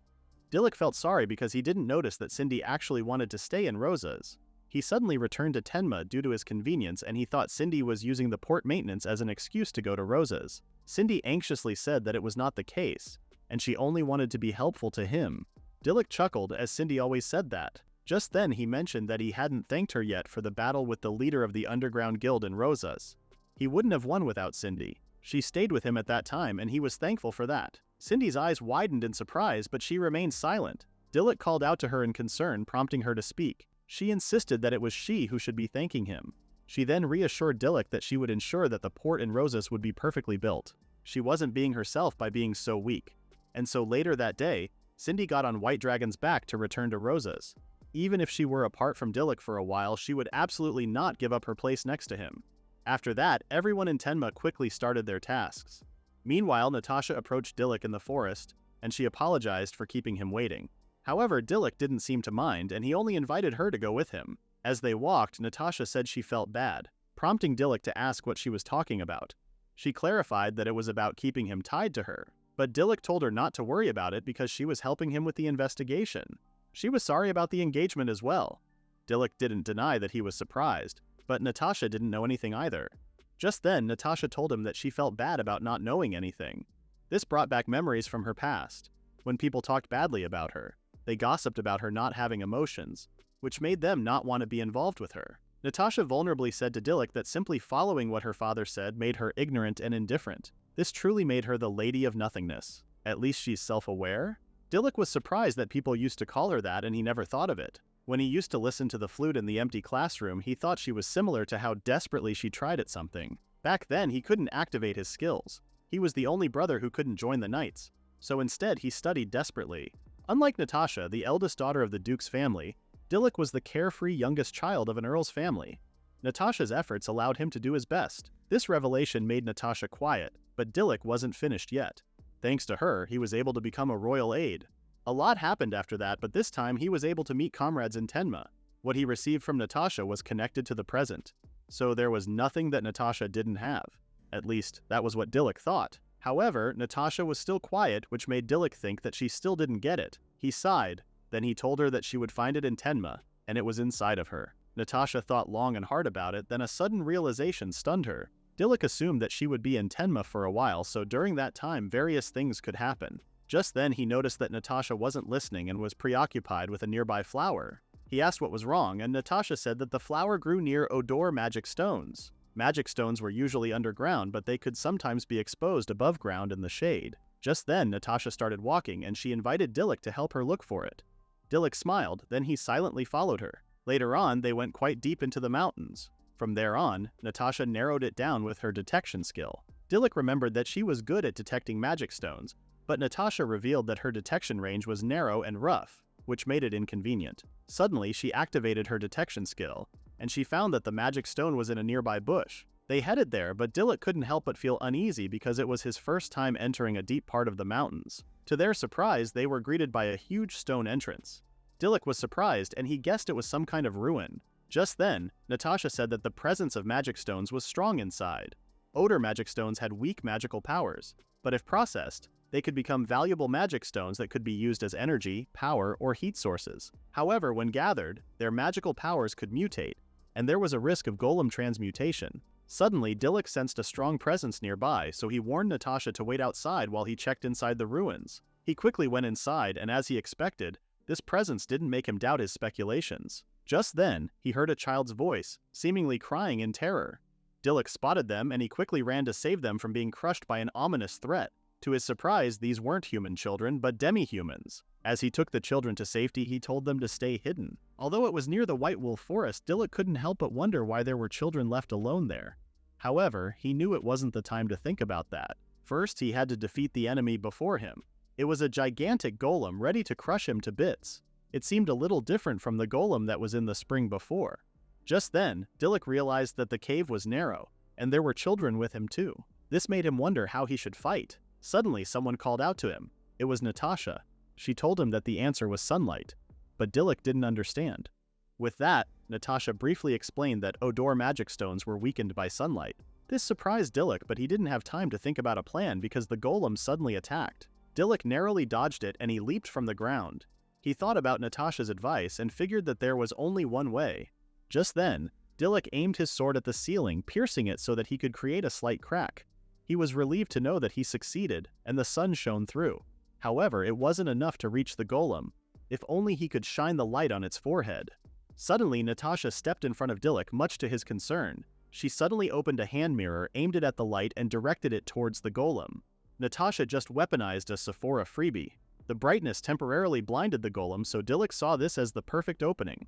He told Natasha to step back as he could easily defeat it now. He suddenly used the Ravello style, pairing it with the sword dust smash. He slashed the golem into pieces, and in no time it was nothing but a pile of rocks. Dilluk quickly investigated the remnants of the golem, and he found an Odori magic stone. Just then, Natasha approached him and clapped her hands, saying that she had expected him to do a good job. In reality, his heart almost dropped when Natasha rushed out. However, he still thanked her because she saved him. Like usual, Natasha was quiet, but she blushed at his words. Suddenly, the demi-human children came out of hiding and they thanked Dilluk and Natasha for their help. Dilluk then asked them why they were there. But before they could answer, Natasha notified him that there was still another magic stone presence. Dilluk asked what she just said, but the presence he felt coming from the dark was enough to answer him. It was from deep within those ruins, and he was left wondering what on earth was there. One of the demi-human children said that they hadn't even been beyond that point. The rock that was blocking the path suddenly moved and turned into the golem from earlier. Dilluk finally understood what had happened, and he decided to go and check it out. Before he could leave, one of the demi-human children asked if they could go with him. Dilluk mentioned that it wasn't the presence of a monster or a golem, so it would probably be safer if they went with him and Natasha, and so they went deeper into the ruins. Just then, they found a winding staircase that seemed to lead underground. They followed it into some kind of altar, and shining crystals surrounded it. Suddenly, Natasha pointed to the shrine, saying that it was the source of the magic stone's presence. Dilluk confirmed that it certainly had a strong aura, but he was wondering what kind of effect this magic stone had. Natasha could feel magic, but it didn't seem harmful. She guessed that it was some kind of charm or protective magic. Now that Natasha mentioned it, Dilluk wondered if it was something like the magic stone he received in the White Wolf Forest. Looking at the altar, it might be a magic stone dedicated to a ceremony. Dilluk decided not to take the magic stone with them, and Natasha agreed it was a good idea. Even so, the statue in the shrine left them wondering what it was modeled after. Dilluk had never seen such a form, and he was confused whether its head was a tiger's or a cat's. Just then, the demi-human children got excited, and they exclaimed that it was the Black Lion. Dilluk seemed confused, and the children were baffled that he didn't know about it. Dilluk asked Natasha if she knew, but even she had no clue. Because of that, he asked the children if it was a god like the White Wolf. They knew that the White Wolf was the god of the White Wolf Forest, but the Black Lion was a hero to all demi-humans. Dilluk was surprised that there was such a hero, so one of the children clarified that no one among them didn't know him. The Black Lion fought for the demi-humans, risking his own life, and he was a great hero from 4,000 years ago. This stunned Dilluk, as it aligned with the era of ancient Tenma. Long ago, they said that the treatment of demi-humans was even worse than it was in the present. However, the Black Lion changed that world for them. Dilluk asked if that story was recorded in books or documents, but the children only said that it was told by the adults in their village. Dilluk knew that myths and fairy tales were possibly fiction, but 4,000 years ago, the existence of the ancient Tenma civilization was a fact.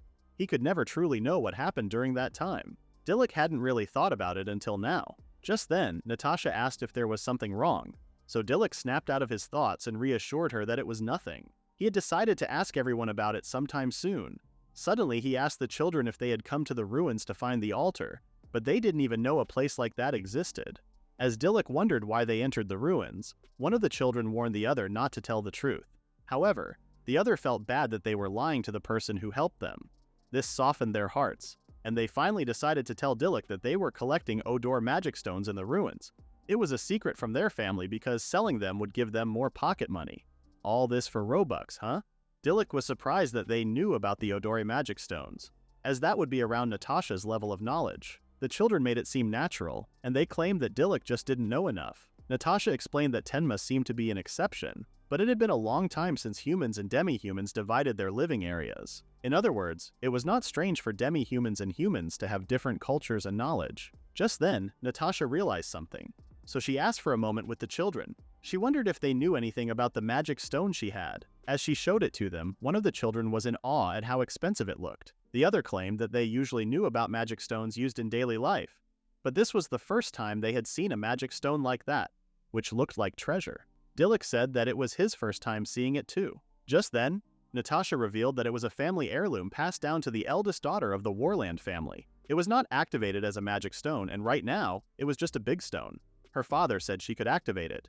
Congrats! You just received a rare paperweight. This was also surely her duty as the successor to the Warland family, and she definitely wanted to fulfill it. Dilluk shared that many magic stones were activated by pouring magic into them. This could mean that Natasha's family heirloom didn't have enough magic power. Natasha thought that was possible, and with Dilluk's magic powers, it might activate. She asked Dilluk if he didn't mind trying it, and he didn't hesitate. He quickly placed his hand over the stone, and suddenly its color darkened. Their eyes widened in shock as they watched it unfold. Natasha couldn't believe that the magic stone had activated, which only confused Dilluk because he hadn't even done anything yet. This made him wonder if the stone had the power to automatically absorb magic, like his bracelet. However, nothing was happening.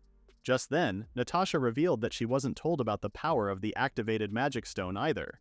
Dilluk joked that Duke Warland seemed to lack explanations, and Natasha agreed.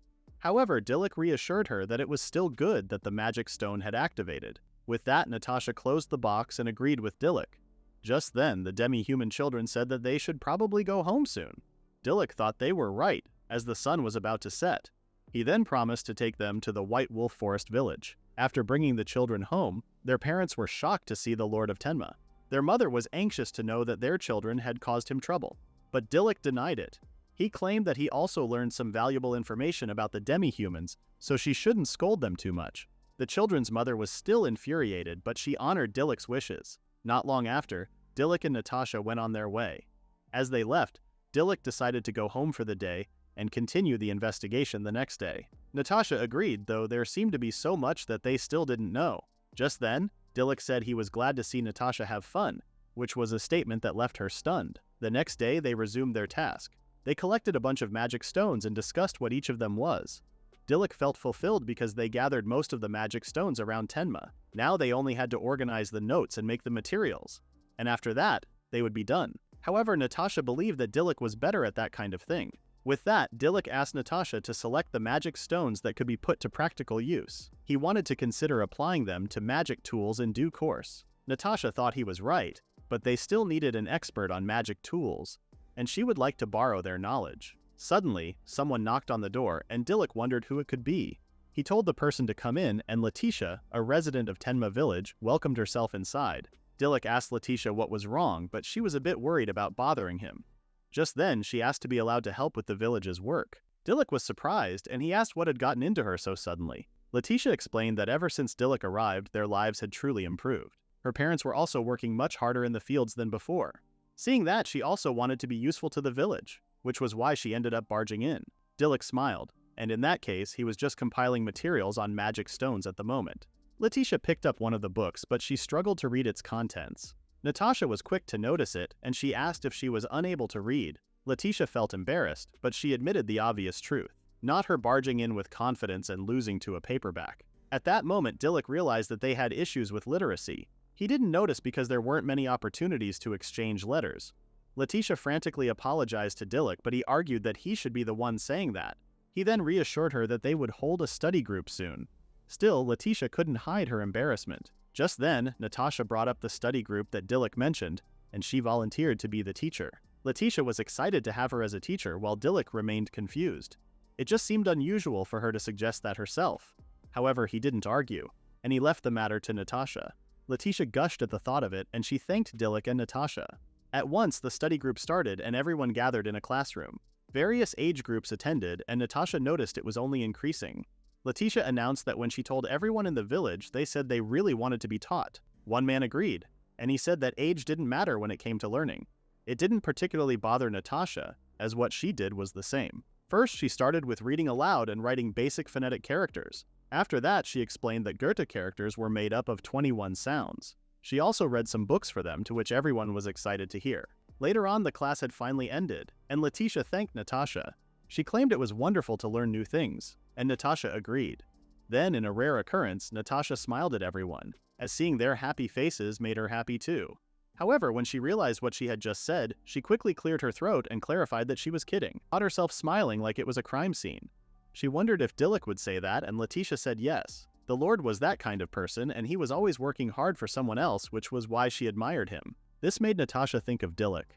She felt like she was almost understanding and wanted to know more about him and herself. Then, as Natasha walked out of the room, Dilluk happened to see her.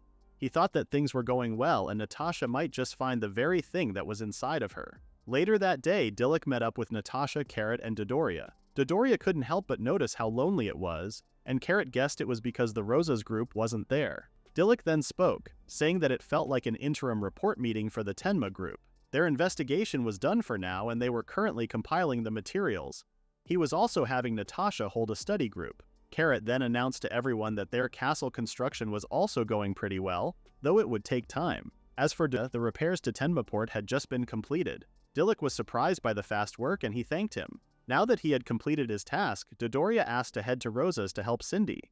Suddenly, Natasha said that she wanted to go to Rosas once too. Dilluk seemed surprised, but Natasha reassured him she would bring her attendant Howard with her, and that she wouldn't cause any trouble. Dilluk said that Bulk and White Dragon were in Rosas, so safety wasn't a concern. However, he asked why she wanted this so suddenly. Natasha didn't really understand it herself, but she had something she wanted to talk about with that girl, Cindy. Dodoria was shocked, and he wondered if this was what they called a showdown. Dodoria really treating this like a pay-per-view fight. Dilluk seemed oblivious to this fact, and he simply allowed Natasha to go. Dodoria said they would be traveling by boat to Rosas, and Natasha said it was no problem. With that, Dilluk left the task to Dodoria. Later that day, Dodoria, his men, and Natasha sailed away to Rosas. Not long after, they reached their destination, and Natasha quickly looked for Cindy.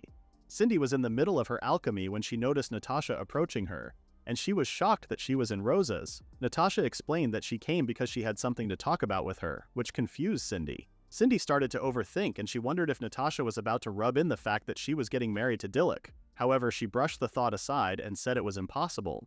Suddenly, Natasha asked her what she thought of Dilluk. Cindy flashed a challenging look, wondering if the Great War was about to begin. Cindy asked what she meant, but Natasha only said that she thought Cindy would know if she asked her. Cindy was more confused than ever, and she asked what Natasha was even talking about. Just then, Natasha said that she overheard her conversation with Dilluk in the village. Back then, she remembered how Cindy said that she wanted to be useful to him. The memory made Cindy spiral into overthinking, wondering if this was some kind of warning. Natasha continued, telling Cindy that she was destined to be Dilluk's fiancée. The words struck deep, and Cindy couldn't shake the thought that she was nothing more than a hindrance. Then Natasha shifted the subject, saying that she and Dilluk were alike, and she asked Cindy what lay within her. Cindy hesitated, but finally answered that it was a dream she wanted to fulfill. Natasha seemed confused, so Cindy explained that she wished for Dilluk the Lord to create a happy territory for all the villagers. She also wanted to be an alchemist who could make Dilluk and everyone happy.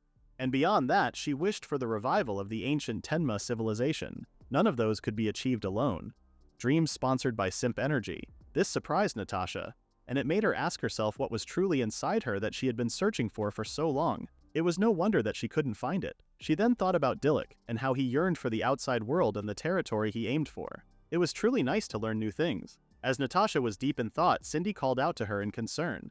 Meanwhile, Natasha understood things a little. Now she also wanted to have a dream that she wanted to fulfill. Cindy already had a guess, but Natasha cut her off and said that she had a dream just like Cindy. She wanted to find something she couldn't find alone. Just then, she turned her back to leave, and she told Cindy she was glad they had talked. Cindy panicked and asked Natasha to wait, but to no avail. As she stood there alone, Cindy thought about what Natasha meant when she said she wanted a dream just like her.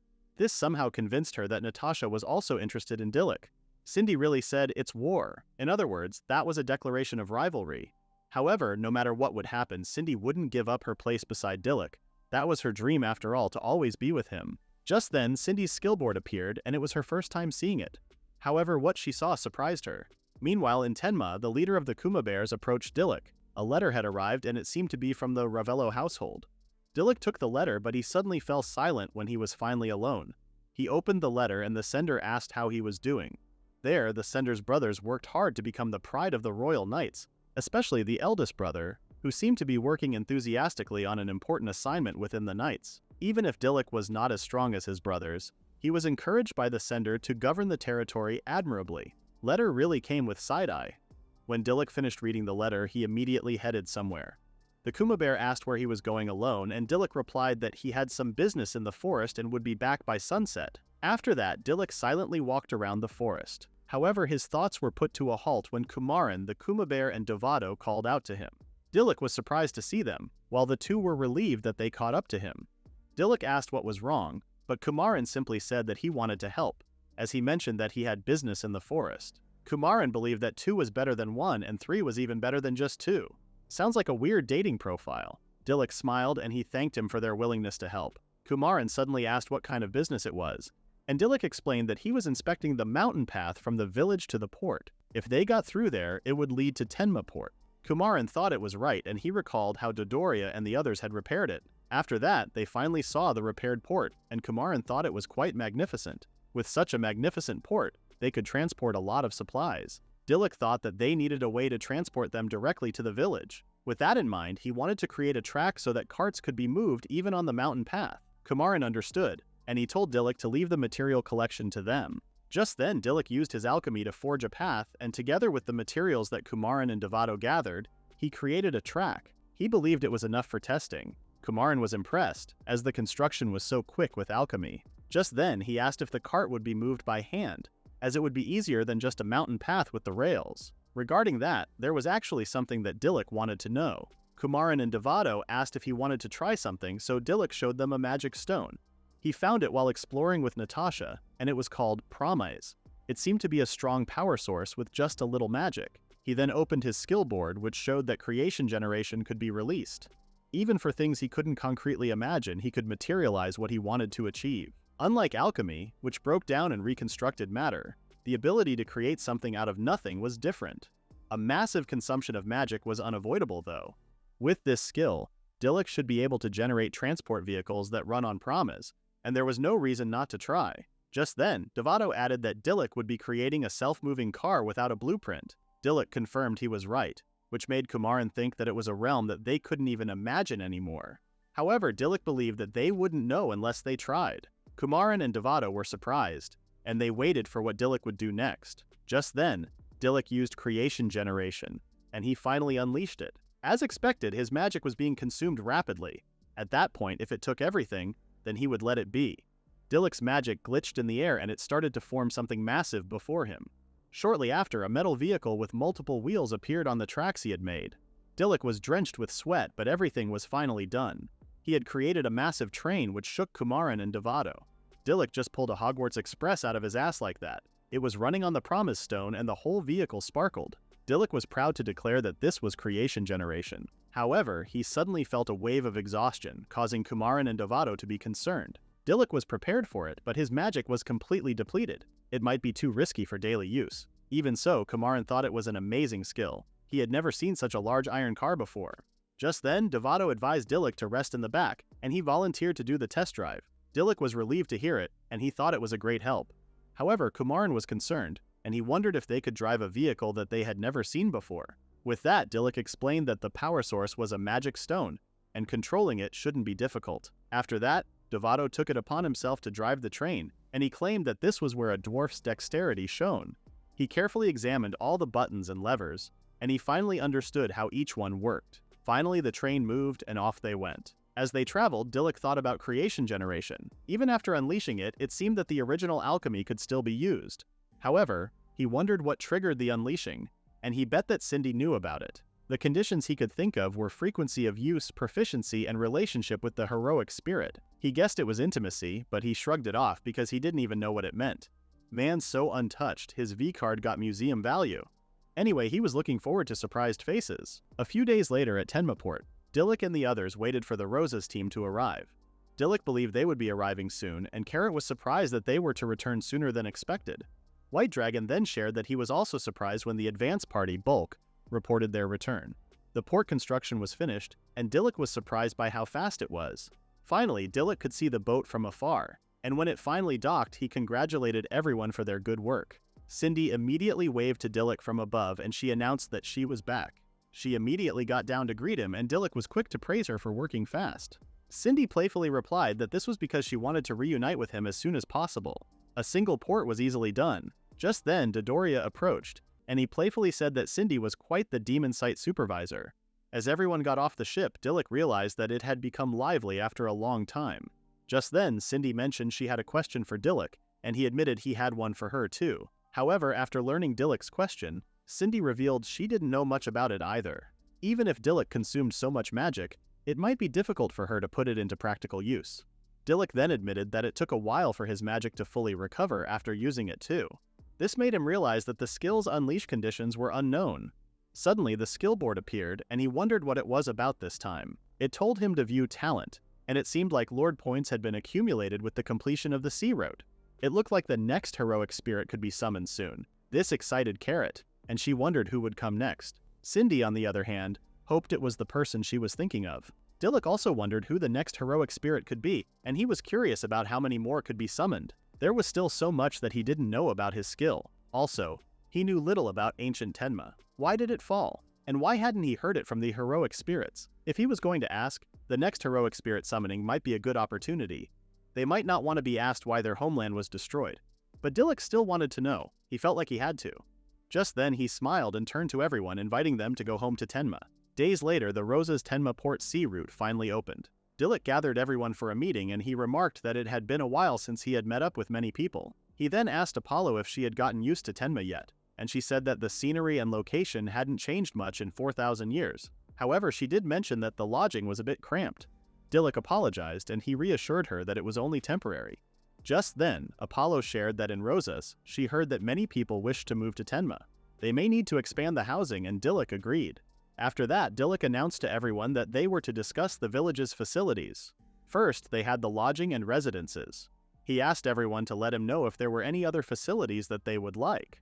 Alice mentioned that she wanted a dining hall, while Apollo wished for the establishment of a clinic. Dilluk figured that none of those would hurt, and it would make good use of their experiences in Rosas.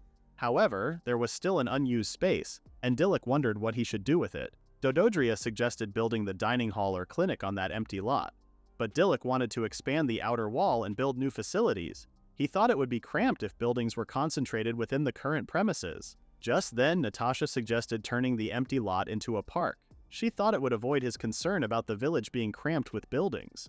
Above all, she wanted a facility that children would enjoy, from Duke's daughter to certified PTA mom. Now that Cindy had come to think of it, many of the people who wished to move to Rosas had children. Dilluk agreed that Natasha's plan was good, and he thanked her. Just then, Natasha told him to leave the matter to her. There was something that she wanted to try with the magic stones that she collected. With that, she turned to Cindy, asking her to lend her strength. Cindy was surprised, so Natasha explained that she alone didn't have enough knowledge to apply the magic stones, and Cindy knew more about it. Though hesitant, Cindy thought she could be of help. Dilluk counted on her, and he mentioned that she and Natasha had gotten quite close in Rosas. Meanwhile, Cindy was surprised that she looked that way in Dilluk's perception. Dilluk then shifted to a new topic, and he informed everyone that he would look into the necessary land area and materials. He wanted to plan the other facilities in order, and everyone understood. That night, Dilluk reported to Cindy and Natasha that the area and terrain for the park seemed to be fine. He left the matter to the girls, and they agreed. Just then, Cindy recalled that Natasha wanted to use magic stones as power for the play equipment. If they connected a magic stone that generated its own energy to a magic tool's magic power storage circuit, she thought it could be converted into power. Natasha finally understood, and she realized that was how she could use the magic stone's energy. She now wanted to ask Dovato about processing magic stones. Just then, someone knocked at the door, and it was Howard. He apologized for interrupting their work, so Natasha asked if something was wrong. Howard promptly reported that there was someone claiming to be his master's messenger, and they wanted to meet with Natasha. Natasha was puzzled, and she wondered why her father sent a messenger now. She knew she couldn't trouble Dilluk and the others, so she decided to handle it herself. However, Howard volunteered to accompany her. With that, Natasha told Cindy that she would be out for a bit. And so, Natasha set out to meet her father's messenger. The messenger took off her hood, bowing to Natasha as she spoke. She introduced herself as Mauve Mortem, her father's aide, and she asked Natasha to remember her. However, Natasha was surprised that her father had an aide and she hadn't heard about Mauve from her father. Mauve explained that she was entrusted with a somewhat special task, so it was understandable that Natasha wouldn't know. However, she reassured Natasha that she did not need to worry. She was the one who knew the secrets of Warland, especially about the magic stone passed down through generations by the eldest daughter of Warland. Natasha was stunned, knowing that the magic stone entrusted to her by her father was known only to a few. Natasha told Mauve that she believed her identity, and she asked for her business. Mauve then revealed that it was an order from her overly worried father. He wanted a progress report on her engagement, not HR checking in. Natasha was visibly bothered, and she asked Mauve to wait a little longer, or ask her father to reconsider. Mauve asked why, as she knew that Natasha also had feelings for the youngest son of the Ravello family. Natasha worriedly said that if it were her father's command, Dilluk wouldn't be able to refuse and she didn't want to trouble him. Unamused, Mauve thought it was such selfishness for the eldest child of a ducal house. Indeed, her father's concern was understandable. Just then, she shifted topics and asked about the liberation of the magic stone. She wondered if Natasha had fulfilled that mission. Natasha frantically said that she was able to liberate the magic stone, and with this, she shouldn't disgrace the name of Warland. Mauve smiled, as she had already expected Natasha to be fit as the next head of the ducal house. Then she revealed that she was entrusted with a message for Natasha to return home once she had achieved marriage or the liberation of the magic stone. Natasha was surprised because Mauve was now asking her to return to the capital. She seemed puzzled, so Mauve held her hands and reassured her not to worry, as she could return with pride. However, Natasha pulled away from Mauve's touch and she screamed at her to let go. Unhand her side character. She argued that she couldn't go back yet, and she wanted Mauve to tell her father that she wasn't doing well. With that, she turned her back on Mauve and urged Howard to go with her. Meanwhile, Mauve only stood there, smiling as she said she understood. Unbeknownst to Natasha, Cindy was following her. She didn't hear the conversation clearly, but she wondered if something had happened with Natasha's family. However, she knew it was probably best to leave her alone until she talked about it herself. After that, she and Natasha resumed their work. Meanwhile, Dilluk had run into Mauve, and he asked if he could have a moment with her. Mauve asked what it was, and Dilluk mentioned that he received a report of a visitor from Howard. As the Lord, he hadn't received any contact from Duke Warland, and he found it unnatural for a Duke's messenger. Because of that, he came to confirm just in case. Mauve acknowledged there was a great disrespect, but it was an urgent matter. Still, she asked Dilluk to forgive her. She also told Dilluk that he could confirm her identity with the Duke himself. Just then, Dilluk said that he would protect Natasha responsibly and he wanted Mauve to tell that to the Duke. Mauve bowed politely and commended Dilluk for being dependable. She also reassured him that she would certainly convey his vigor and enthusiasm. With that, Mauve quickly turned away and left. Days later, everyone gathered at the empty lot. Carrot greeted Cindy and Natasha as they joined in, and Cindy was shocked that everyone was there. Carrot said that they wanted to see the park completed, but this only pressured Cindy. She thought it was a huge responsibility and Natasha agreed, noting that they couldn't fail. With that, Cindy started her task. She used her alchemy creation, and with the stone that Natasha had provided, she worked her magic. Her magic couldn't handle creation generation, so she transmuted based on the blueprints she drew. She had also incorporated the magic stones that Natasha had prepared. As she processed all this, Cindy wished for the park to become a place of rest for children and everyone. And with that, each component of the park appeared. There was a slide, a fountain, a swing, and some benches.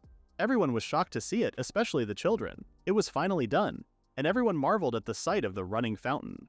Letitia and another kid asked if it was all right for them to play right away, and Cindy allowed them. They quickly ran to the swing and they laughed as they played. Meanwhile, the elderly sat on the benches and they admired the fountain.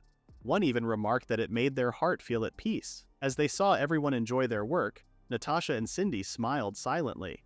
Just then, Natasha called out to Cindy, shocking her. She suddenly held Cindy's hands and said it was a success. Cindy was speechless and she could only mutter Natasha's name.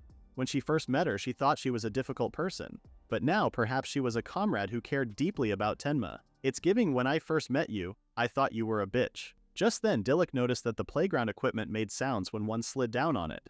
It was an idea typical of Natasha. Natasha said he was right, but Dilluk couldn't help but notice that something was wrong. Natasha said there was something that she wanted to tell him. She wanted to stay in Tenma forever. She also wanted to find something that she could do. Dilluk then told her that if it was her wish, then he couldn't ask for more. Carrot and the other heroes suddenly gathered, reassuring Natasha that they would welcome her. Suddenly, Natasha told Dilluk that she wanted him to forget about the engagement, which shocked everyone. She reasoned that someday, she wanted to decide by her own will. Dilluk assumed that the Duke's orders were all off, and he welcomed Natasha to Tenma. Meanwhile, Cindy was still bothered by Natasha and Dilluk. She now thought that Natasha would propose herself, and she wondered if she was truly a rival in love. Someone tell Apollo to give this girl some Xanax. In that case, she wouldn't lose. Suddenly, the skill board notified Dilluk, which meant it was now time to summon one more time. As he had expected, Lord Points had accumulated. He could now summon a heroic spirit that would allow him to materialize the souls of the dead and make them obey. Thanks to the two who had built the park, Dilluk was able to do this. Bulk was amazed, as he had not only witnessed the completion of the new park, but he would also witness the summoning of a heroic spirit. Carrot also chimed in, saying that it had been a while since she had seen a summoning. However, when a new heroic spirit would come, there was something that Dilluk wanted to ask everyone. Bulk agreed to anything that Dilluk wished, and he thanked him. With that, Dilluk used the ancient summoning technique to call upon the heroic spirit of eternity to manifest before him. A bright flash occurred and the new heroic spirit appeared. Dilluk asked for the hero's name, but he suddenly trembled in fear. The hero asked why he was alive, and he said that he didn't want to die again. Dilluk was puzzled and he wondered what the hero was saying. Do the ancient summoning gods take refunds? The ancient summoning completely lost its grand moment the second the new heroic spirit hit the deck. He collapsed backward, losing his mind and crying out that he didn't want to die again. Dilluk stood there, totally bewildered by his reaction. Heroic spirit. More like heroic anxiety. He tried to get the man to calm down, demanding to know what he was even talking about, but it wasn't getting through. Suddenly, Carrot rushed in and grabbed him straight by the face, yelling at Valerio to get a hold of himself. That snapped him out of it. His eyes went wide, completely shocked to see her, and he stammered out her name. Once the panic had settled, Carrot took his hand and told him to stand up, and a still-shaken Valerio weakly agreed. Seizing the moment, Dilluk chimed in with a realization, asking if Valerio could actually remember what happened when ancient Tenma was destroyed. Dilluk explained that this was exactly what he wanted to ask all of the heroes.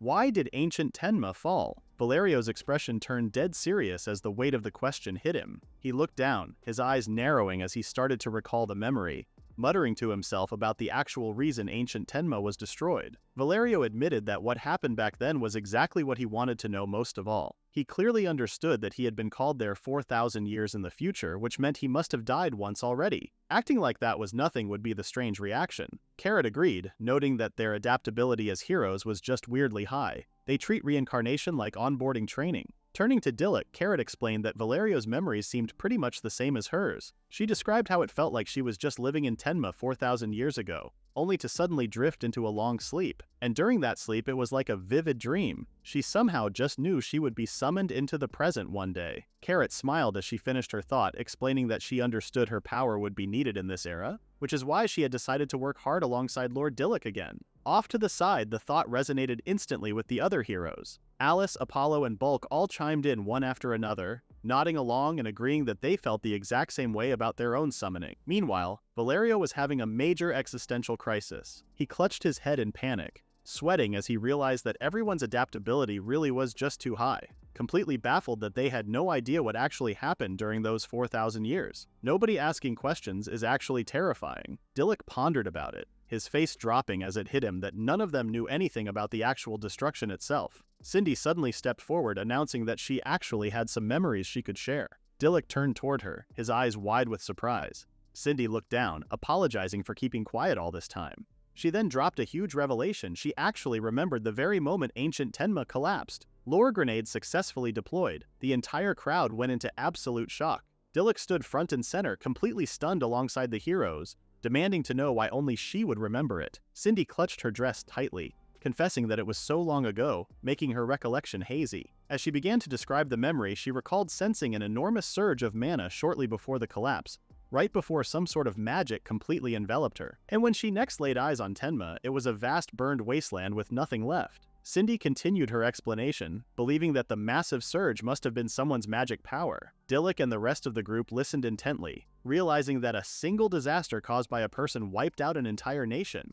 went from mystery to war crime real fast. Dilluk immediately started piecing the clues together, wondering out loud if ancient Tenma had been specifically targeted. He brainstormed that maybe they had been at war with someone back then. Carrot didn't think that was it, while Bulk merely commented that he had no memories of war at all. Apollo, on the other hand, doubted whether there was really a technique or power capable of destroying a whole country in an instant. Alice chimed in, confused about why someone would use it in such a peaceful land if it actually were possible. Cindy agreed with them, noting that it was hard for anyone to believe. That was why she could never bring herself to say it. Carrot quickly stepped forward, making it clear that they were not doubting her. They were just trying to process it too. Just then, Dilluk reasoned that if someone deliberately erased ancient Tenma from existence, that might actually explain why it vanished from history altogether. With low spirits, Cindy wondered who would do something like that, as she truly had no idea. Just as Alice said, ancient Tenma was nothing but peaceful. The king of ancient Tenma had been a gifted diplomat, keeping relations with neighboring countries completely friendly. They had even built strong cooperative ties with the demi-humans as well. Dilluk listened in absolute silence, realizing that it was an ideal realm back then. He thought about how terrifying it was for such a place to be wiped out by someone's hand,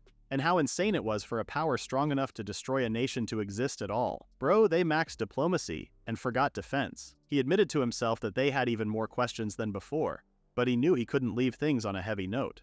Turning back to Cindy, Dilluk offered her a warm, genuine smile and thanked her for telling them something so important. Cindy looked up at him with wide, emotional eyes, muttering his name. The rest of the squad immediately backed him up to lift her spirits. Carrot stepped up with a smile, apologizing for making Cindy carry that heavy secret alone for so long, while Bulk nodded along in agreement. Apollo chimed in, reassuring Cindy that they would let her know if any of them remembered anything else. Dilluk watched his companions from a slight distance as they huddled together, comforting Cindy. He couldn't help but think to himself that even though everyone was acting completely calm on the surface, there was absolutely no way the fact that their homeland was destroyed didn't hurt them deeply. Since he was given the ancient summon technique, he was determined to uncover the truth. Off to the side, Valerio stood in quiet thought, looking back at Dilluk with an unreadable expression. Looking ahead with fierce determination, Dilluk resolved right then and there that since he was given the ancient summon ability, he would absolutely uncover the truth behind ancient Tenma's destruction someday. Some days later,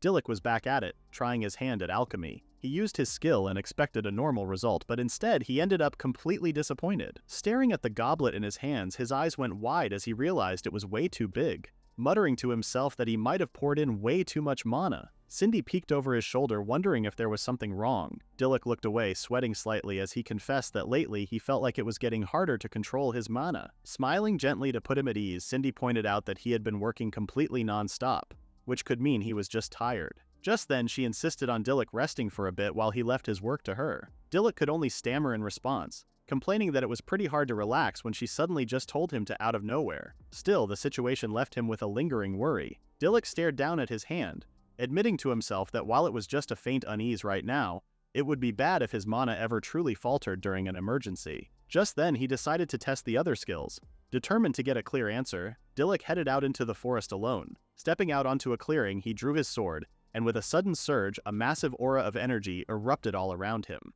The intense aura swirled around Dilluk before completely fading away, leaving him letting out a sigh of relief. He noted that it was good news. He could still call White Dragon normally. His expression turned serious as he stared straight ahead, reminding himself that his power wasn't actually his alone. A vision of his companions flashed through his mind. Carrot, Valerio, Bulk, Apollo, Alice, Cindy, Red Tiger, and White Dragon. Dilluk knew deep down that this was a power he had received from everyone, meant specifically to be used for the sake of Tenma. The Power of Friendship PowerPoint presentation begins. With that thought strengthening his resolve, he gripped his weapon tightly. Black electric energy suddenly crackled and sparked violently off the blade of his sword, rapidly spiraling out of control. Dilluk's eyes widened in sheer panic as the black aura violently flared up around his sword. Unable to withstand the sudden pressure, the sword flew completely out of his hands, clattering loudly against the ground. The sinister dark aura then violently whipped and coiled entirely around Dilluk's body. He dropped heavily to one knee, gasping out that the black aura was actively sucking out his mana. Panicking that at this rate he would be completely drained. He desperately tried to move his hand, wanting to call White Dragon or Red Tiger, but his strength completely failed him. He fell flat on his face in the dirt, completely immobilized and drained of his energy. As he lay there helpless, a shadow suddenly fell over his body. It was Valerio. Moments later, Dilluk woke up to the worried faces of Cindy and Apollo. Cindy called out to him in concern, but he was more fixated on where he was. Having no care for personal space, Cindy lunged at him, crying in relief. Dilluk, on the other hand, asked what happened to him and what was going on. Apollo explained that he had collapsed with severe mana depletion and fallen straight into a coma. She bluntly added that she was actually the one who wanted to know what happened to him. Apollo is reporting facts while Cindy is doing theatrics. Dilluk suddenly sat up in his hospital bed, looking over at Cindy and Apollo with an apologetic smile as he thanked them and said he was sorry for worrying them. He then recalled that when he tried to use his skill, a black aura had suddenly wrapped entirely around him, and he had absolutely no idea what it actually was. Hearing that, Apollo insisted on investigating it herself, but until they uncovered the cause, she needed to rest. Her expression was serious, reminding him to avoid using mana at all for at least 3 days. Dilluk worriedly agreed, sweating bullets as he realized Apollo really was furious this time. Just then, Dilluk paused as a sudden realization hit him. He remembered that he had collapsed all the way out in the forest, which made him curious about who found him. Apollo pointed over to Valerio, explaining that he was the one who had rushed him all the way back to safety. Dilluk immediately turned to Valerio, thanking him for saving his life. However, Valerio was hesitant to accept his gratitude. His voice dropped as a heavy shadow crossed his face. Looking down, he confessed that it was actually his fault that he collapsed. Seeing the confused reaction on Dilluk's face, he went on to explain that things started getting strange after he showed up. After all, he had been watching. When he was summoned, he kept saying all those gloomy things, and he believed he had ultimately ended up weighing heavily on Dilluk's mind. Bro connected dots that weren't even on the same page. He put a hand over his heart, guiltily saying that he wanted to apologize the whole time. Dilluk's eyes widened into absolute comical shock at the bizarre logic. He quickly waved his hands in a frantic panic, insisting that it was a total misunderstanding and that Valerio really had it all completely wrong. Carrot could only sigh from the side, reminding Valerio that she had told him multiple times that he wasn't to blame. He huffed in frustration, calling him out for insisting on apologizing no matter what. Carrot added that he had been like that for the entire 3 days that Dilluk was asleep. Shocked about what he just heard, Dilluk clarified if he had truly been unconscious for that long, to which Carrot confirmed. The girls' faces were unamused, noting how worried they had been. Meanwhile, Apollo's deadpan demeanor turned into a terrifying glare. Looming with a heavy, menacing aura, she firmly declared that he would be staying in bed for a while longer. Apollo switched from healer to prison warden. Holding her clipboard, Apollo suddenly smiled as she gave some medical advice, recommending that Dilluk just accept Valerio's apology. She noted that while it wouldn't solve the root problem, it would be very good for his recovery. Just then, Carrot mentioned that Valerio worked extra hard on it, and said it was already finished. Cindy perked up instantly, excitedly saying that she wanted to see it too. Totally embarrassed by the sudden spotlight, Valerio covered his face with his hand. He mumbled a warning not to get their hopes up too much, sighing that it was nothing new and the exact same as 4,000 years ago. Hearing that, Dilluk realized that he hadn't asked Valerio about his skill yet. Valerio hesitated and he shyly admitted that it would probably be much easier to show him what it was rather than try to explain it. Cindy burst with excitement at the idea and she urged Valerio to lead them to it. A short while later, the entire group gathered outside, following close behind Valerio as they walked along a path near the edge of the forest. Valerio gestured toward a nearby clearing, guiding them forward as he indicated that the spot was just over there. Valerio stood before Dilluk with a humble look, admitting that this was truly the only thing he was actually really good at making. He put his hand on a doorknob, then revealed the treasure hidden inside. The suspense settled to reveal an incredible sight that completely stunned Dilluk. Standing right there in the clearing was a massive, beautifully crafted outdoor hot spring facility, complete with rustic wooden cabins, protective fences, and expansive stone pools filled with steaming water. He said, "My only skill, and it's civil engineering god mode." Dilluk stared blankly at the structure with his mouth wide open, completely unable to process how someone could have built a huge bathhouse like this right in the middle of the forest. Dilluk dropped to his knees at the edge of the water, looking completely flabbergasted as he wondered where all of this hot water had even come from. Valerio crouched down beside him, correcting him by explaining that it was not just any ordinary hot water, but was actually natural hot spring water, which was heated deep beneath the very land they stood upon. Suddenly, Valerio finally revealed the nature of his skill, the blessing of the bath. He elaborated that the power allowed him to easily find and draw out hidden hot springs as well as adjust the temperature of whatever he touched. Everybody got combat powers and Bro became a resort manager. Despite the impressive display, Valerio admitted that compared to everyone else's powers, it was a pretty niche skill to have. Cindy, however, completely disagreed. She continued to praise his ability, pointing out that it was actually an incredibly versatile skill for manipulating both heat and cold energy. She eagerly pressed further, asking if he could even create massive heat waves and sudden cold blasts. Dilluk watched the exchange with a thoroughly impressed look, quietly agreeing that the talent truly was amazing. Valerio grew completely flustered by the overwhelming compliments, muttering that being praised that much made him feel like he was tempting fate. He quickly changed the subject to deflect the attention, letting them know that everything was fully prepared, so they should just go right in and enjoy themselves. With that, he pointed out the layout of the facility, explaining that the women's section was located right past a nearby partition. Cindy enthusiastically raised her hands, leading the group of girls forward. Inside the dressing area, Cindy turned to Natasha and curiously asked if this was her very first time visiting a hot spring as well. Natasha offered a calm reassurance that she would be perfectly fine, adding that she had already thoroughly studied up on the customs of public baths. Natasha treating hot springs like a certification course. Cindy smiled warmly, noting how glad she was that Natasha was looking forward to it. Stepping out onto the stone floor, Natasha's bare foot dipped toward the edge of the water. She took a deep breath, noting that the distinct sulfur smell felt incredibly nostalgic to her. Before Cindy could come after her, she warned her to be careful because she might trip if she rushed too much. Meanwhile, Dilluk and Valerio sat together in the steaming waters of the hot spring. Dilluk looked over at him with a gentle expression, realizing that Valerio had built this entire hot spring specifically for his sake. He offered a sincere thank you for the gesture, but Valerio looked completely stunned by the direct gratitude, blinking in surprise as he sheepishly admitted that while it started out as a total misunderstanding at first, he looked down thoughtfully, confessing that because he always tended to overthink things himself, he simply couldn't just ignore someone else who was clearly overthinking too. The observation triggered a sudden memory for Dilluk, reminding him of past conversations and moments shared with his companions. Dilluk smiled warmly, softly agreeing that he might actually be right about the overthinking. He then looked directly at Valerio and expressed how truly glad he was that he had been able to summon him. They're about to overthink each other's overthinking. With absolute trust, Dilluk smoothly extended an open hand through the mist, letting Valerio know that he was completely counting on him from here on out. Valerio stared down in silent disbelief, completely frozen by the heartfelt gesture. A genuine smile soon spread across his face, and he expressed how happy he was to get to create hot springs again. Just then, Valerio asked if it would be alright for him to call Dilluk King, to which Dilluk simply agreed. Valerio unlocked Loyal Night mode. Later that night, the group began their walk back along the trail after leaving the bathhouse. Cindy happily noted that they had ended up soaking for a really long time, cheerfully suggesting that they should definitely come visit the hot spring again. Suddenly, a strange rustling sound cut through the peaceful atmosphere, catching Dilluk's attention. He stopped in his tracks, blinking in silent surprise as he stared ahead. He told everyone to stop, as he had just noticed something on the path. A monster corpse. Mood ruined instantly. The terrifying sight caught Cindy completely off guard, causing her to let out a panicked shriek. Dilluk knelt down beside one of the fallen creatures,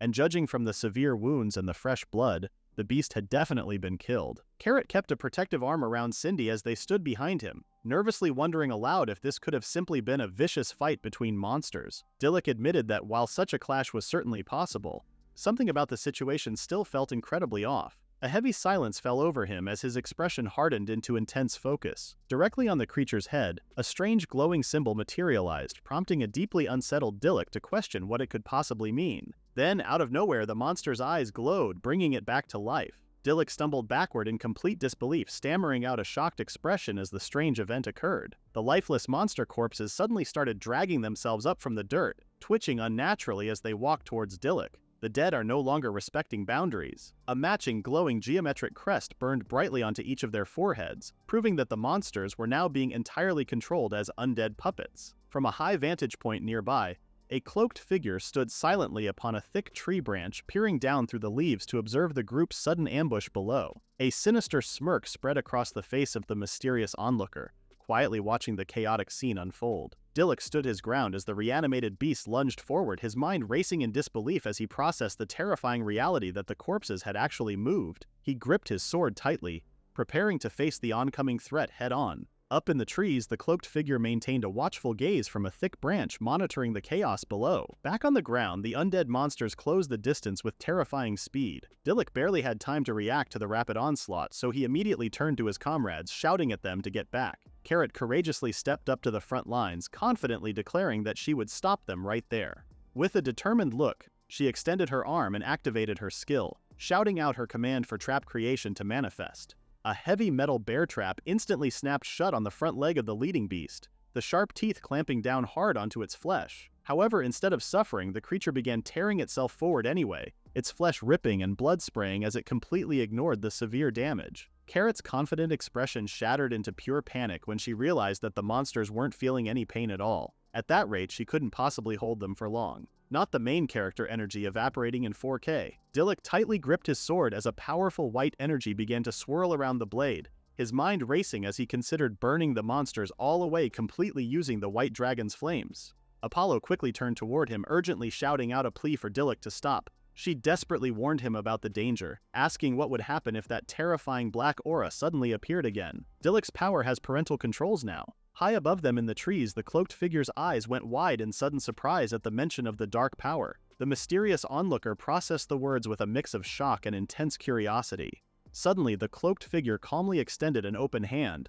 silently directing the undead puppets below. Down on the path, the metal bear trap popped open, completely releasing its grip on the wounded beast's leg. Free from the restraint, the three wolf-like monsters dragged themselves forward once more. Dilluk gasped in silent shock, his eyes widening as he threw himself into a defensive stance. From right behind the front line, Cindy watched the sudden onslaught with pure panic, reaching out a desperate hand as she urgently cried out for Dilluk. Then out of nowhere, Bulk leapt onto the battlefield, insisting that Dilluk leave the situation to him. Bulk said move and took that personally. Meanwhile, one of the bleeding undead wolves continued dragging itself forward, completely unfazed by the deep slashes. Bulk stood his ground, clicking his tongue in deep annoyance over the enemies who felt absolutely no pain, making them troublesome. Stealing his resolve as the three controlled monsters closed in, Bulk prepared his next move, declaring that in that case he would have to change his approach. He then unleashed a rapid flurry of sword strikes, his blade cutting brilliant arcs through the air with absolute precision.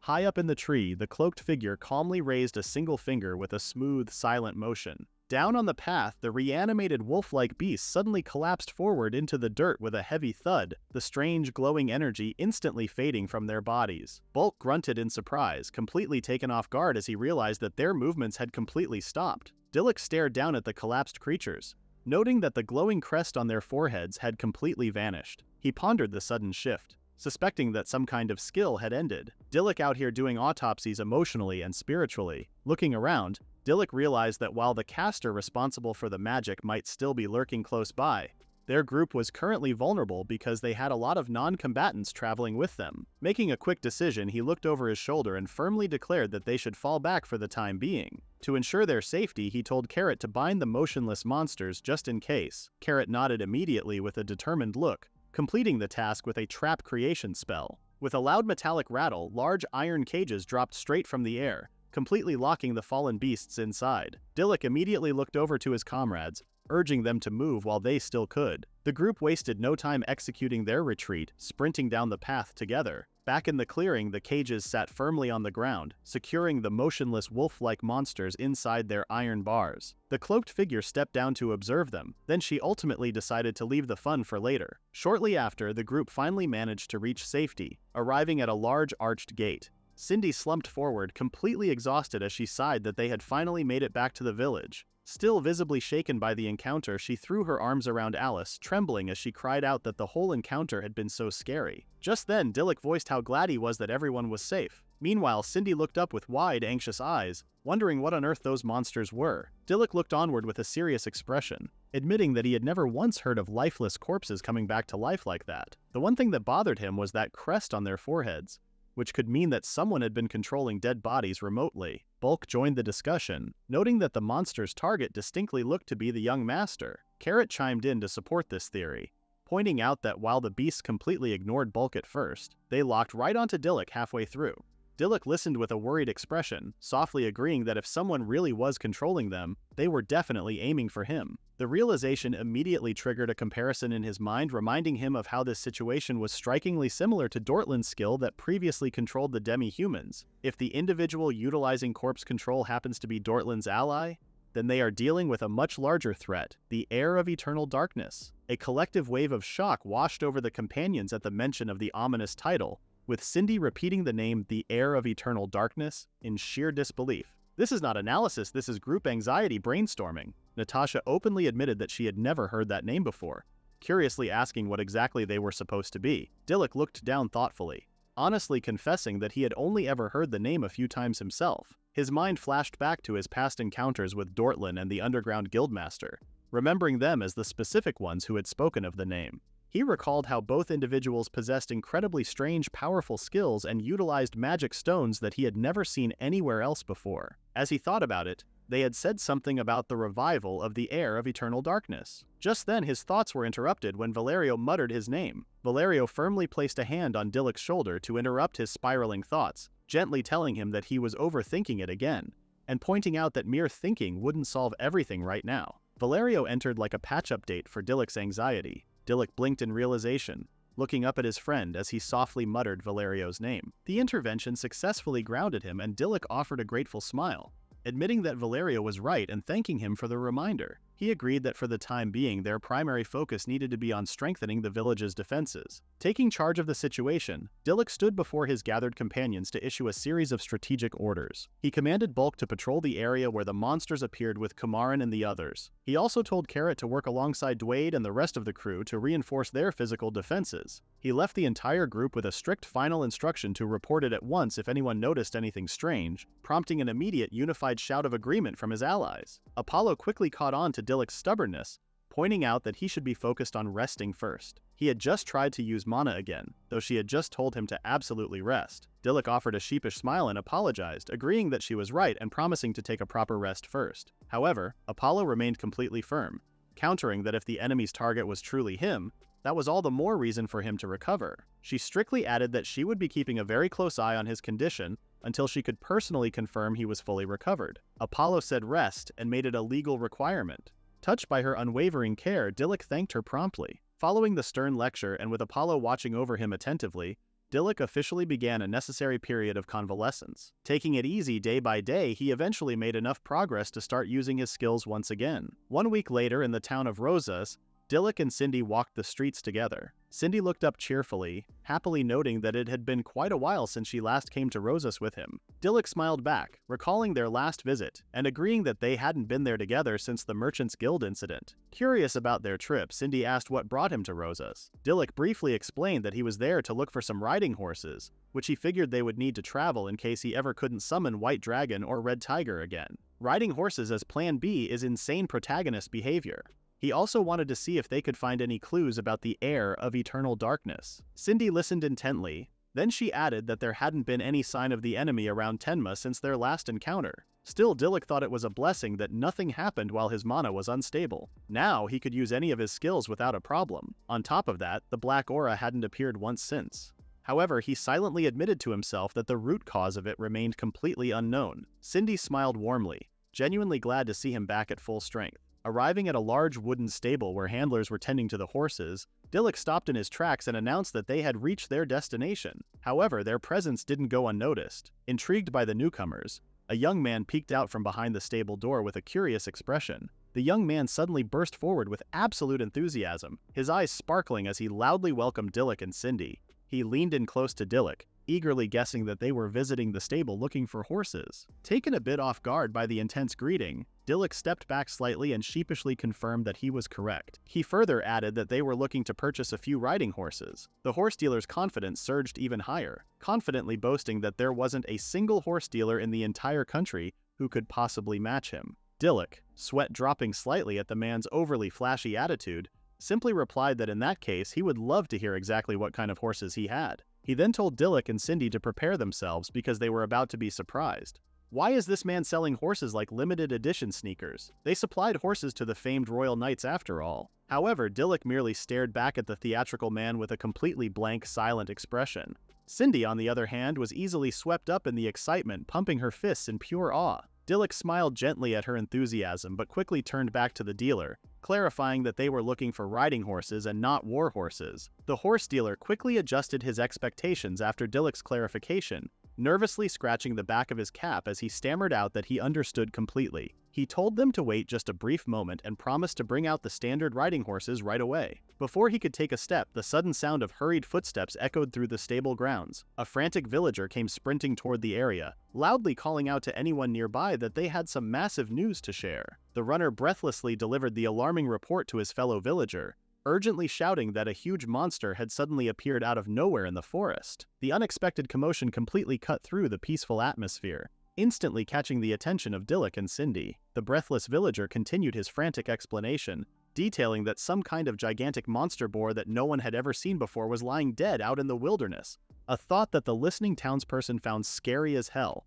Apparently, the colossal creature was already dead when it was discovered. Hearing this vital piece of information, Dilluk's eyes widened in sudden realization. Dilluk cannot resist suspicious corpses, it's his weakness. Instantly pivoting away from their original task, Dilluk waved a hasty hand at the stablemaster and apologized, explaining that they would have to leave the horse talk for another day. The theatrical horse dealer was left standing completely dumbfounded, asking them to come visit his establishment again. Dilluk then turned to Cindy, urging her to check the forest with him. Cindy immediately pumped her fists together with determined energy, shouting a sharp agreement in response. The two left the town behind and entered a winding dirt path that cut deep into the forest. As they walked further down the trail, the quiet rustle of the surrounding area was suddenly interrupted by a low, heavy sound. Dilluk gasped in surprise, his eyes widening as he instantly locked his focus onto the source of the noise. Stepping out into a wide clearing, they found exactly what they had been searching for. A large monster called Kalyudan. Dilluk and Cindy stood completely dwarfed by the sheer size of the beast lying motionless before them. Dilluk carefully stepped closer, noting with deep suspicion that in an area with so little miasma, a high-level beast like this shouldn't be living there at all. Dilluk's suspicion meter just hit max. Piecing the clues together, his hand instinctively gripped the hilt of his sword, pointing to a single conclusion. Someone had deliberately brought it here under control. Before he could finish his thought, a cold voice suddenly echoed from the shadows, whispering that they knew Dilluk would come. A cloaked figure slowly stepped out from behind the fallen Kalyudan, quietly stating that they had been waiting. Dilluk's eyes widened in sharp recognition as a wave of realization and tension hit him. Instantly drawing his sword, he assumed a defensive stance as he fiercely demanded to know who was there. The cloaked figure slowly pulled back her hood, revealing a smirk as she greeted him with, "Long time no see." She introduced herself, telling him that her name was Mauve and to remember it. Dilluk stared in shock, recognizing her face and realizing that she was the woman from before. Dilluk fiercely demanded to know what she was, but Mauve quickly brushed the question aside. She told him that wasn't what he should be worrying about, asking if there weren't more pressing concerns for him to focus on instead. The revelation hit Dilluk completely off guard.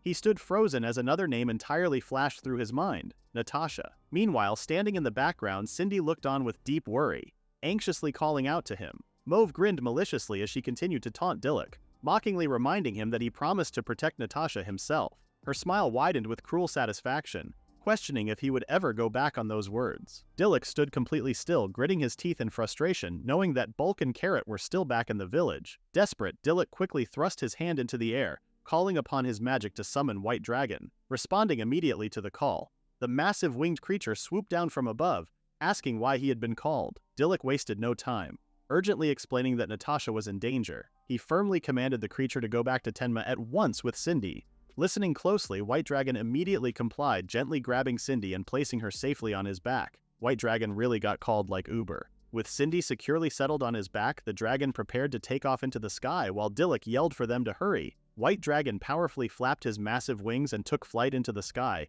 telling Dilluk to leave Natasha to them. Back in the forest, Mauve playfully pointed out that they finally had some time alone. Dilluk, on the other hand, didn't buy her act and directly asked what she was after. Mauve bluntly answered that her assignment was merely collecting the young lady, but her goal was something else entirely: the power of darkness. The revelation caught Dilluk completely off guard, and before he knew it, Mauve had already appeared behind him. She whispered close to his ear, covering his mouth with her hand as she urged him to show it to her already. Dilluk stood completely frozen, while Mauve mockingly questioned if he truly believed his precious Natasha would remain safe.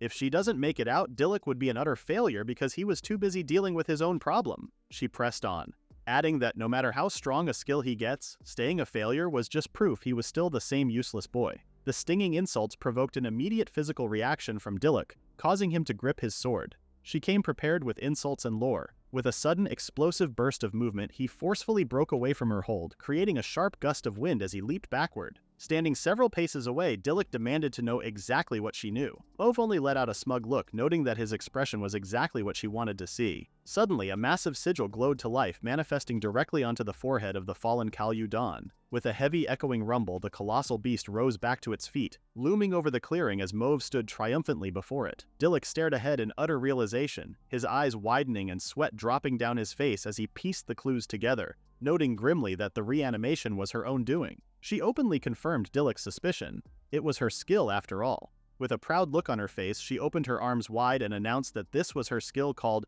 corpse manipulation. Any lifeless body could be revived as one of her puppets. Mauve slowly brought her finger up to her lips, sinisterly adding that she would make him her puppet as well. Him and that darkness of his. Around that time near Tenma village, a massive tremor shook the ground with a heavy thud. A lone figure stood fearlessly, Bulk. Looming directly over him was a colossal, minotaur-like beast with massive horns and razor-sharp fangs. The creature's eyes glowed entirely white, and the exact same geometric symbol appeared directly onto its forehead, signaling that it was under the same dark reanimation control. A sudden heavy rustling sound echoed over the roof of a nearby stone building, scattering debris into the air. Nearby, Natasha stopped in her tracks, slowly lowering her flute as she noticed an intense magical power radiating through the area. Before she could make sense of anything, a piercing shriek cut through the silence. She jolted in surprise, recognizing the voice of the person who had just screamed. Natasha immediately sprinted down a stone corridor, desperately calling out for Letitia and Rena to find out where they were. Reaching a heavy wooden entrance, she forcefully threw the door open with a loud slam. The sight before her caused her to freeze in pure horror. Letitia and Rena clutched onto each other in absolute terror, surrounded by a horde of reanimated skeletons. Skeleton invasion was not on today's agenda. Natasha recoiled in absolute disbelief, sweat rolling down her face as she watched the undead erupt directly out of the ground. Realizing the immediate danger threatening the children, her expression shifted to one of sheer panic. Without a second thought, Natasha lunged forward, throwing her own body over the two trembling girls to shield them. Tears welled in her panicked eyes, her expression twisting into one of pure dread as she waited for the final blow. In the mountains near Tenma village, Bulk stood completely alone with his sword drawn while the horned beast lurked directly in front of him. Suddenly, White Dragon and Cindy appeared in the sky above. Cindy peered down at the rocky landscape below and caught sight of the ongoing struggle. She called Bulk, and he immediately glanced up over his shoulder, relieved that they had successfully made it all the way back from Rosas. Suddenly, the massive beast whipped its head around and bared its razor-sharp fangs, unleashing a deafening roar that shook the area around it. The beast slashed out, its massive jaw jumping through the air to intercept the flying arrivals. The ferocious attack caught White Dragon completely off guard, causing the majestic creature to maneuver out of the way. White Dragon just clocked in and immediately got jumped. Clinging to the dragon's back, Cindy looked down at the aggressive monster and decided to hold it off. With a look of fierce determination on her face, she began channeling her powers to activate her alchemy. The beast slammed its heavy clawed foot into the rocky ground with a sharp scraping sound, causing Cindy to gasp in surprise. Recognizing the increasing volatility of the situation, White Dragon advised her that staying on his back had become far too dangerous, and that she needed to descend to regroup with Bulk on the ground. Cindy nodded in understanding, completely agreeing with the tactical decision. With a quick movement, she leaped down, calling out to Bulk as she approached his side. Standing together in the clearing, the two allies surveyed the chaotic scene. Bulk gripped his sword tightly, asking Cindy what in the world was happening. Cindy, on the other hand, didn't know the details either. Cindy explained to Bulk that the enemy's target was Miss Natasha, which caught the warrior completely off guard.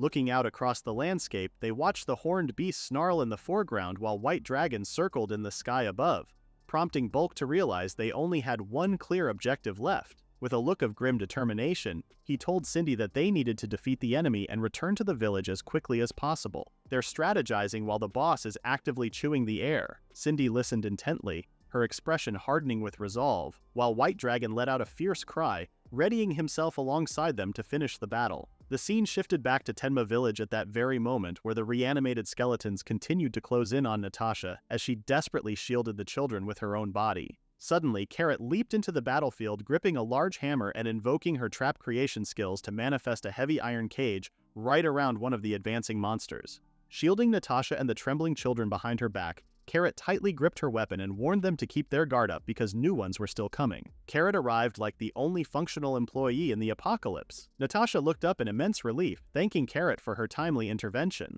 Just then, Apollo told Natasha and the girls to get inside the buildings, while Alice added that the others had already taken shelter indoors. The young girls quickly ran toward a nearby doorway to take cover, while Natasha watched over them. Suddenly, a skeletal hand burst from the ground, clamping its bony fingers directly around Natasha's ankle. Natasha froze instantly, sweat dripping down her pale face as her eyes widened in absolute shock. Natasha let out a piercing shriek as she was pulled down, crashing heavily onto the stone floor. Carrot whipped her head around in pure panic, screaming out Natasha's name as she realized she was in danger. Looking over at the caged monsters, Carrot watched in absolute horror as a decapitated skeletal torso continued to crawl forward. Realizing that these things could move even without their heads, the nightmare only intensified as the undead began breaking apart their own bones to slip right through the iron bars, prompting Carrot to desperately wish she had made the cages with tighter gaps.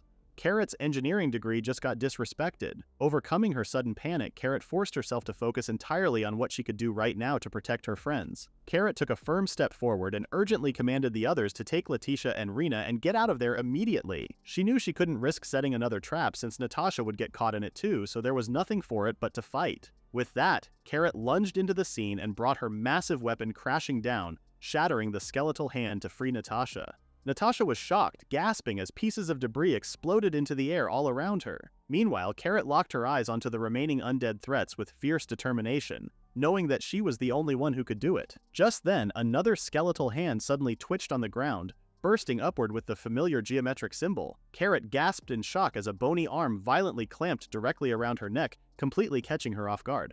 Watching the assault unfold, Natasha cried out her name in pure panic. Groaning in pain, Carrot desperately gritted her teeth and struggled against the oppressive force as a crowd of reanimated skeletons swarmed her position. Natasha panicked, frantically asking Carrot what she should do. Struggling from the tight chokehold, Carrot desperately told Natasha to forget about her and just run to save herself. Before Natasha could even process the warning, a tall skeleton looming behind her suddenly lunged forward, slamming its hand on her nape to knock her out. Natasha cannot have one peaceful scene, bro. When she finally fell unconscious, it grabbed her firmly by the shoulders, cutting off her escape. Stranded across the room and helpless to intervene, Carrot gritted her teeth in absolute fury, desperately shouting for them to wait. Carrot was violently struck down, crashing heavily face first onto the ground. This is the definition of things escalated. Outside, the sky hung heavy and dark over the tree line of the village. The skeleton carried the unconscious Natasha away, hauling her limp body past the empty wooden cages. They brought her into a dark, confined cell, dropping her onto the floor as she remained completely unresponsive. After a moment, Natasha slowly opened her eyes with a weak gasp as she gradually began to regain consciousness. She looked out through the wooden bars of her cell, realizing from how deep in the forest she was that she must have been carried pretty far from the village. The skeletons continued to drag the wooden cage along the path, prompting her to realize she was still being taken somewhere else. No warning, just premium forest delivery. Clinging to the front bars, she questioned why they would kidnap her and what they could possibly want. Looking down in deep thought, Natasha tried to piece the mystery together, wondering if the attack had something to do with Dilluk, a grudge against House Woland, or if she was meant to be used as a hostage for blackmail. Natasha sat curled up alone in the dark, completely overwhelmed by guilt as she realized that everything was happening because of her. She closed her eyes tightly as her mind drifted back into the past. Her memories shifted to a large, elegant estate 6 years ago where a voice suddenly called out to her. Standing out in the open, a younger Natasha dressed in a graduation gown turned her head in surprise to look back. A young Dilluk approached Natasha with a warm smile, explaining that he had lost sight of her after the graduation ceremony and had been looking for her all over. He then hesitantly mentioned that there was something he wanted to give her. Dilluk then reached into his bag and pulled out a sleek rectangular case, opening it up to reveal a set of 3 beautifully crafted wooden flutes. He offered the set to her as a graduation present, asking if she would accept it. Looking at the gift, Natasha stared blankly ahead, reminding Dilluk that she had already told him she would stop playing the flute once they graduated. Dilluk playfully asked if she had truly mentioned that, but Natasha quickly pointed out that he was just pretending to forget. Dilluk, with an earnest expression, then conceded that while she might have said that, he simply couldn't help thinking it would be a terrible waste if she truly quit. Natasha's eyes widened in slight surprise as Dilluk gently added that her flute playing was a precious part of his own memories too. She reached out with trembling hands, hesitantly accepting the gift. Natasha's thoughts drifted back to the present reality, realizing that even back then, when she was with Dilluk, she always felt like she could truly be herself. Why is she emotionally buffering mid-abduction? A series of warm memories flashed through her mind, reminding her of how everyone in Tenma Village had always been so incredibly kind and warm to her. She had wanted to repay them someday, but looking out through the heavy wooden bars of the moving cage, a crushing wave of despair hit her as she realized she might not even get the chance anymore. Meanwhile, back in the dense forest clearing, a heavy wind rustled through the trees as Dilluk stood his ground against Mauve. Mauve confidently faced down Dilluk, taunting him that her puppets should have already captured the young lady back in the village. She mockingly asked if he truly believed they had just been hiding all this time without lifting a finger. She further added that she had already gauged the strength of the swordsman and the trap setter he left there, and she knew exactly what kind of enemies they could handle. Their numbers, their abilities, their mana. Her plan was unfolding exactly as she intended. This villain studies you like a final exam. Dilluk stared back in shocked silence, sweat dropping down his face as Mauve confidently asked if he believed her a little now. She pressed on, pointing out that every last one of them would be easy to wipe out as long as they, the heirs of eternal darkness, wielded their power. Dilluk's eyes narrowed in fierce realization, grit tearing through his voice as he realized that Mauve was one of them. Refusing to let the villain say another word, his hand tightly gripped the hilt of his sword, ready to unleash a counterattack. However, he suddenly gasped in shock when he noticed an ominous black aura begin to manifest around him. Fighting against the suffocating pressure of the black aura, he gritted his teeth and desperately told himself that he absolutely could not afford to collapse right here. Mauve watched his struggle with a cruel, satisfied smirk, mockingly saying that the more he tried to suppress that dark power, the more he would end up suffering. Dilluk could only stand his ground in tense, silent defiance, his hands trembling as he gripped his sword. With a manic grin, Mauve thrust her hand forward, declaring that she would gladly help him release all of it. Awakened by her command, the massive Kalyudan let out a deafening roar and charged forward with a heavy, thundering crash. Caught in a desperate clash, Dilluk narrowly managed to throw up his blade, slashing the beast's snout. At that moment, Dilluk realized that Mauve was right. The more desperately he tried to hold back that forbidden inner power, the faster his regular mana was draining away. Refusing to give in, he faced down the massive reanimated boar once more, steadying his stance as he decided to use swordsmanship alone. Mauve watched his stubborn resistance, asking if he honestly believed he stood any chance of winning against her without using his skills. Just then, the ground began to break apart as skeletal minions clawed their way up from the dirt. Dilluk gasped in shock, realizing that Mauve was resorting to even more corpse manipulation to overwhelm him. Before he could react, one of the reanimated skeletons violently lunged at him, its bony hands firmly clamping over his face. Bro got face-hugged by discount horror. Dilluk gritted his teeth, letting out a frustrated curse as he struggled against the undead creature's grip. Seizing the opportunity, Mauve quietly leaned in close from the side, preparing to whisper something important. Dilluk's inner power was exactly the same as that of the heir of eternal darkness. Dilluk sweated in sheer disbelief, weakly demanding to know what she was talking about. Mauve only smirked wider, leaning closer to explain that a power that strong doesn't just appear out of nowhere, declaring that his magic was clearly born from the very same source as the heir's own power. His comrades and his people would despise him for it because his power itself was a calamity. She's really doing an identity crisis speedrun. Dilluk fiercely snapped back against Mauve's torment, desperately yelling that she was completely wrong. Struggling against the skeletal minion's tight grip, he forcefully declared that this dark power belonged to him and him alone. Mauve's face immediately contorted into a manic grin upon hearing his defiant claim. Thrilled that he was finally giving in, she challenged him to show that power to her. Meanwhile, the reanimated Kalyudan let out a fierce, bloodthirsty growl, charging forward as the battle reached its breaking point. The reanimated Kalyudan bore down on Dilluk with a vicious snap of its jaws, while the skeletal minions continued to swarm him from the opposite side. Pushed completely to his limit, Dilluk finally let go of his restraint, unleashing his hidden power with a massive, violent shockwave. A heavy, explosive burst of pitch-black energy erupted all around him. Standing firmly at the center of the chaos, Dilluk gripped his sword as the swirling, shadowy aura violently bled from his blade. He said, "No more holding back," and broke reality. On the sidelines, Mauve's smirk only deepened, her thoughts confirming that this cataclysmic force was, just as she suspected, exactly the same as that one's power. Her face lit up as she loudly proclaimed that what she was witnessing was the true makings of a conqueror.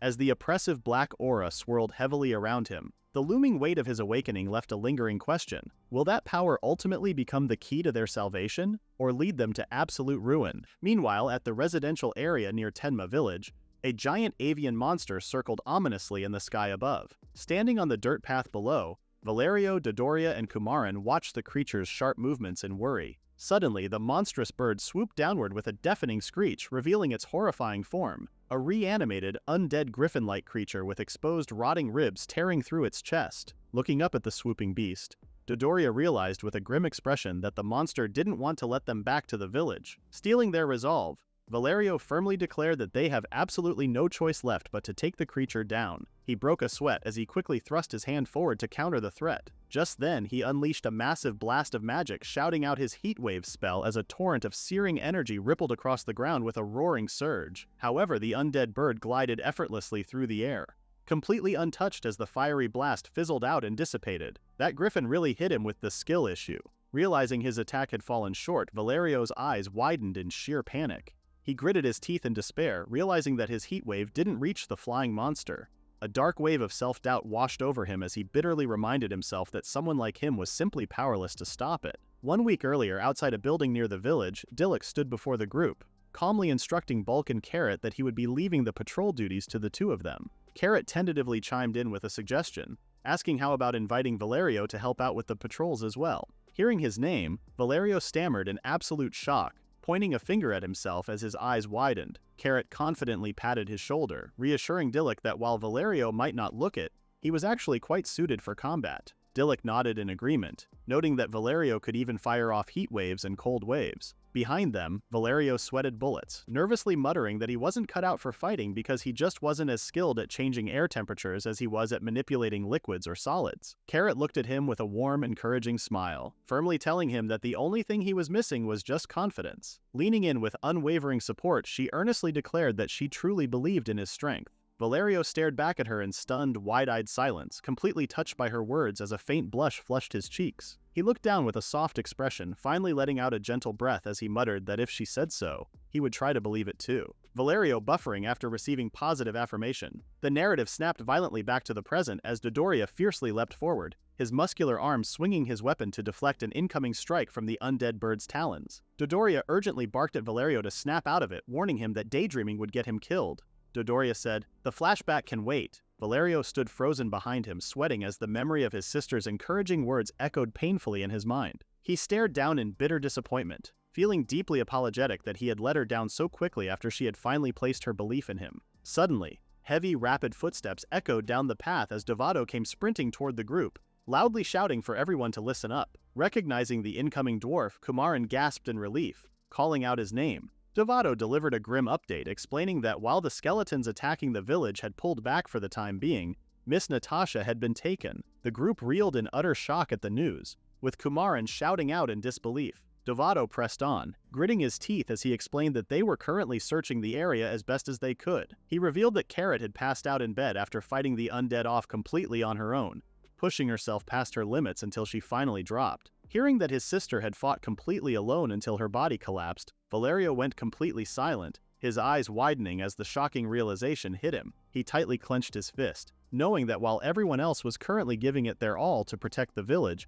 he couldn't afford to keep doubting himself anymore. The guilt update installed successfully. A sudden fire ignited within Valerio's mind as he resolved that he couldn't be the only one backing down anymore, fiercely telling himself that he had to fight too. With newfound determination burning in his eyes, he reached up and tightly adjusted his bandana, completely locking his gaze onto the battlefield. Stepping forward, he tentatively asked Dodoria and Kumaran if they could buy him a little bit of time. Dodoria glanced back at him with a serious expression, realizing that the young mage actually had a concrete plan in mind. Without wasting another second, Valerio swiftly dropped down into a low crouch, planting his hands firmly on the ground. Valerio closed his eyes and deeply concentrated, silently telling himself to focus because, at the very least, this was something he knew he was actually good at. Opening his eyes with a sharp gasp, his gaze locked onto the terrain as a magical target manifested over a mental map in his mind, confirming that with these current conditions, he had found his mark. Suddenly, Valerio turned around and began sprinting away from the front line,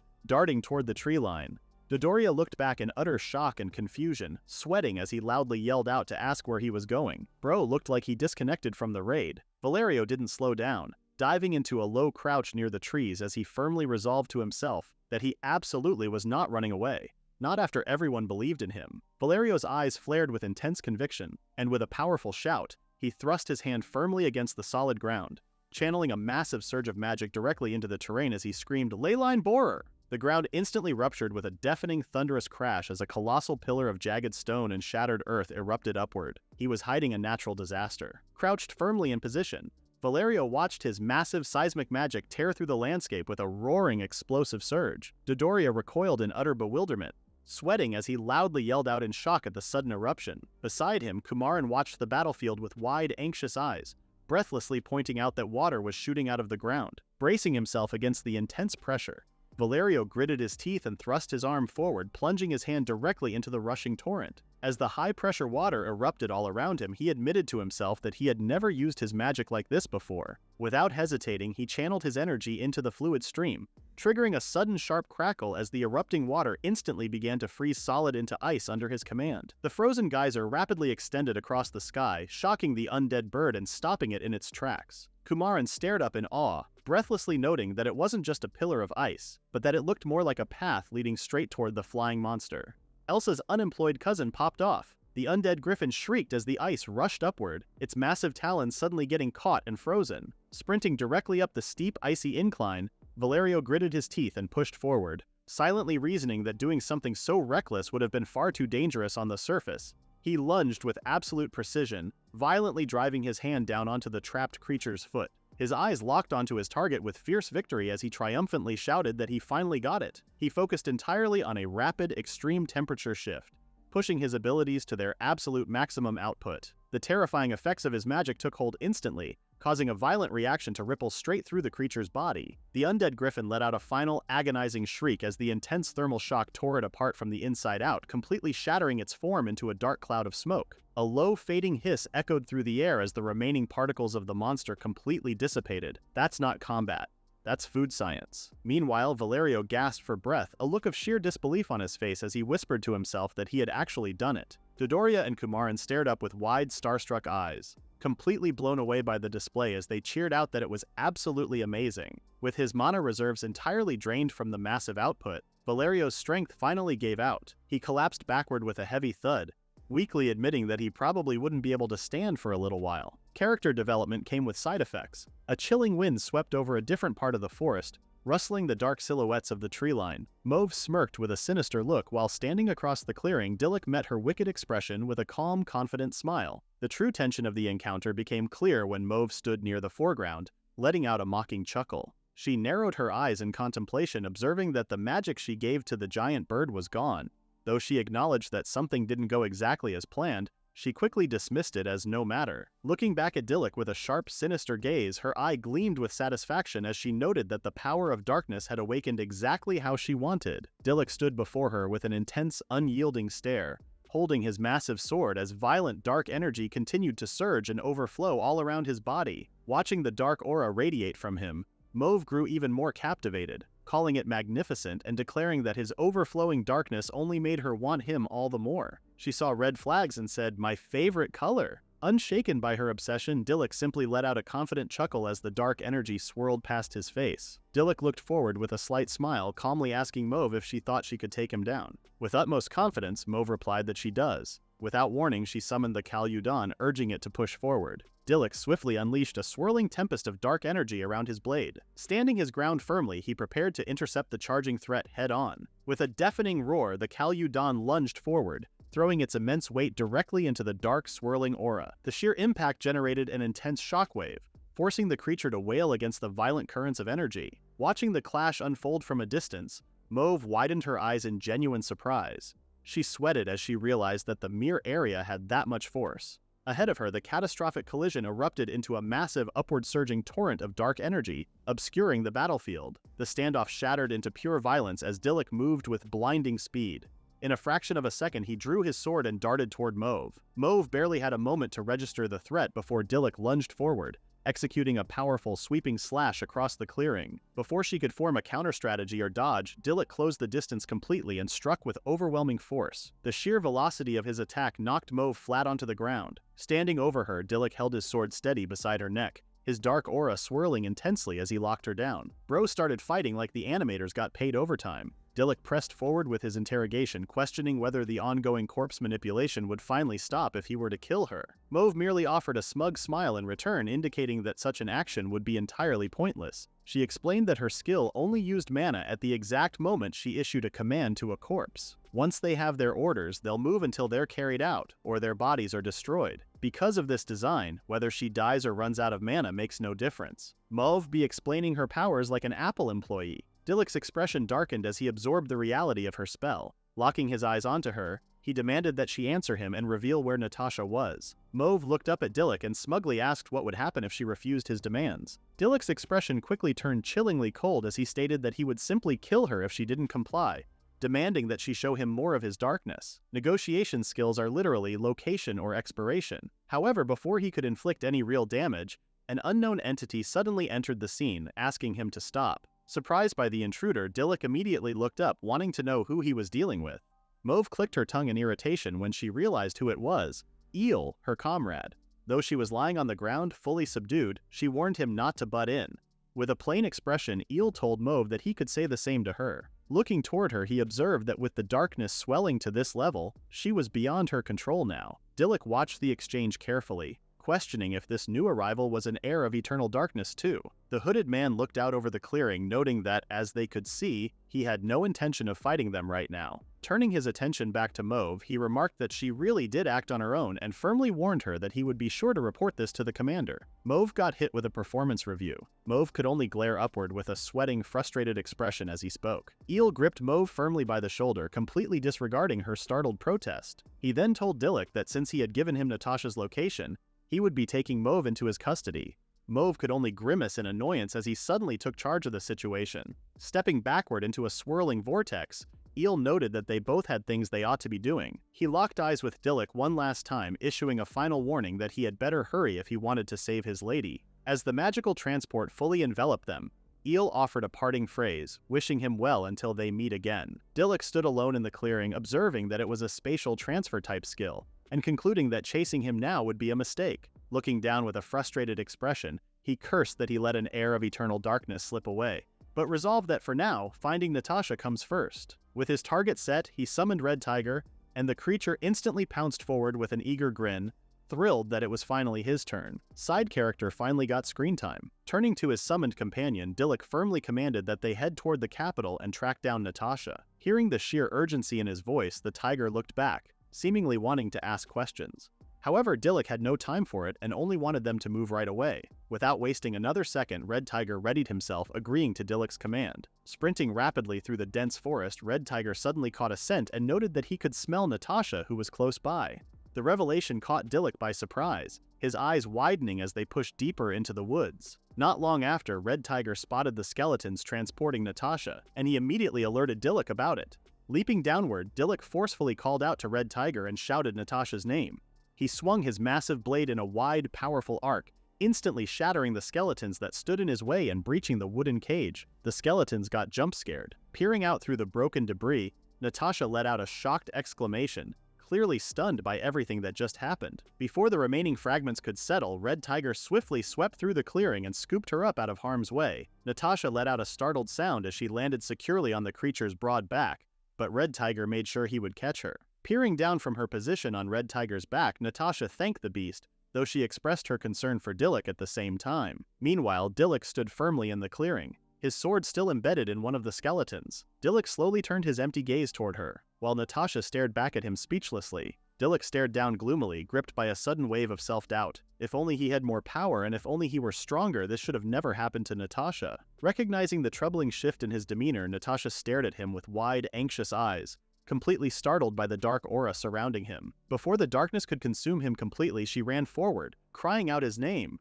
Throwing herself onto him, she tightly wrapped her arms around his back from behind. Feeling the warmth of her sudden embrace, Dilluk stood completely still as the violent black aura swirling around his body finally began to subside. Holding him tightly from behind, Natasha rested her head gently against his back and put her hand over his, pleading with him to go back to being his old self. She reminded him that he didn't need that power, which instantly made his eyes widen in clarity. The power of love said, "Log out." As the dark aura fully dissipated, the sudden mental toll hit Dilluk all at once. He let out a strained, painful grunt as his knees buckled, forcing him to kneel on the floor. Natasha quickly supported his side, her face tight with worry as she urgently asked if he was all right. Pressing a trembling hand firmly against his face, Dilluk looked up with a dazed expression, softly breathing out Natasha's name. Natasha stared down at him with wide, anxious eyes, asking if he was now the same Dilluk as always. Dilluk didn't answer her, but instead asked what he was doing. All he could feel was anger and impatience, and it was awful. He couldn't tell the whole truth to Natasha as his memories from right before he arrived in the area were fuzzy. Looking away in deep shame, he added that it felt like he wasn't himself anymore. However, Natasha tenderly comforted him, softly stating that it was fine because he was back now. Gently reaching up, she gently cupped Dilluk's face with both hands, welcoming him back. The sudden touch caught him completely off guard, and he could only stare down at her with wide, bewildered eyes. The aura left because it felt awkward. Holding her close, Dilluk gently took Natasha's hands into his own, reflecting softly on her previous greeting by repeating it. Wanting to make light of the situation, he told her that he should be the one saying that first. He welcomed her back, noting how glad he was that she was safe. Natasha's gaze softened, feeling apologetic for making him worry. Relieved that they both made it out of the incident alive, Dilluk asked Natasha to let him hear her flute again once they got back to the village. But as the profound exhaustion of the dark magic finally took its toll, Dilluk's strength entirely gave out. He collapsed forward into her embrace, catching Natasha completely off guard as she gasped out his name. Mission complete. Initiating coma. Holding his heavy form tightly against her shoulders, she realized that the haze had finally cleared, freeing him once more. At the same time, in the mountains near Tenma village, a critical clash began to unfold. Standing on the rocky terrain, Cindy threw her hands out wide, focusing her magical energy to trigger her spell, crying out, "Alchemy! Create!" Instantly, heavy gleaming metal chains manifested out of thin air under her command, swirling forward to restrain the giant monster.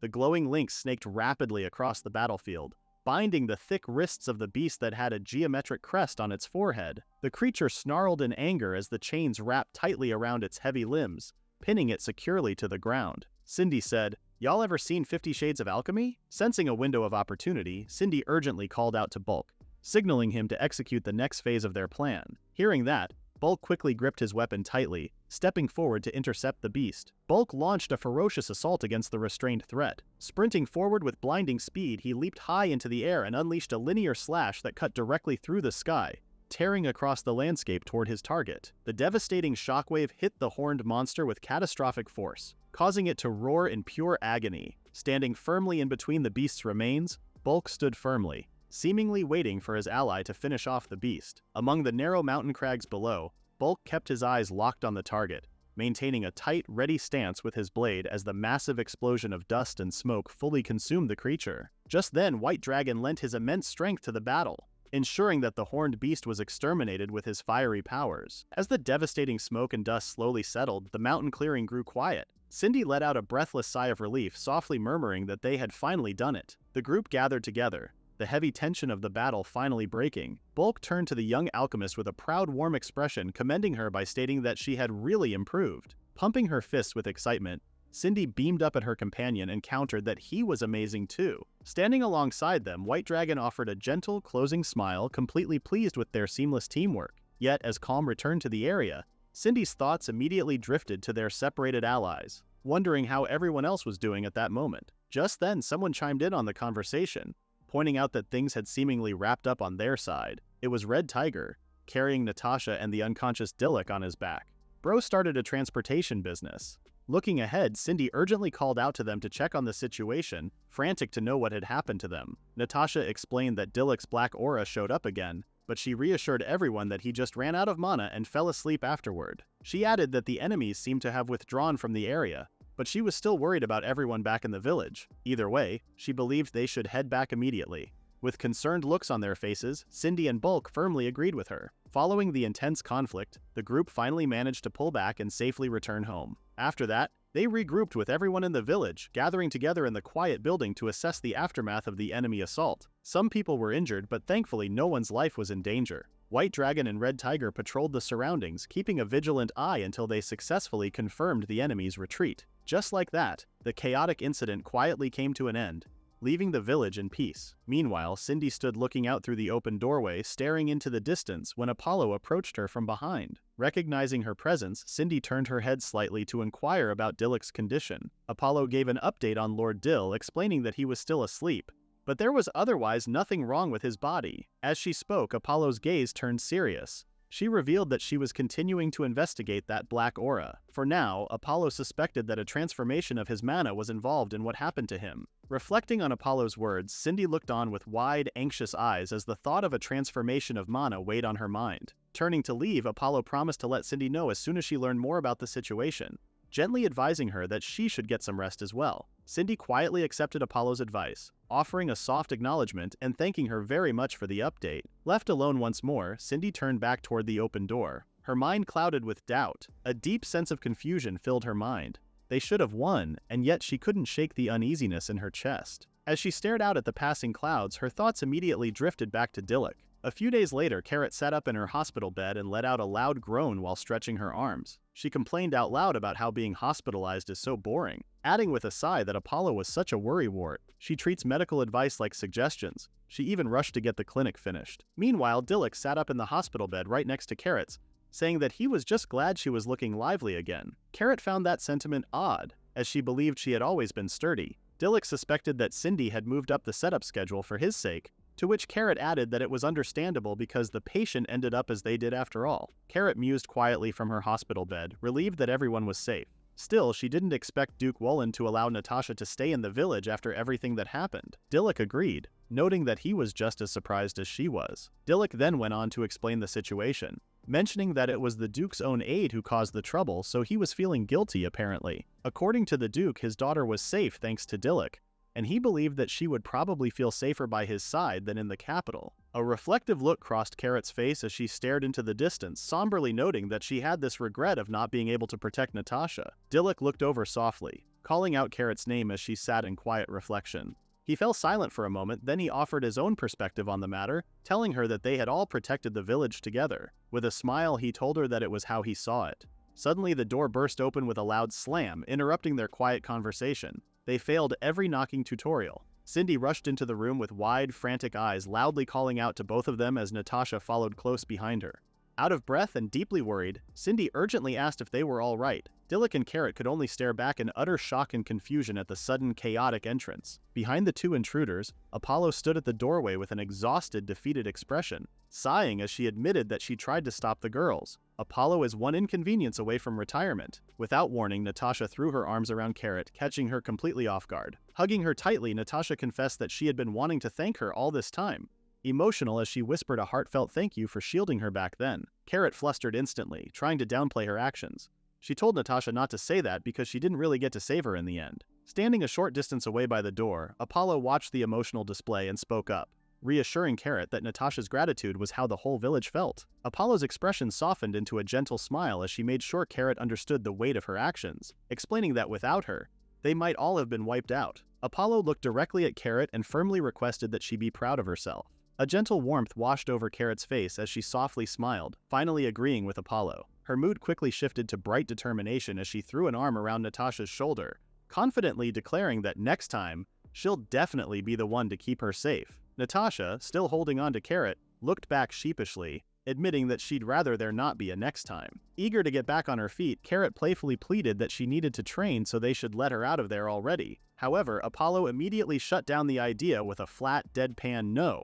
She hit her with parental authority. As things calmed down, the focus shifted to Dilluk. Natasha looked at him with concern, asking if he was all right now. Natasha stared ahead with a troubled expression, her eyes filled with quiet concern as she waited for an answer. Looking back at her with a reassuring smile, Dilluk gently replied that there was nothing wrong with him. A heavy silence filled the room as Cindy stood a short distance away, looking on quietly without saying a word. Dilluk, seen from behind as he sat up in his hospital bed, remained still for a moment before making a decision. Swinging his legs over the side, he placed his foot firmly on the floor and stood up. Walking away from the bed, his back turned to the others as he headed toward the exit. He quietly announced that he was just going to get a bit of fresh air. Dilluk stood outside alone, his back turned as he gazed into the quiet surrounding woods. His expression grew sharp and intensely troubled as grim thoughts weighed heavily on his mind. He recalled that power of darkness and how its strength was overwhelming. He shuddered to think of what would happen if the heirs of eternal darkness could wield the same sort of power. Dilluk remembered that time, Natasha helped him suppress it, but he knew he couldn't rely on that forever. He had to find a way to control it fast. Just then, his deep thoughts were suddenly interrupted when Cindy called out to him from behind. Dilluk blinked in surprise, abruptly snapping back to the present. Watching him with a curious expression, Cindy asked if he was still feeling unwell somewhere. Dilluk immediately turned to face her, smiling as he reassured her that he was completely fine. However, this didn't put Cindy at ease at all and instead caused her to point out that he wouldn't tell her anything. Dilluk muttered her name in his attempt to calm her down, but Cindy pressed on, saying that it was all right because she would be fine even without him. She said that like it was supposed to help. This caught Dilluk off guard, stunning him into silence. Cindy continued to share that they beat a huge monster on their own and that while he was resting, everyone did what they could. On that day too, there was nothing wrong in the team, and everyone was doing well. Dilluk was shocked, looking over at Cindy as she continued speaking. Cindy's gaze was hopeful as she encouraged Dilluk to rest properly for now. Dilluk looked back at her with a soft, gentle smile, offering his gratitude. Cindy looked down momentarily, her expression reflecting a brief hesitation as a soft "but" escaped her lips, clearly harboring more thoughts she wanted to share. Stepping forward with quiet resolve, Cindy reached out and gently placed her hands against Dilluk's chest, stopping him by the shoulders. Looking up at him, she expressed her deep concern regarding whatever was weighing on his shoulders, softly adding that she'd be glad if he told her about it someday. With absolute devotion, she promised him that when that day came, she'd shoulder half of it with him. She really said, "I volunteer as tribute for your trauma." Dilluk muttered her name, Then he reached forward, gently placing his hands over hers, squeezing them with a tight, reassuring grip. Cindy looked up, her eyes filled with sudden surprise at his touch. Looking back at her with a steady gaze, Dilluk assured her that he wouldn't make her carry it, but he prefaced that there might come a time when he would need her help. The view drifted upward toward the open, peaceful sky stretching above the distant tree line. As the gentle breeze stirred the air, Dilluk's voice carried a final, meaningful thought, leaving her with the promise of what would come when that happened. A smile flashed across Cindy's face, predicting that he would say he was counting on her. Dilluk stood silently before her, seemingly relieved that she was feeling lively again. The playful atmosphere continued as Cindy pumped her fists in determination, enthusiastically proclaiming that when that time came, he could leave it all to her. Dilluk wholeheartedly agreed, reassuring her that he would indeed be counting on her. 1 week later, snow had completely blanketed the town. Walking along the snow-covered path, Cindy's boots crunched softly into the white ground, with her pointing out that it was quite a pile now. Cindy walked ahead,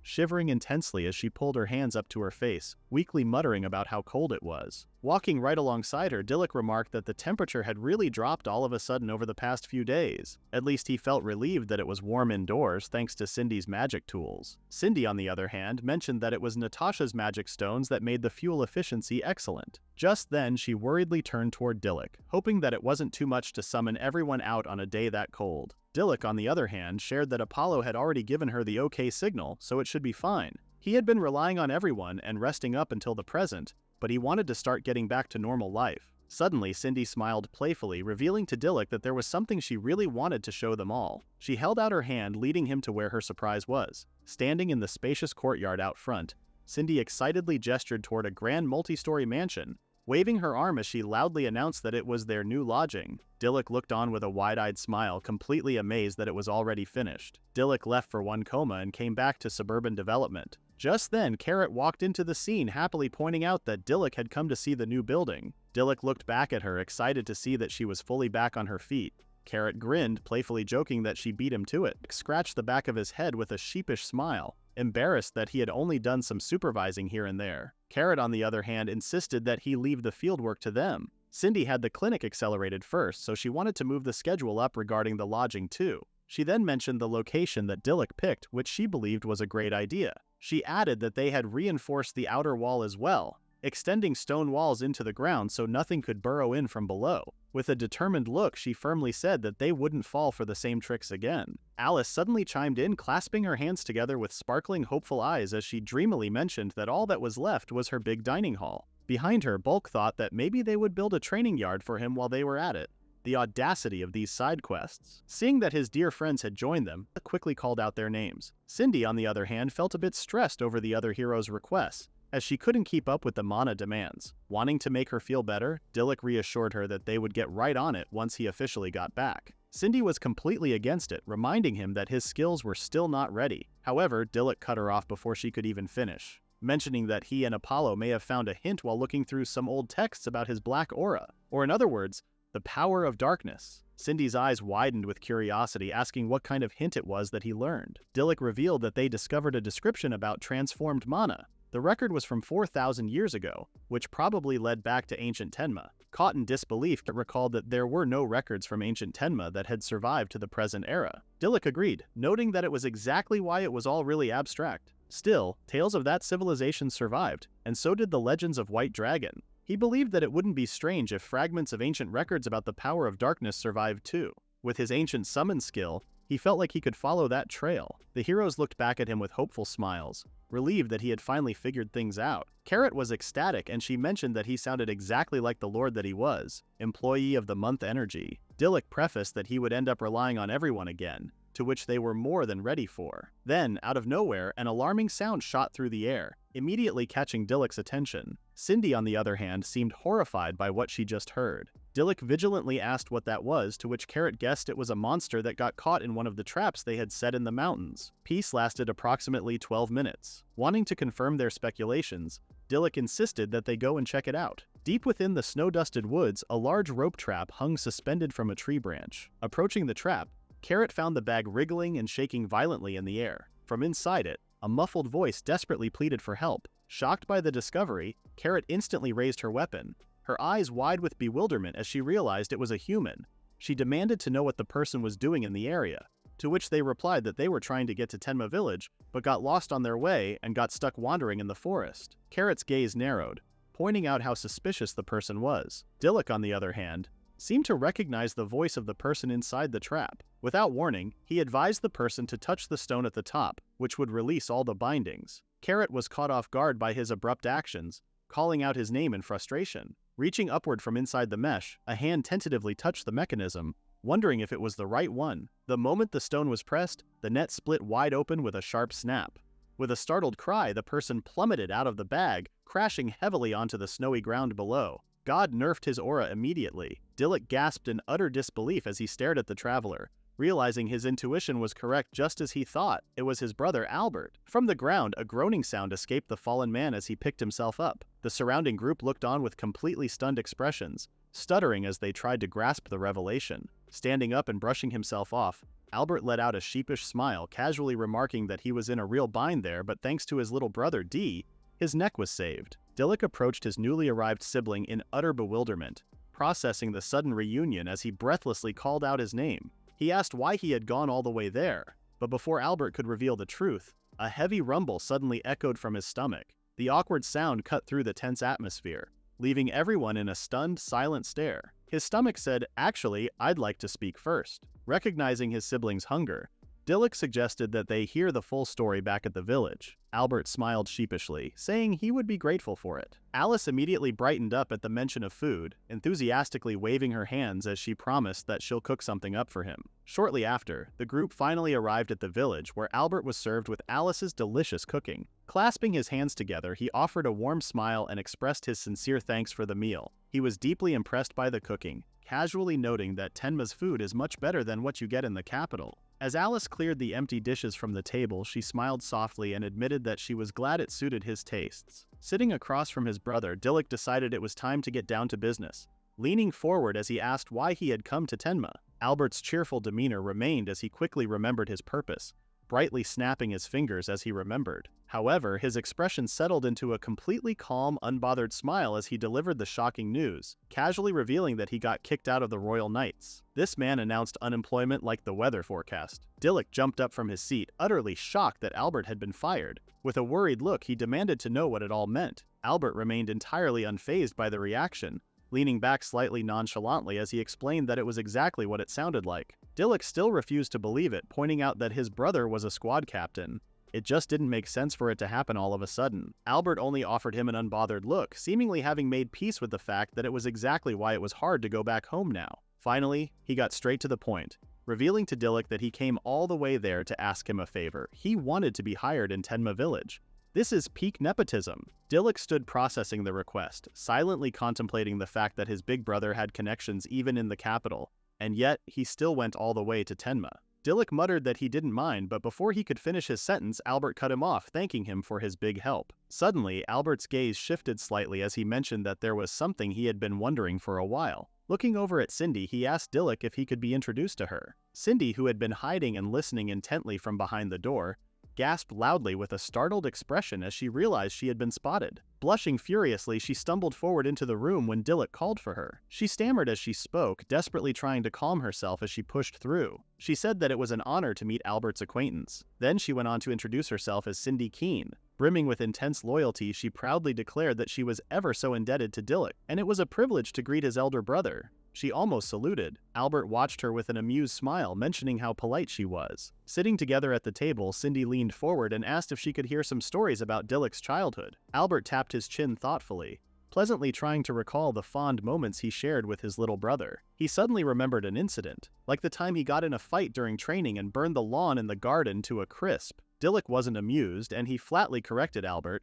saying that it wasn't him but one of their other brothers. Albert laughed it off, slightly agreeing that he might be wrong. He casually brushed it aside, reasoning that when one had a lot of siblings, they might start mixing things up. Bro forgot which child committed arson. Sitting across from them, Dilluk sighed and remarked that reminiscing wasn't really their style anyway. Albert's expression softened into a slightly thoughtful look as he reflected on their family dynamics, admitting that he couldn't remember the last time they all sat down to eat together. Cindy gasped loudly, her eyes widening as she realized that it had truly been that long ago. Albert didn't think much of it, believing that all of them were just busy. Now that he thought of it, he reflected on the somber reality that their house always felt like it was in a rush. His mind drifted back to a memory from 15 years ago at House Ravelot. A young Albert had come running down the grand estate steps, his boots clattering loudly as he excitedly yelled for his mother. Hearing the commotion, the lady of House Ravelot, Katerina, turned around with a gentle expression to see what the matter was. The young boy had rushed up to her, beaming with pure pride and joy as he vibrantly announced that he had been chosen as a candidate for the Royal Knights. Katerina was thrilled, mentioning just how wonderful it was. Albert pumped his fist with fierce determination, confidently declaring that he would become a knight worthy of the Ravello name.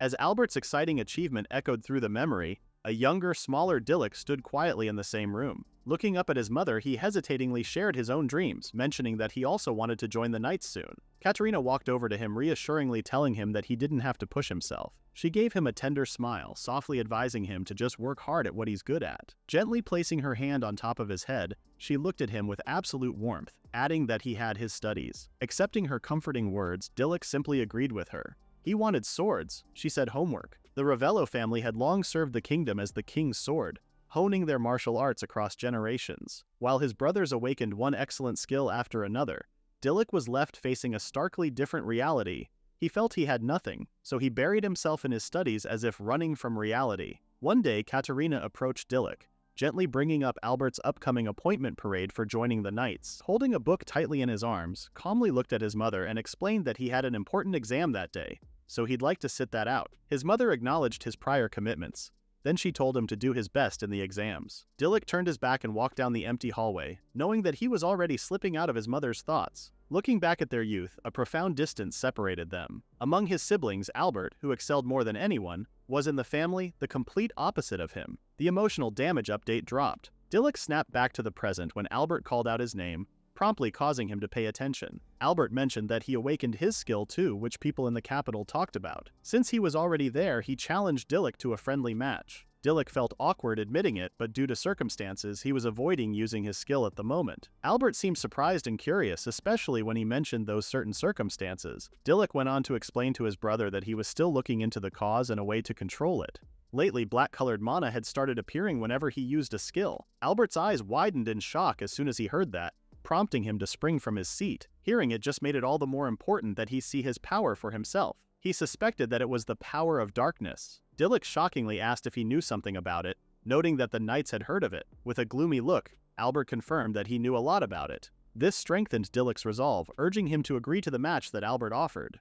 Without wasting another second, the brothers walked outside into the bright daylight, standing ready in the center of the spacious dirt yard. Meanwhile, Cindy stood on the sidelines muttering Dilluk's name with concern. Just then, Carrot walked into the scene, sharing that she came to watch because it sounded interesting. Carrot showed up like, "I smelled drama." Apollo, on the other hand, wasn't so amused that Albert had barged into town without permission. Carrot called out their names, surprised that they had come to witness the friendly match. Dilluk stood across from his brother, a memory flashing through his mind of the two of them clashing wooden swords as young boys. He silently recognized that this was a match with his big brother, and he hadn't dueled with him since the sparring they had as kids. He stared at Albert, deeply aware that he was a squad captain in the Knights until just recently. Albert lightly gripped the hilt of his weapon, a calm but piercingly sharp smile crossing his face. Deep down, he was analyzing the situation, knowing that his younger brother was a seasoned veteran, and now that his skill had awakened, he didn't need to hold back anymore. The thought hung heavily in the air, until Albert accidentally spoke his mind aloud. Dilluk started sweating as he caught the slip and flatly called him out, realizing that he really was holding back in the past. Caught red-handed, Albert offered a sheepish grin and immediately apologized.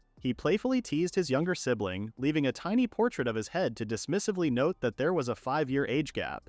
Imagine discovering this decades later. Dilluk firmly met his brother's gaze, his voice steady as he insisted that there's no need for that now, sharply demanding that he go all out. Observing the sudden change in his younger sibling, Albert smirked, mentally noting that he was finally making that kind of face. Wanting to get it over with, Albert told Dilluk to start whenever he was ready. Dilluk silently braced himself, drawing his large blade with quiet, focused determination. With a sudden surge of heat, a powerful blaze erupted around them.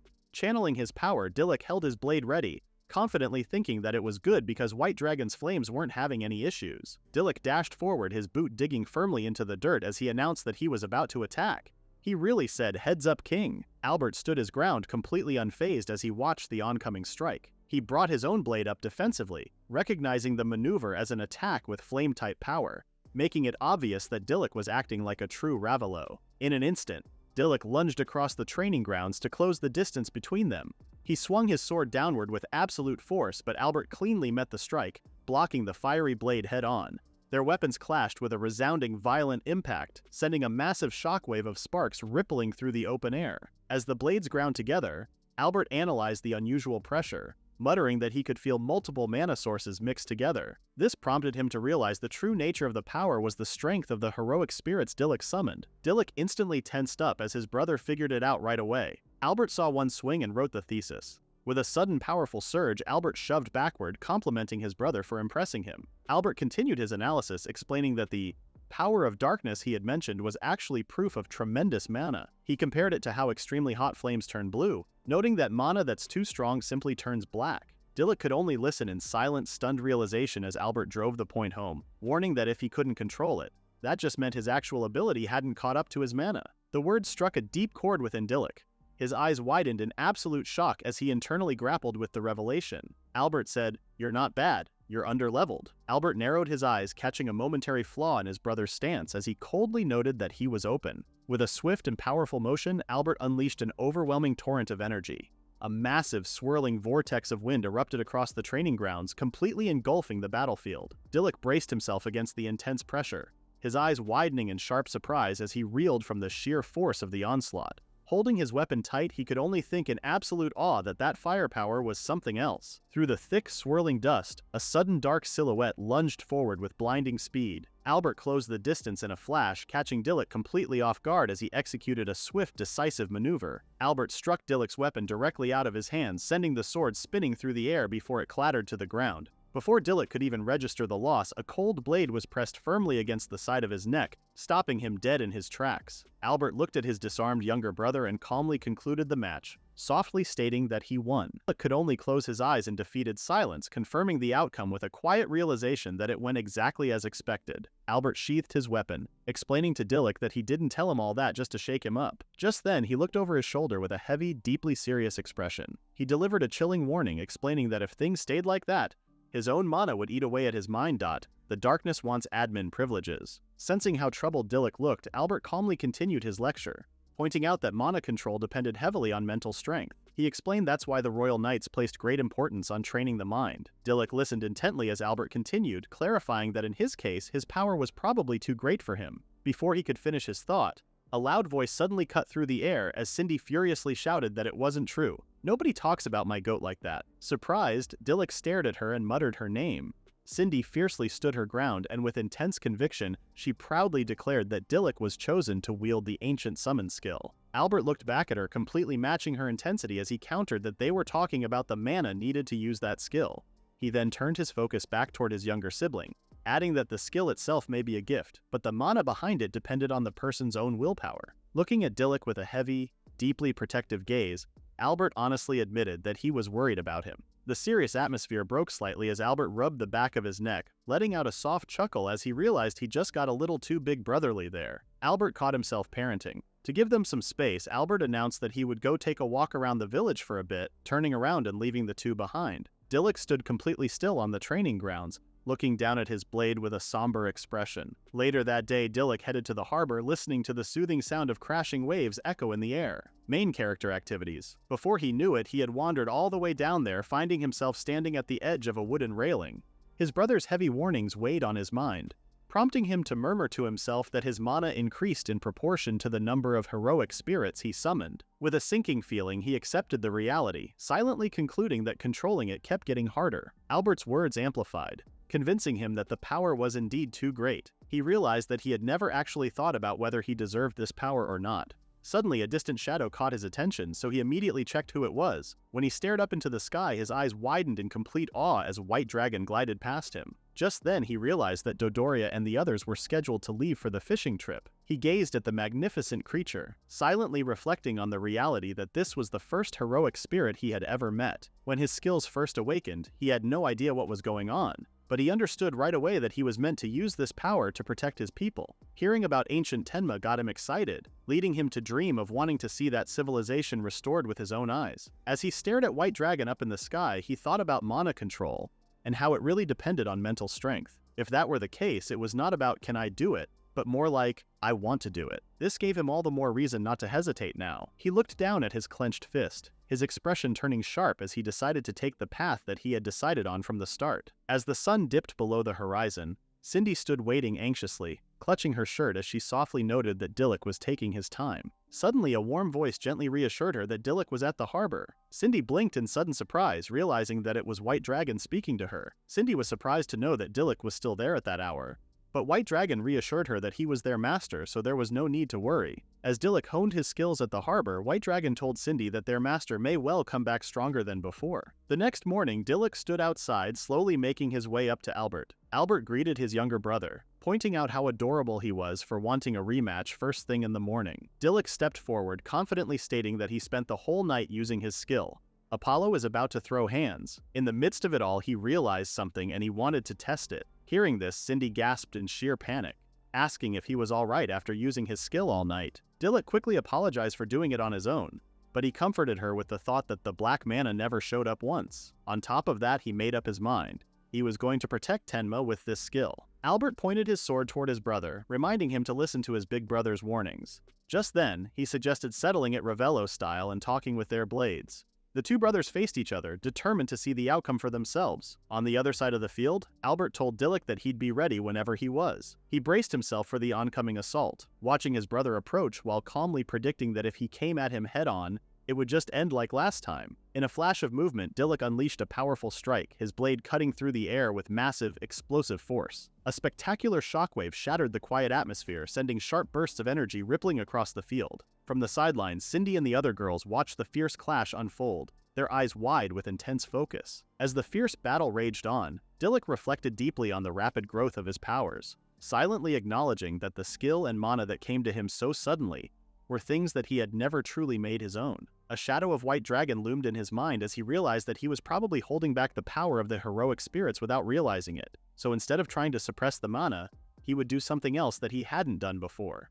This is either growth or a terrible idea. Before he executed his final plan, he knew that White Dragon's flames were much stronger than the ones he was releasing. With an explosive surge, he swung his blazing sword upward, declaring that he would unleash his mana. The sheer force of the blow tore through the air, shocking Albert. His eyes widened in complete shock as he desperately raised his blade to defend, noticing that the pressure was not just mere mana. Albert reeled from the staggering pressure, his posture breaking as he tried to comprehend the strike. The massive force completely overwhelmed his defenses, cleanly knocking the weapon right out of his hand. With a sharp clatter, Albert's sword went spinning through the air before plunging straight to the ground, leaving him staring at his now empty hand. Dilluk stared back at his brother, clearly shocked that he was actually able to defeat him. From the sidelines, Cindy's face instantly lit up with pure excitement, cheering that he won. She gushed at the sight of him, adding that she had already expected it from him. Albert looked across at his younger sibling, complimenting the flame he had just witnessed. He accepted his defeat, then he kneeled down to reach for his sword, jokingly saying that his pride as a former knight was gone. Bro submitted his resignation twice, but before he could sheath his weapon, a sharp, sudden darkness gripped his senses. A black, corrupted aura violently erupted around his hand, causing him to collapse to his knees with a painful grunt. Dilluk called out to him, worriedly asking what was wrong. Before he knew it, the dark, corrupted aura coiled tightly around Albert, completely overtaking him. Seeing all this unfold, Dilluk could only stand frozen. Meanwhile, a sinister transformation took hold of Albert, his expression contorting into a creepy smile as he expressed his bitterness about losing to a dropout like Dilluk. "You beat me? Fine. I'll become evil."